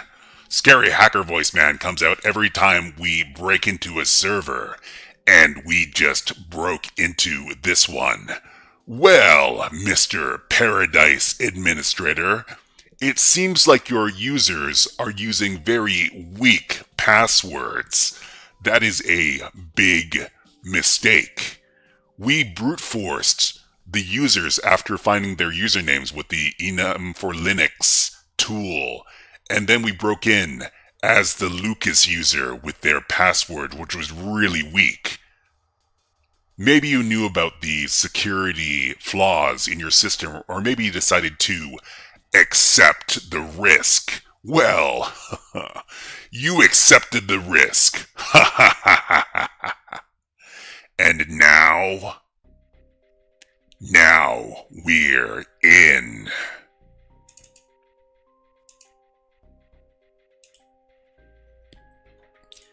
Alright, so we just broke into the server as the Lucas user here.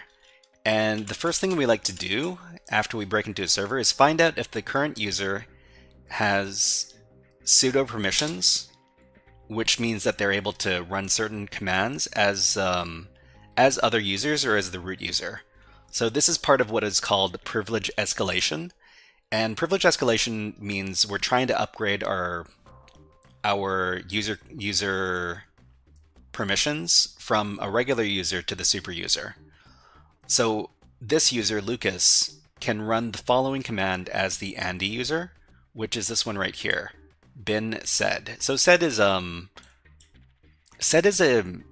text formatting program on Linux, but more importantly, if we have sudo permissions, we can probably do some privilege escalation. So we like to use a website called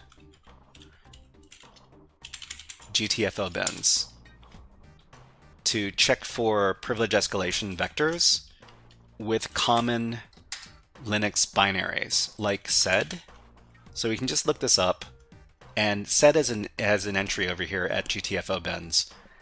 And if we just look up sudo, which is the function that we have, it says if the binary is allowed to run as superuser by sudo, it does not drop elevated privileges, may be used to access the file system, escalate, or maintain privileged access. The scary hacker voice man is back again. He comes out every once in a while. But yeah, so GNU version only requires bash. So this is the command we would use to get elevated access. So we can just copy this, go back to the terminal. Okay, so sudo sed, this is essentially going to run the command, and it's also going to run a system command in the middle of its execution. In this case, we're going to get it to run the bash shell, which is going to get us access as the Andy user. So sudo user Andy. And now when we ask who am I, we're now the Andy user. It's because we took advantage of the sed binary, this one right here. And in the middle of execution, as the Andy user, we opened up a shell, which means we have access as Andy now. So what else can we do? We can check to see if Andy can do any sudo actions, but it looks like we need a password, which means we're kind of out of luck for right now. Okay, we've got an ad running on Twitch, so we need to run an ad on YouTube. And in the meantime, I'm going to play my favorite bird video, and my favorite bird video is this one right here with the baby birds having a little bath. So enjoy the birds, enjoy the music. We'll be back in about 60 seconds.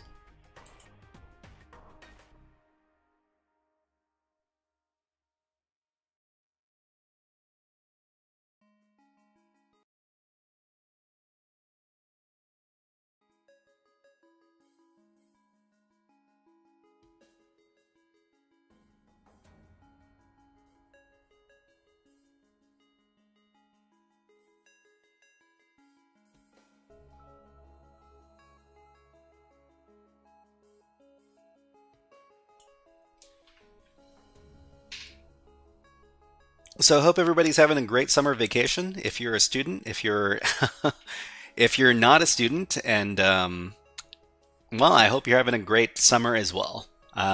If you all have some great plans for the summer, let us know in the chat, and maybe we can talk about it. Okay, let's put the birds away and let's get back to the hacking. Okay, so we don't have our easy win with the sudo command with the Andy user. That's unfortunate, but let's take a look at what we do have in Andy's home directory. So in Andy's home directory, there's not much over here. That's fine. Maybe there's something in the op directory. So the other thing that we can do once we have elevated access on, well, we don't have elevated access. We do have access as Andy, but we don't know necessarily that Andy has a route to get to the root user account. But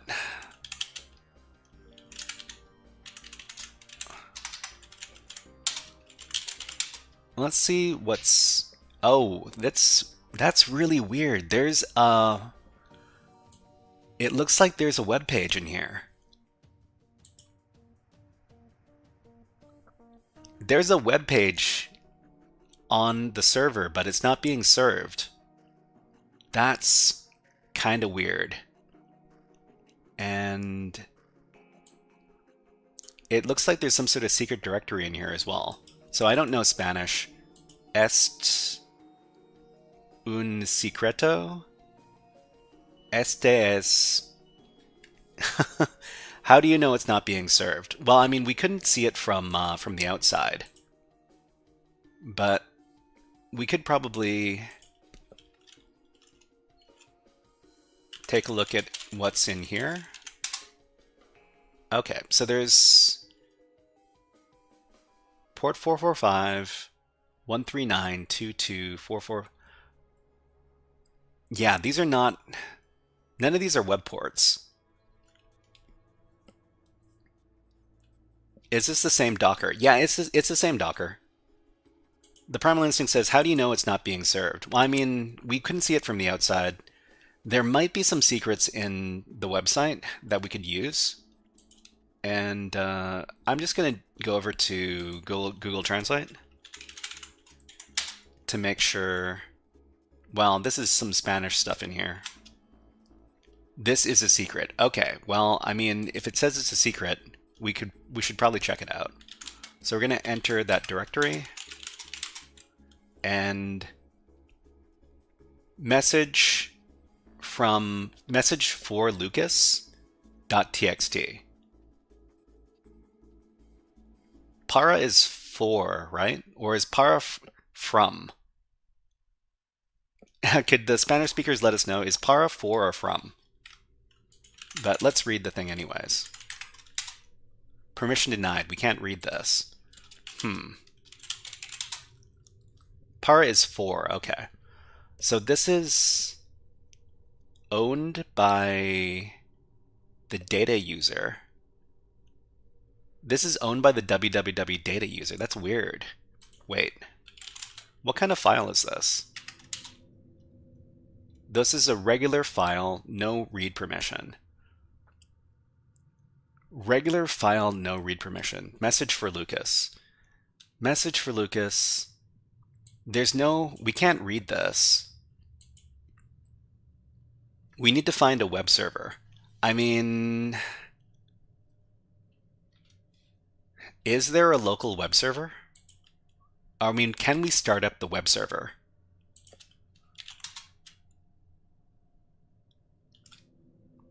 Web server has the www data group.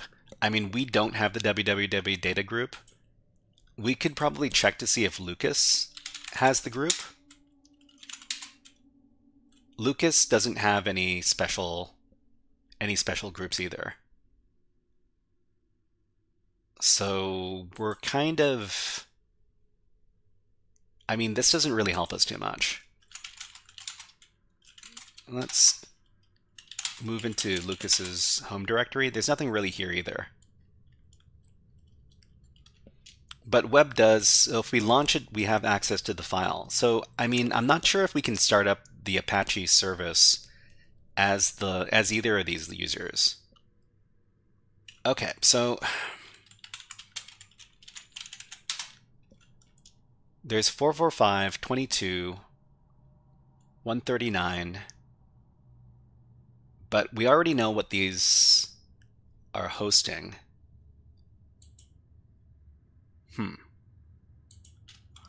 You know what we could do? We could also take a look at the rest of the application here.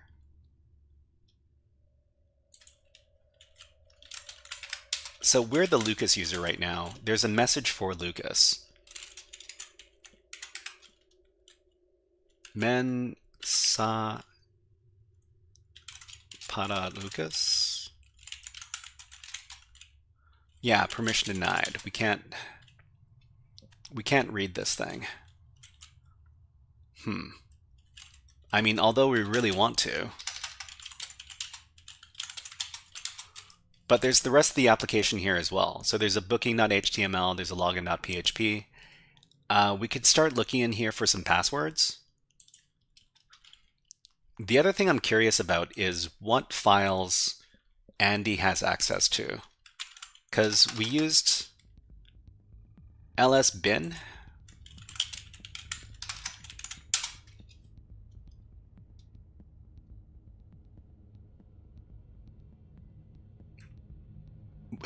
What? We have netcat? Oh, no. Netcat is normal. I thought we had nmap for a second. Netcat is a normal thing. We got nano, we got mount.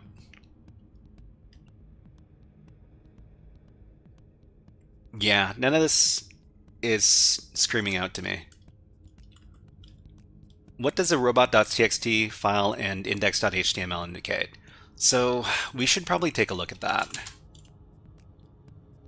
I mean, we don't see robots.txt. Index.html is pretty normal. Actually, you know what? This is all owned by www.data. Oh, we can't read any of this. Huh. That's unfortunate. We can't access any of this stuff because there's no public read. There's public read on the image directory here. But yeah, the permissions are kind of locked down. If only there was some way to become the www.data user, then we could see all this. But I don't see a way for us to do that right now. Actually. Okay, so this is just an images directory. We can't read any of these files either. Column master this says, I think we did this one before. I mean, I'm pretty sure I haven't done this before. I'm still convinced that there's a web server hidden somewhere on the machine. I mean, if I could find it, I would be very happy. But you know what? Let's move into the temp directory and let's upload our privilege escalation script. So there's a pretty common script we use when we do these kind of pen tests, these kind of CTF box exercises. It's called linps. It basically is a script that we run to try to figure out what kind of privilege escalation vectors exist on a target.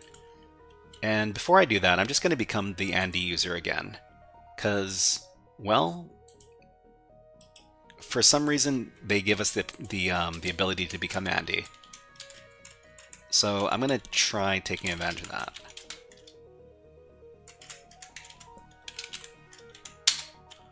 Okay, we're Andy now. So is there wget? There is wget. Good. We're just going to upload the script to the box, and then we're going to run the script to figure out what... They say you shouldn't rely on linps, though. What are your thoughts on that?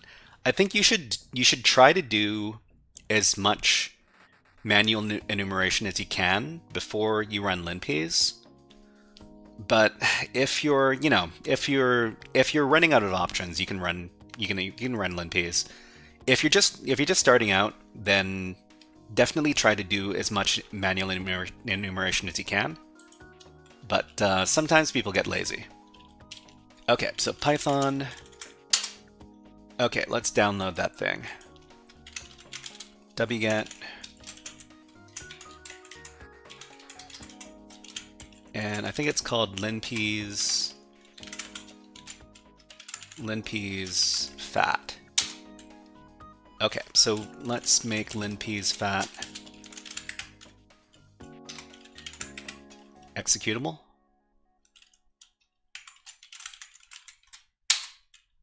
Wait, did I not download it? No, I did.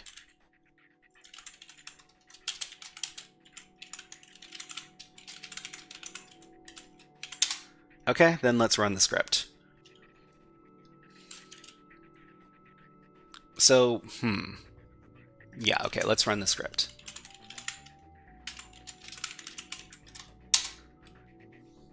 All right, so reading linp's output itself is kind of an art, because ping is available for network discovery. Bash is available. So everything that comes out of linps, it tells you about potential vectors for privilege escalation, and it's color coded. So if it's red and yellow, this is probably going to be a privilege escalation vector. If it's red, it's something we should take a look at, but if it's any other color, we don't need to. Well, it's something we can pay less attention to. But let's take a look.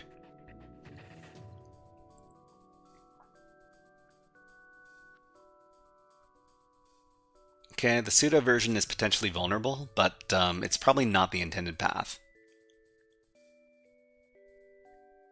Okay.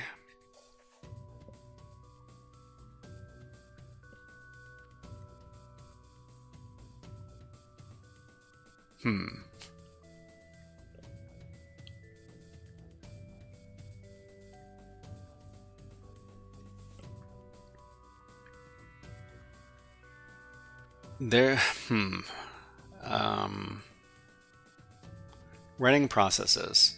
So there could be some cron jobs that are running on the target as well. Let's see. You will know if a user can somehow spawn processes as a different user. So let's see. PPID is Lucas, root. All right. If somehow we were able to start up the web server, that would be really good for us. Anon Sec Hacker. Hello. Hi. How are you doing? How are you doing? We're just doing some CTF box exercises over here, but why don't you have a hack the planet? Welcome to the stream, Anon Sec Hacker. Hack the planet! Hack the planet! Shut up and get it. Okay, so we're still waiting for the stuff to come back. Files opened by processes belonging to other users. I guess we'll just wait on that.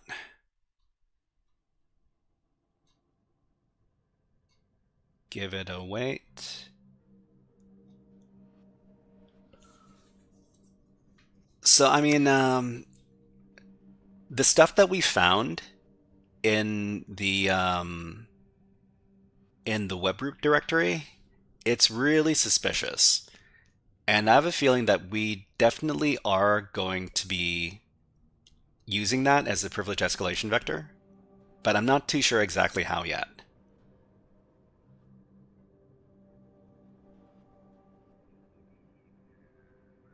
Wow, this is still, it's still running, huh? AnonSec Hacker says, brother, I'm confusing system hacking versus web hacking. Which do I learn for a better job? By system hacking, do you mean network hacking? Or what kind of system hacking are you talking about?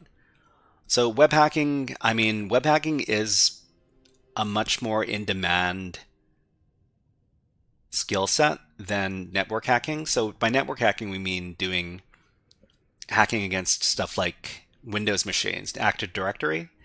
There are way fewer of those jobs than the jobs that do testing against web applications. So, I mean, if that's the criteria, then I would say go for web app hacking over network hacking. But network hacking is very fun, for sure. Like Windows Active Directory hacking. Why is this not going?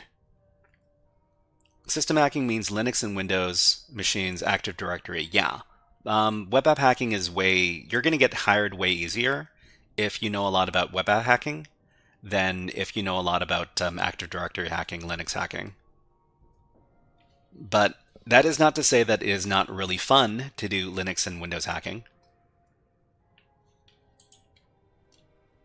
Okay, I think I'll give this another minute. If it doesn't come back in another minute, I'm going to kill the process.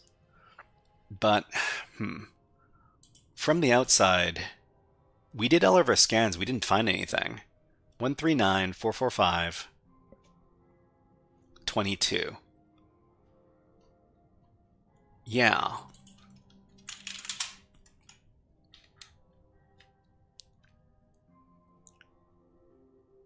Let's see. A non-psych hacker says, I'm practicing Portswigger Labs. Systems hacking not free. Not free. I'm not sure what you mean by not free, but yeah, Portswigger Labs is probably a really good place. It's a really good place for learning web app hacking. All that stuff there is for free. Okay, so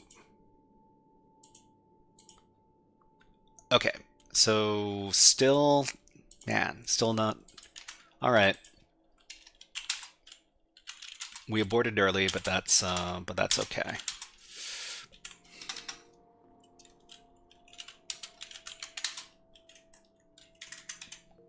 So the running processes.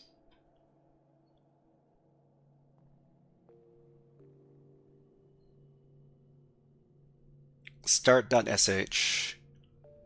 We should probably spy. We should probably spy on what processes are running on the target as well. Because sometimes you can use a certain tool called pspy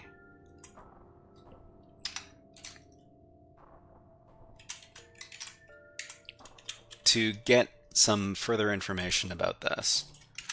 So let me just check that my pspy is here. So pspy 64, that's the program. Okay, let's download it to the target. pspy 64. Found that found.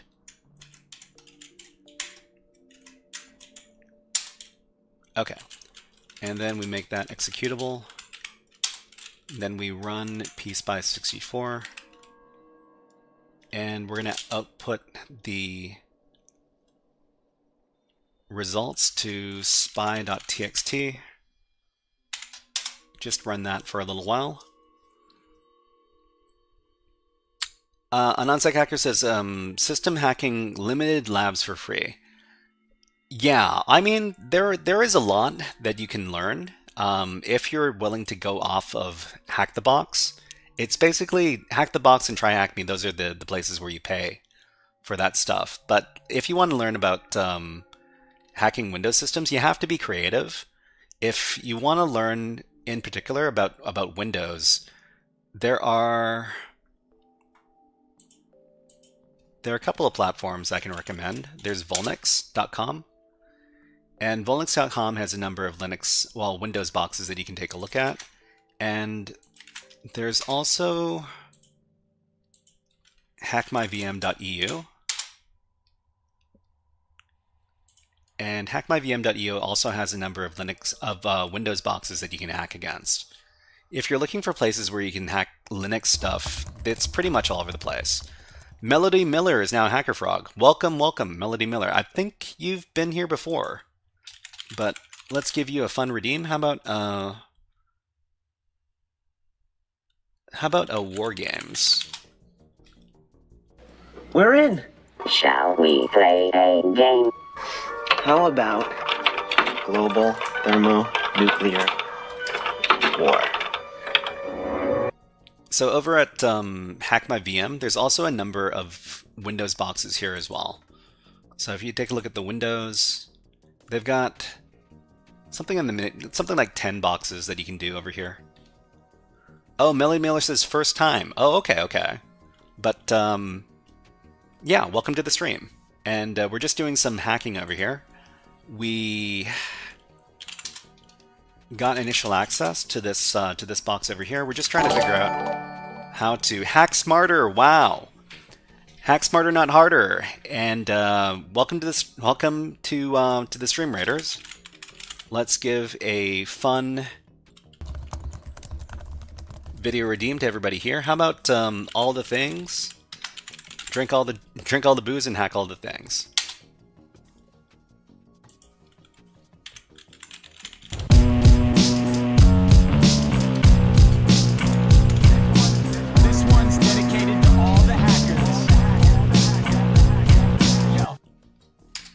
Okay, so we just gave a shout out to HackSmarter. If you don't know about HackSmarter, HackSmarter is an InfoSec creator over at YouTube and Twitch. You please follow HackSmarter's channel. They do a lot of video content on how to get into cybersecurity and a lot of walkthroughs. They are a awesome member of the cybersecurity community over on Twitch and YouTube.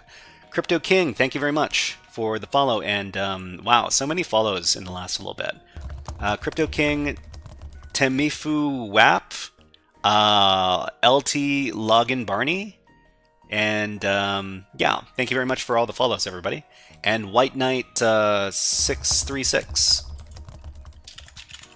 and on LinkedIn. Wow, what are we doing? So we're just doing some hacking over at the Dockerlabs platform over here. So Dockerlabs is over here. They're basically little Dockerlabs containers that you can deploy onto your own machine and then do hacking against them. Thank you very much for following Dulla Dirty. Thank you very much. Anansek Hacker says, brother paste websites names in comment box. Which website name? Which website name are you talking about? I think I've pasted all of them in the comments already. But if you got one in particular, let us know, and I'll get that link for you too. But HackSmarter, what were you up to on your stream? You're always getting up to some sort of mischief. Was it TryHackMe? Was it Vulnlabs? Was it something else? What's the name of the current challenge? This current challenge is called Paradise, and it's in the easy category over here called Facile. If you want a direct link to download the box, this is it.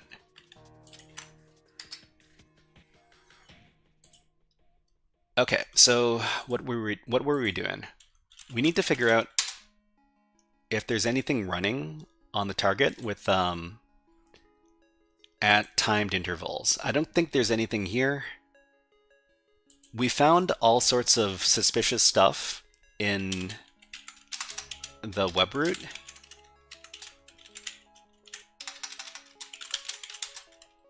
Yeah, so over here at the web root, we found a lot of suspicious stuff. But unfortunately, we can't read any of this. So there's no web page that's being served. Hoi Minoi says, I think he said, be right back, but it was Pwn Labs. Oh, okay. I'm asking for Linux and Windows machines in Active Directory and web hacking. Oh, okay. Well, I mean, I provided the link for... So there's Vulnlab. Well, no, there's not Vulnlab. I talked about Vulnix, and I pasted in the link for Hack My VM. Did you not get it? But Active Directory stuff, there's a fair amount of Active Directory stuff on TryHackMe as well. Some of it's at least 2 or 3 of the modules over at TryHackMe are free for Active Directory, and they actually have a really good module called the Wreath network. TryHackMe Wreath.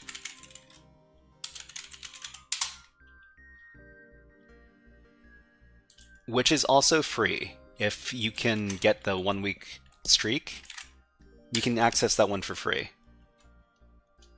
Well, I mean, you could hack against this network for days and days and days. You could probably spend like a week or more just doing this one network, because there's a lot of stuff to learn there. But yeah. Okay, let's go back. And yeah, there's all this stuff over here, but it's all belongs to the www data user. And unfortunately, we don't have access as that user. And there's no web page that's being run. Agent 57, hello. Can we run Hack My VMs in Proxmox? In Proxmox, I've never tried. The only thing that I've tried using is VirtualBox. I don't have very much experience. Well, I don't have any experience with Proxmox, unfortunately. Okay, so Man, what can we do?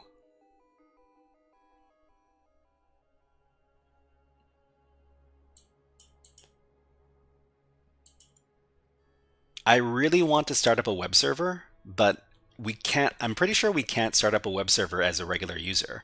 We need to be either the root user or the www data user. But I don't know, maybe we can. I'll try asking the AI. This isn't something I do very often. No way this is an easy box. Well, I mean, maybe the actual solution is easy. We'll try asking the AI. We are doing a CTF box challenge. And we want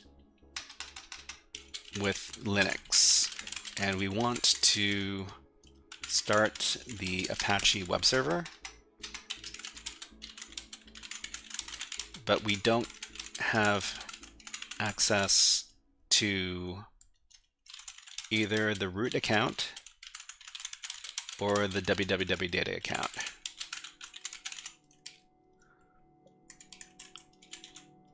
You know, I don't know.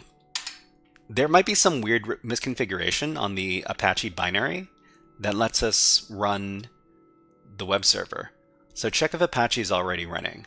So before trying to start it, verify if Apache is already listening on a port. I don't think it is. So ps aux grep Apache. No, there's no Apache here. So is there anything by the www data user? No, there's nothing there either. What can we do?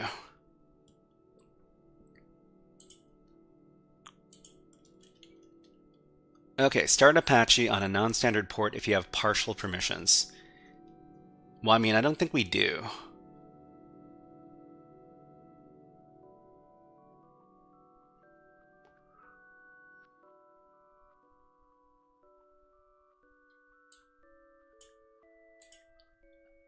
Run a Python HTTP server. Oh, wait. We could try, well, I mean, I don't know. I don't think we have any. Could we? Could we run Python? Let me see if we can. Okay, so let's which Python? We got Python, okay. Yeah, that's actually a really good idea. Okay, so Python HTTP server. Okay, we got ads running on Twitch right now, so we'll run one on YouTube. And let's go ahead and put on some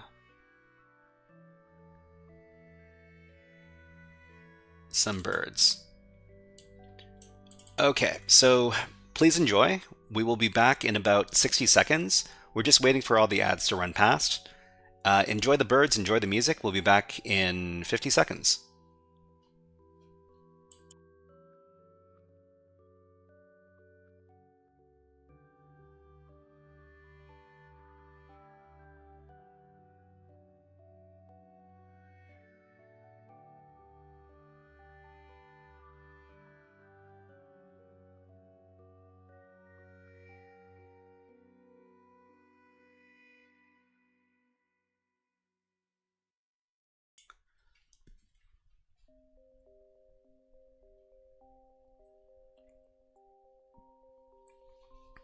Okay, so yeah, hopefully we can run the Python web server and then get access to all these juicy goodies on the.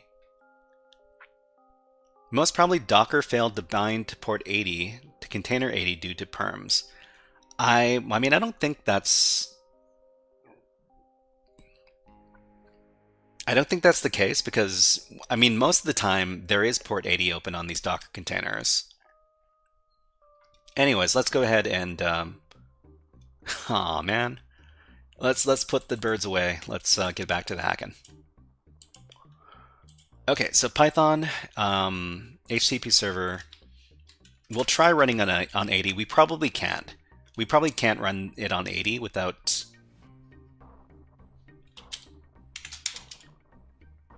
No module named HTTP. HTTP dot, oh wait, is this Python 2?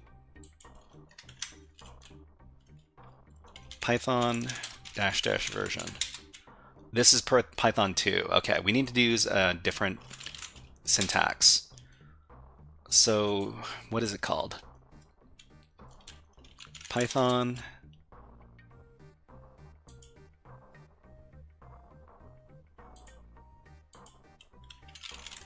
HTTP server Python 2.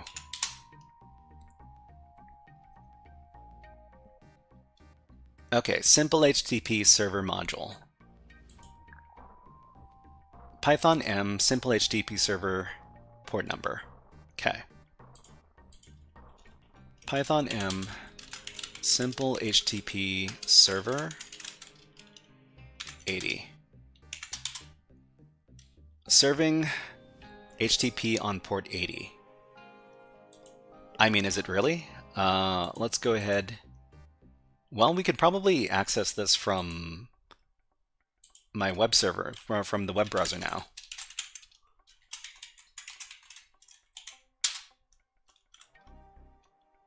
Okay, so what happened? So let's see, file not found. Nothing matches the, well, okay. Let's access index.php, HTML. Huh. What directory was I in?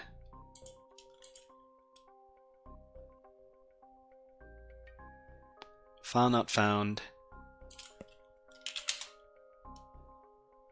Index. Can I not access anything? Maybe try an PHP web server. So let's try accessing the secret directory here.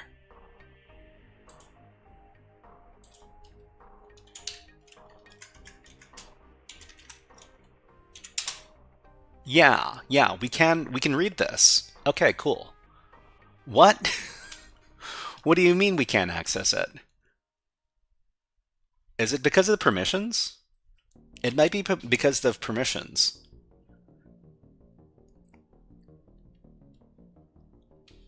Does Python? Yeah, okay. I mean, that might be the problem. The problem might be because we don't have permissions for any of these files. We can see the files, but we can't. Oh, maybe we can download it. Hold on. Let's try downloading it instead. Okay, let's try wget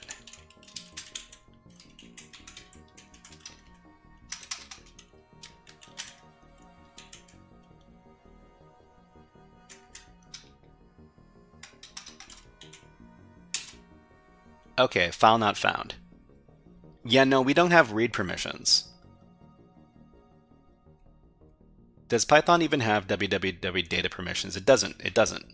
So that's probably why it doesn't work.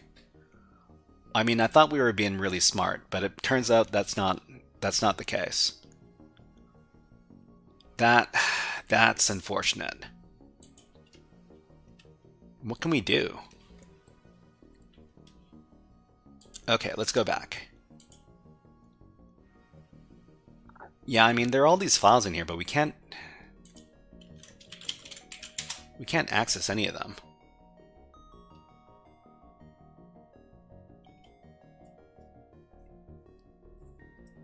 We can't access them, we can't download them. We can't read any of them. User bin.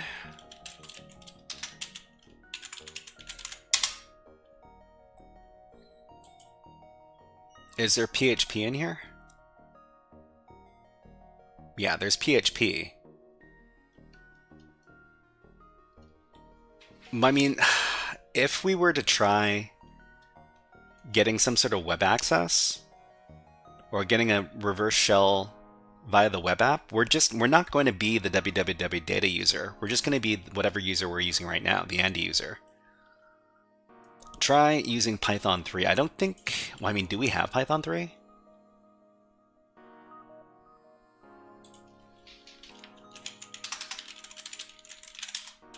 Okay, well, I mean, it says we do have Python 3. This definitely isn't required for privask. I don't know what is required for privask at this point, but let's shut down this Python server right now. So kill 5069.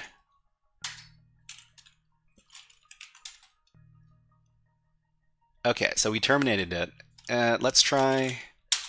I mean, the Python 3 version is going to be equally unsuccessful. Well, I mean, it's not known for sure, but yeah, let's try it out. Okay, HTTP server on port 80. And let's try it one more time. Yeah, it's a perms issue. If the current user can't read, how can your server how can the server read it? Yeah, that's the I mean, that's basically the same thing. We can't read any of this stuff. So it's kind of not going to work. So what can we do? What can we do from here? We need to find some way to become the www data user. But how are we going to do that?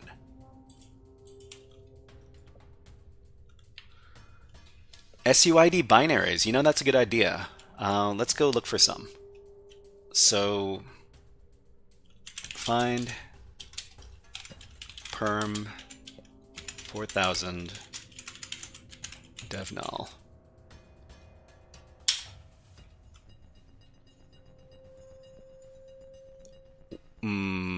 Are there any?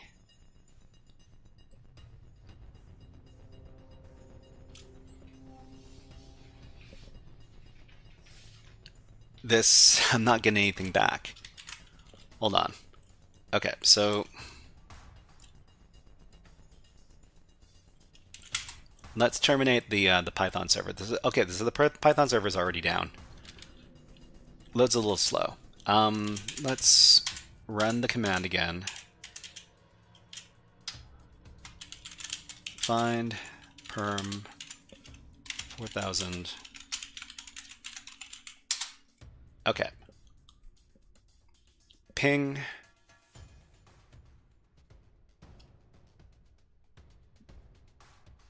What? Backup.sh? This is unusual. Backup.sh. Okay, well, let's take a look at what this script is.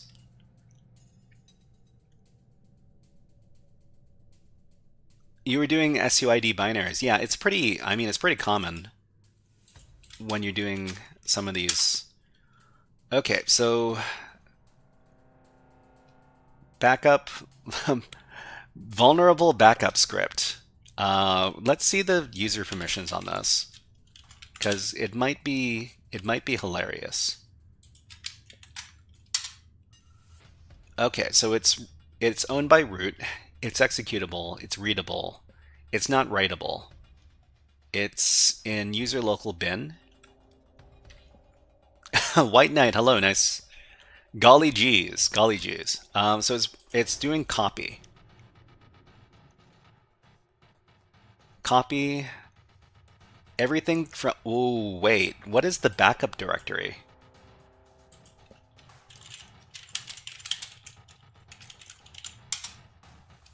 There's no such directory. Copy to backup.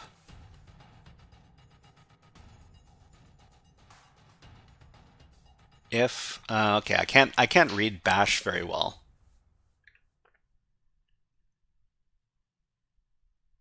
Oh, Neems, yeah. You can't use GTFO.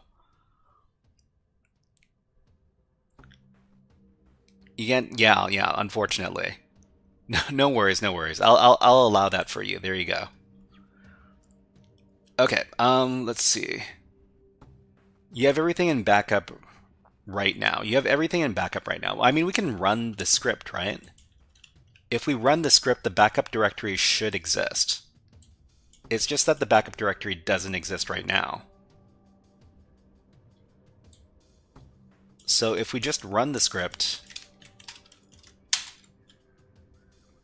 cannot create directory backup, permission denied. So I mean, cannot create the directory backup, permission denied. It's because, well, I mean, it's an SUID script. Why does it say permission denied? It should be running as root.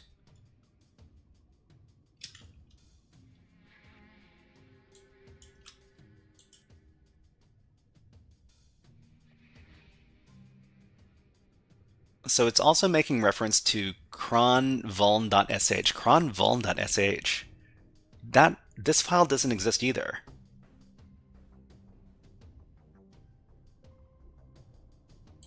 Hold on. I don't know how to read bash scripts. I'm just gonna have the AI take a look at the bash script.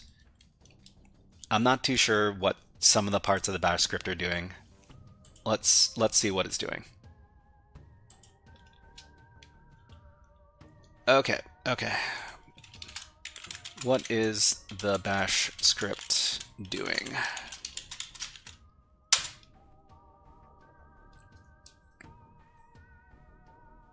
Okay, so it's a backup utility. It contains a significant security vulnerability. This is what it does. So recursively copies the entire HTTP directory to backup. Okay? If something, then... So it checks if a file named cronvuln.sh exists. If it exists, executes it with bash privileges. Well, I mean, that means we create the bash script and we put whatever the heck we want in here. Okay, White Knight says, just execute the command. Okay. Then if it does, executes it. Okay, well, I mean, this is going to check if it exists. If it exists, it's going to... So -f means if it exists. Is this what this means? Okay. We can create the script inside of the temp directory. Let's do that. Okay, temp directory. We probably have write permissions here, right? There's no reason why we wouldn't. Okay, we can write here. Nano.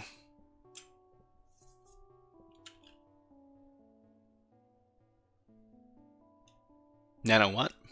Nano, what is it called?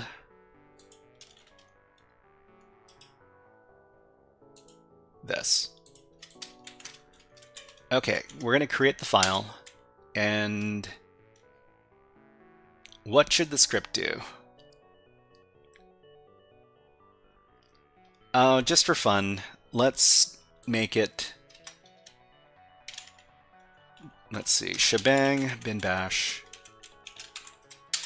and then we will copy bin bash to temp root bash, and then root bash we need to chmod. Was it how do you make it a SUID binary? Is it U plus S to make a SUID binary? Temp root bash. And this basically makes a bash SUID binary that we can use to get a root shell. So I just need to make sure that this is the correct chmod command. Okay, so Linux create SUID binary.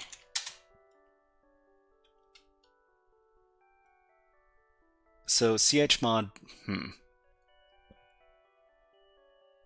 How do I set up SUID sticky bits?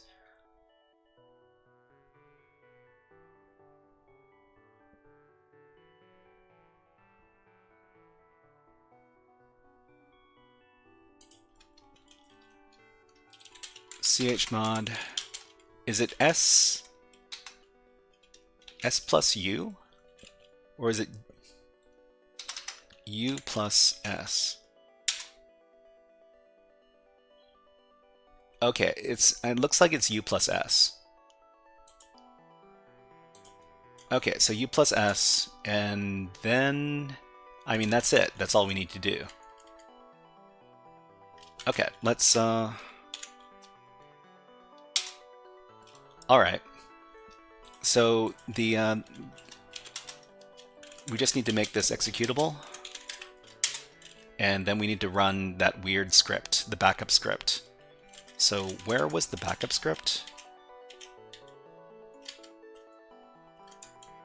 This one. And we've got a root bash in here now because we ran the backup script. So the last thing we need to do is we need to run root bash.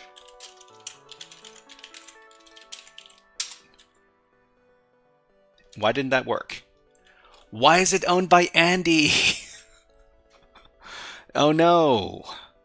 Oh no. Okay. No, it wasn't. It wasn't a fun one because we didn't get root bash is owned by. Okay, it's owned by the wrong user. Okay, let's.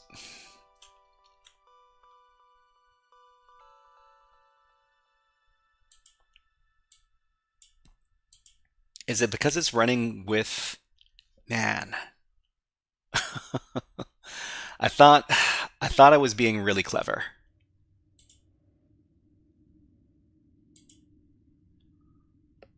Okay, the second vulnerability, right. So any user can write to cron vuln.sh and yeah, run same privileges as the script. Okay, well,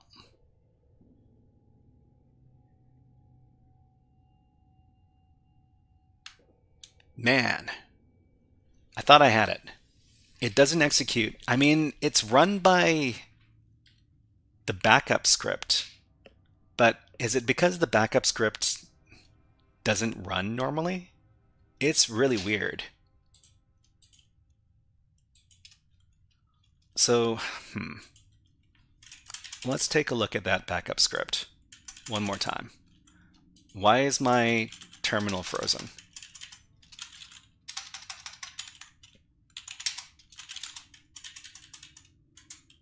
So the backup script is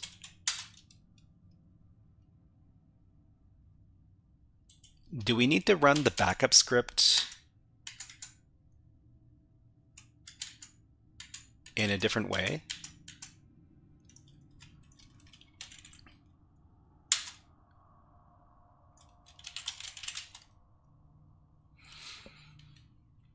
Maybe some cron script runs this backup script every 5 minutes.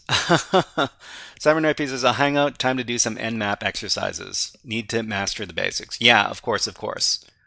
But yeah, I'm not too sure where we're going on this box. There was another weird SUID binary here. It was privileged exec. Like, what the heck is this?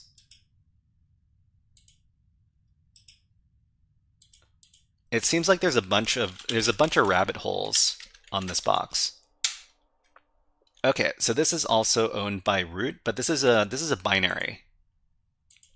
But what is it? I mean, do we know it's a binary? Okay, it is a binary. But how does it work? We should run the thing and then figure out how it works. What? What? But we just ran the thing and it gave us a root shell. We just ran the thing and it gave us a. This is dumb. Oh my. Privileged. Yeah, it's literally called privileged exec, but I didn't expect it to just give us a root shell. What the heck is this? Yeah, this was wild. It was what. I thought, anyways. All right. Well, you know what? We're gonna finish this off. Let's Okay. Here's the First, we're gonna move into the root directory. What the heck was this challenge? What the what the heck? Hold on. Gotta change up my music. You know, everybody, because we are now the root user, we can play this video clip.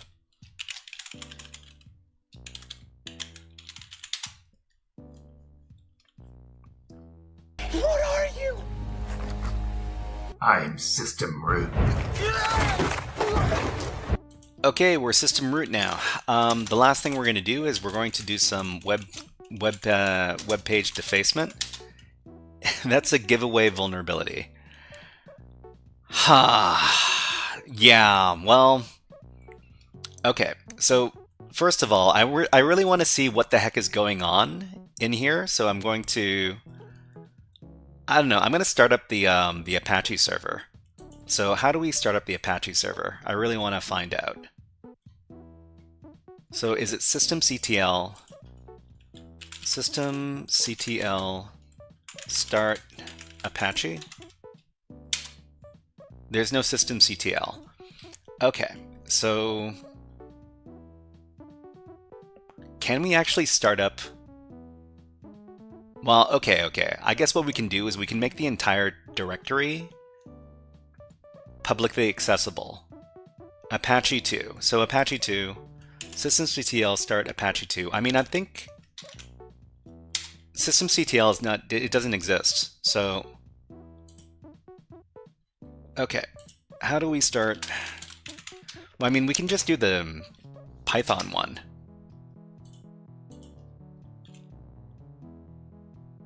Python S, PHP S.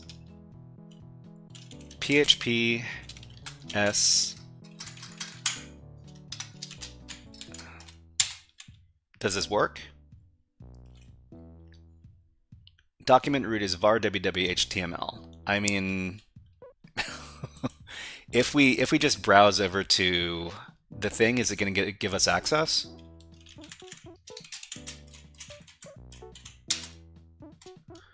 Andy's house. Go to Paradise, book your accommodation. Great, it's working now.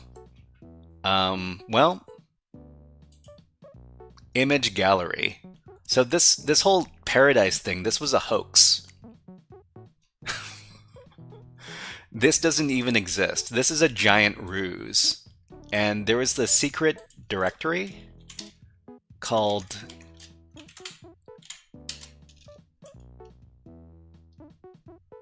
This is a secret.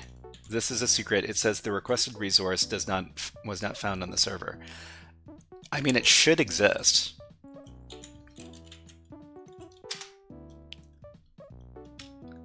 A non-sec hacker, hello. Hold on, got a cough.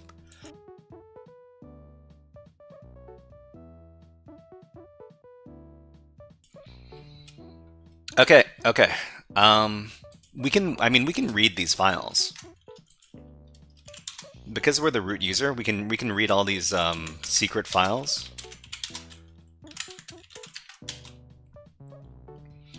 Remember to change your password account because your password is debil. What? And the hackers can find it using BF. What is BF? Full path, maybe? I don't know. But you know what? We're gonna deface the heck out of this page. Okay, so it's index.html, right? Brute force. Okay, yeah. All right. So let's go ahead and upload our malicious web page so that we can deface the web page that's not actually here. Okay, so wget from here, it's going to be index.html. Wait, no.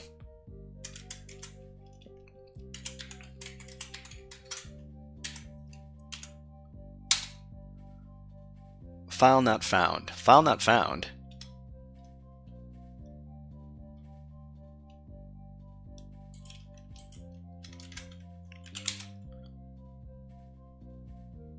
Wait, didn't I?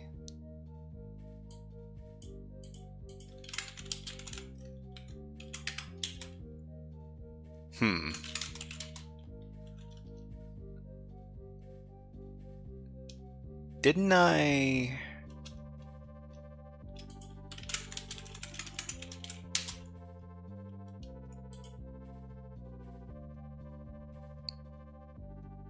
Yeah, that's... Hold on, I gotta download this from my GitHub again. Just a second. What is the Debil the password of? Debil is the password of Andy. And the other user on the box, Andy. Okay, so let's...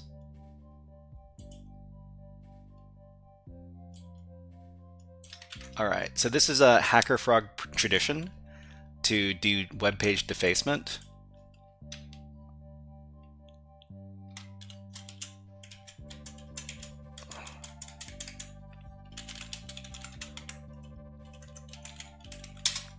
We're just going to get rid of what's already here.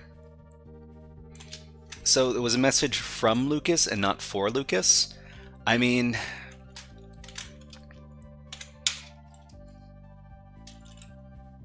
Let's read... So, message for lucas.txt. Remember to change your password account because your password is Debil. Well, I mean, their password wasn't Debil, it was chocolate. So I don't understand. Why does nothing make sense? Unless he was making a joke. I don't know if... I have no idea anymore. Anyways. Let's go ahead and edit that index.html. Okay, so HackerFrogs. We're...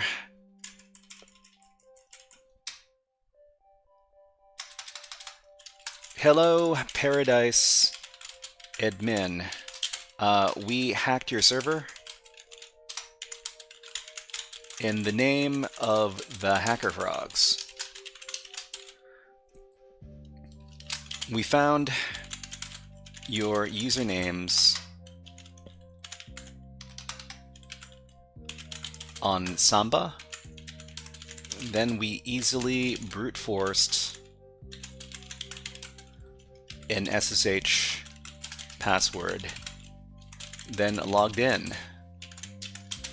After a merry chase, we found the weird privileged exec SUID binary and used it to become root.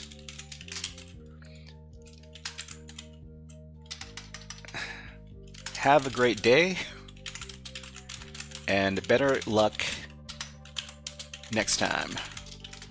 Sincerely, the Shy Hat. Today is July 2nd, 2025. Okay, so this is what we're going to save, and we're also going to download the HackerLogs logo. Whoops, HTTP 7201 hf logo.png. Connection refused. Hold on.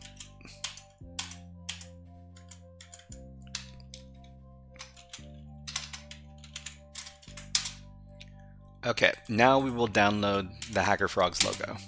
And now we will access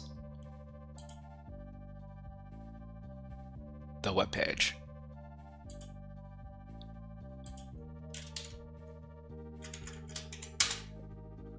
What? Oh, that's HTTPS.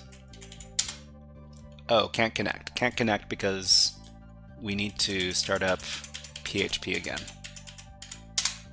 Okay.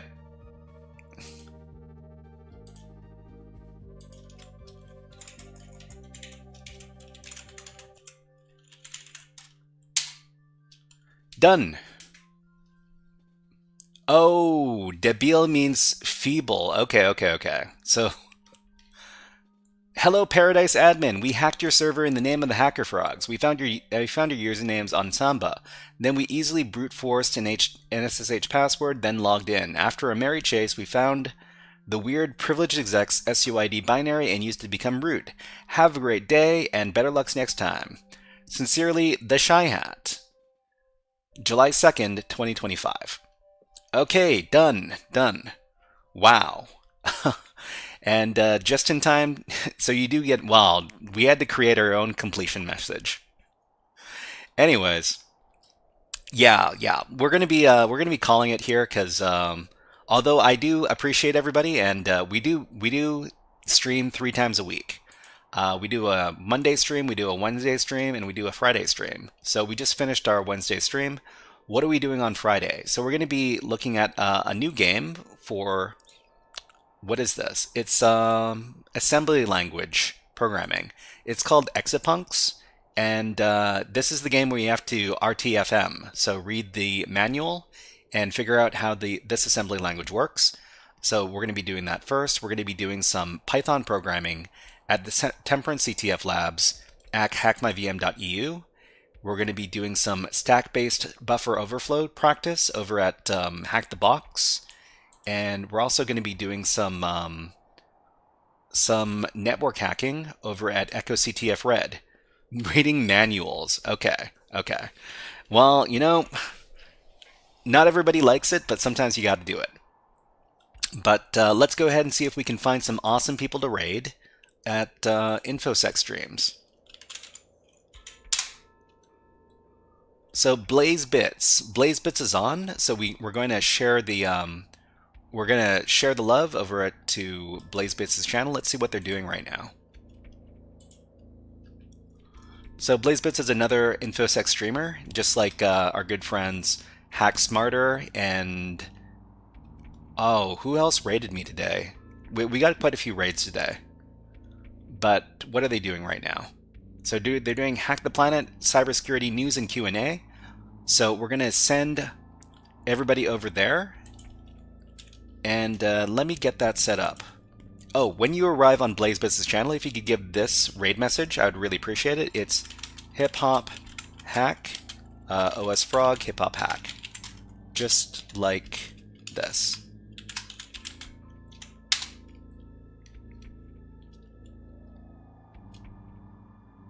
Okay, so let's go ahead and start that raid. We'll be back on Friday, everybody. But until then, I hope you have a great week. BlazeBits.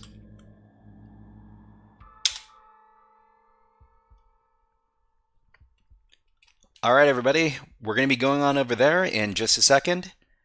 Have a great rest of the week, everybody. Hack the planet, and we will see you next time.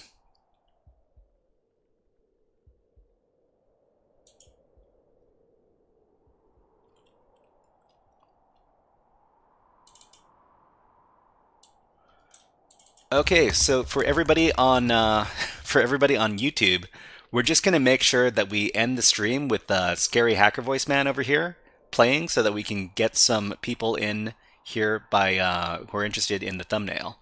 But anyways, let's go ahead and pause this on an awesome point. That looks pretty good.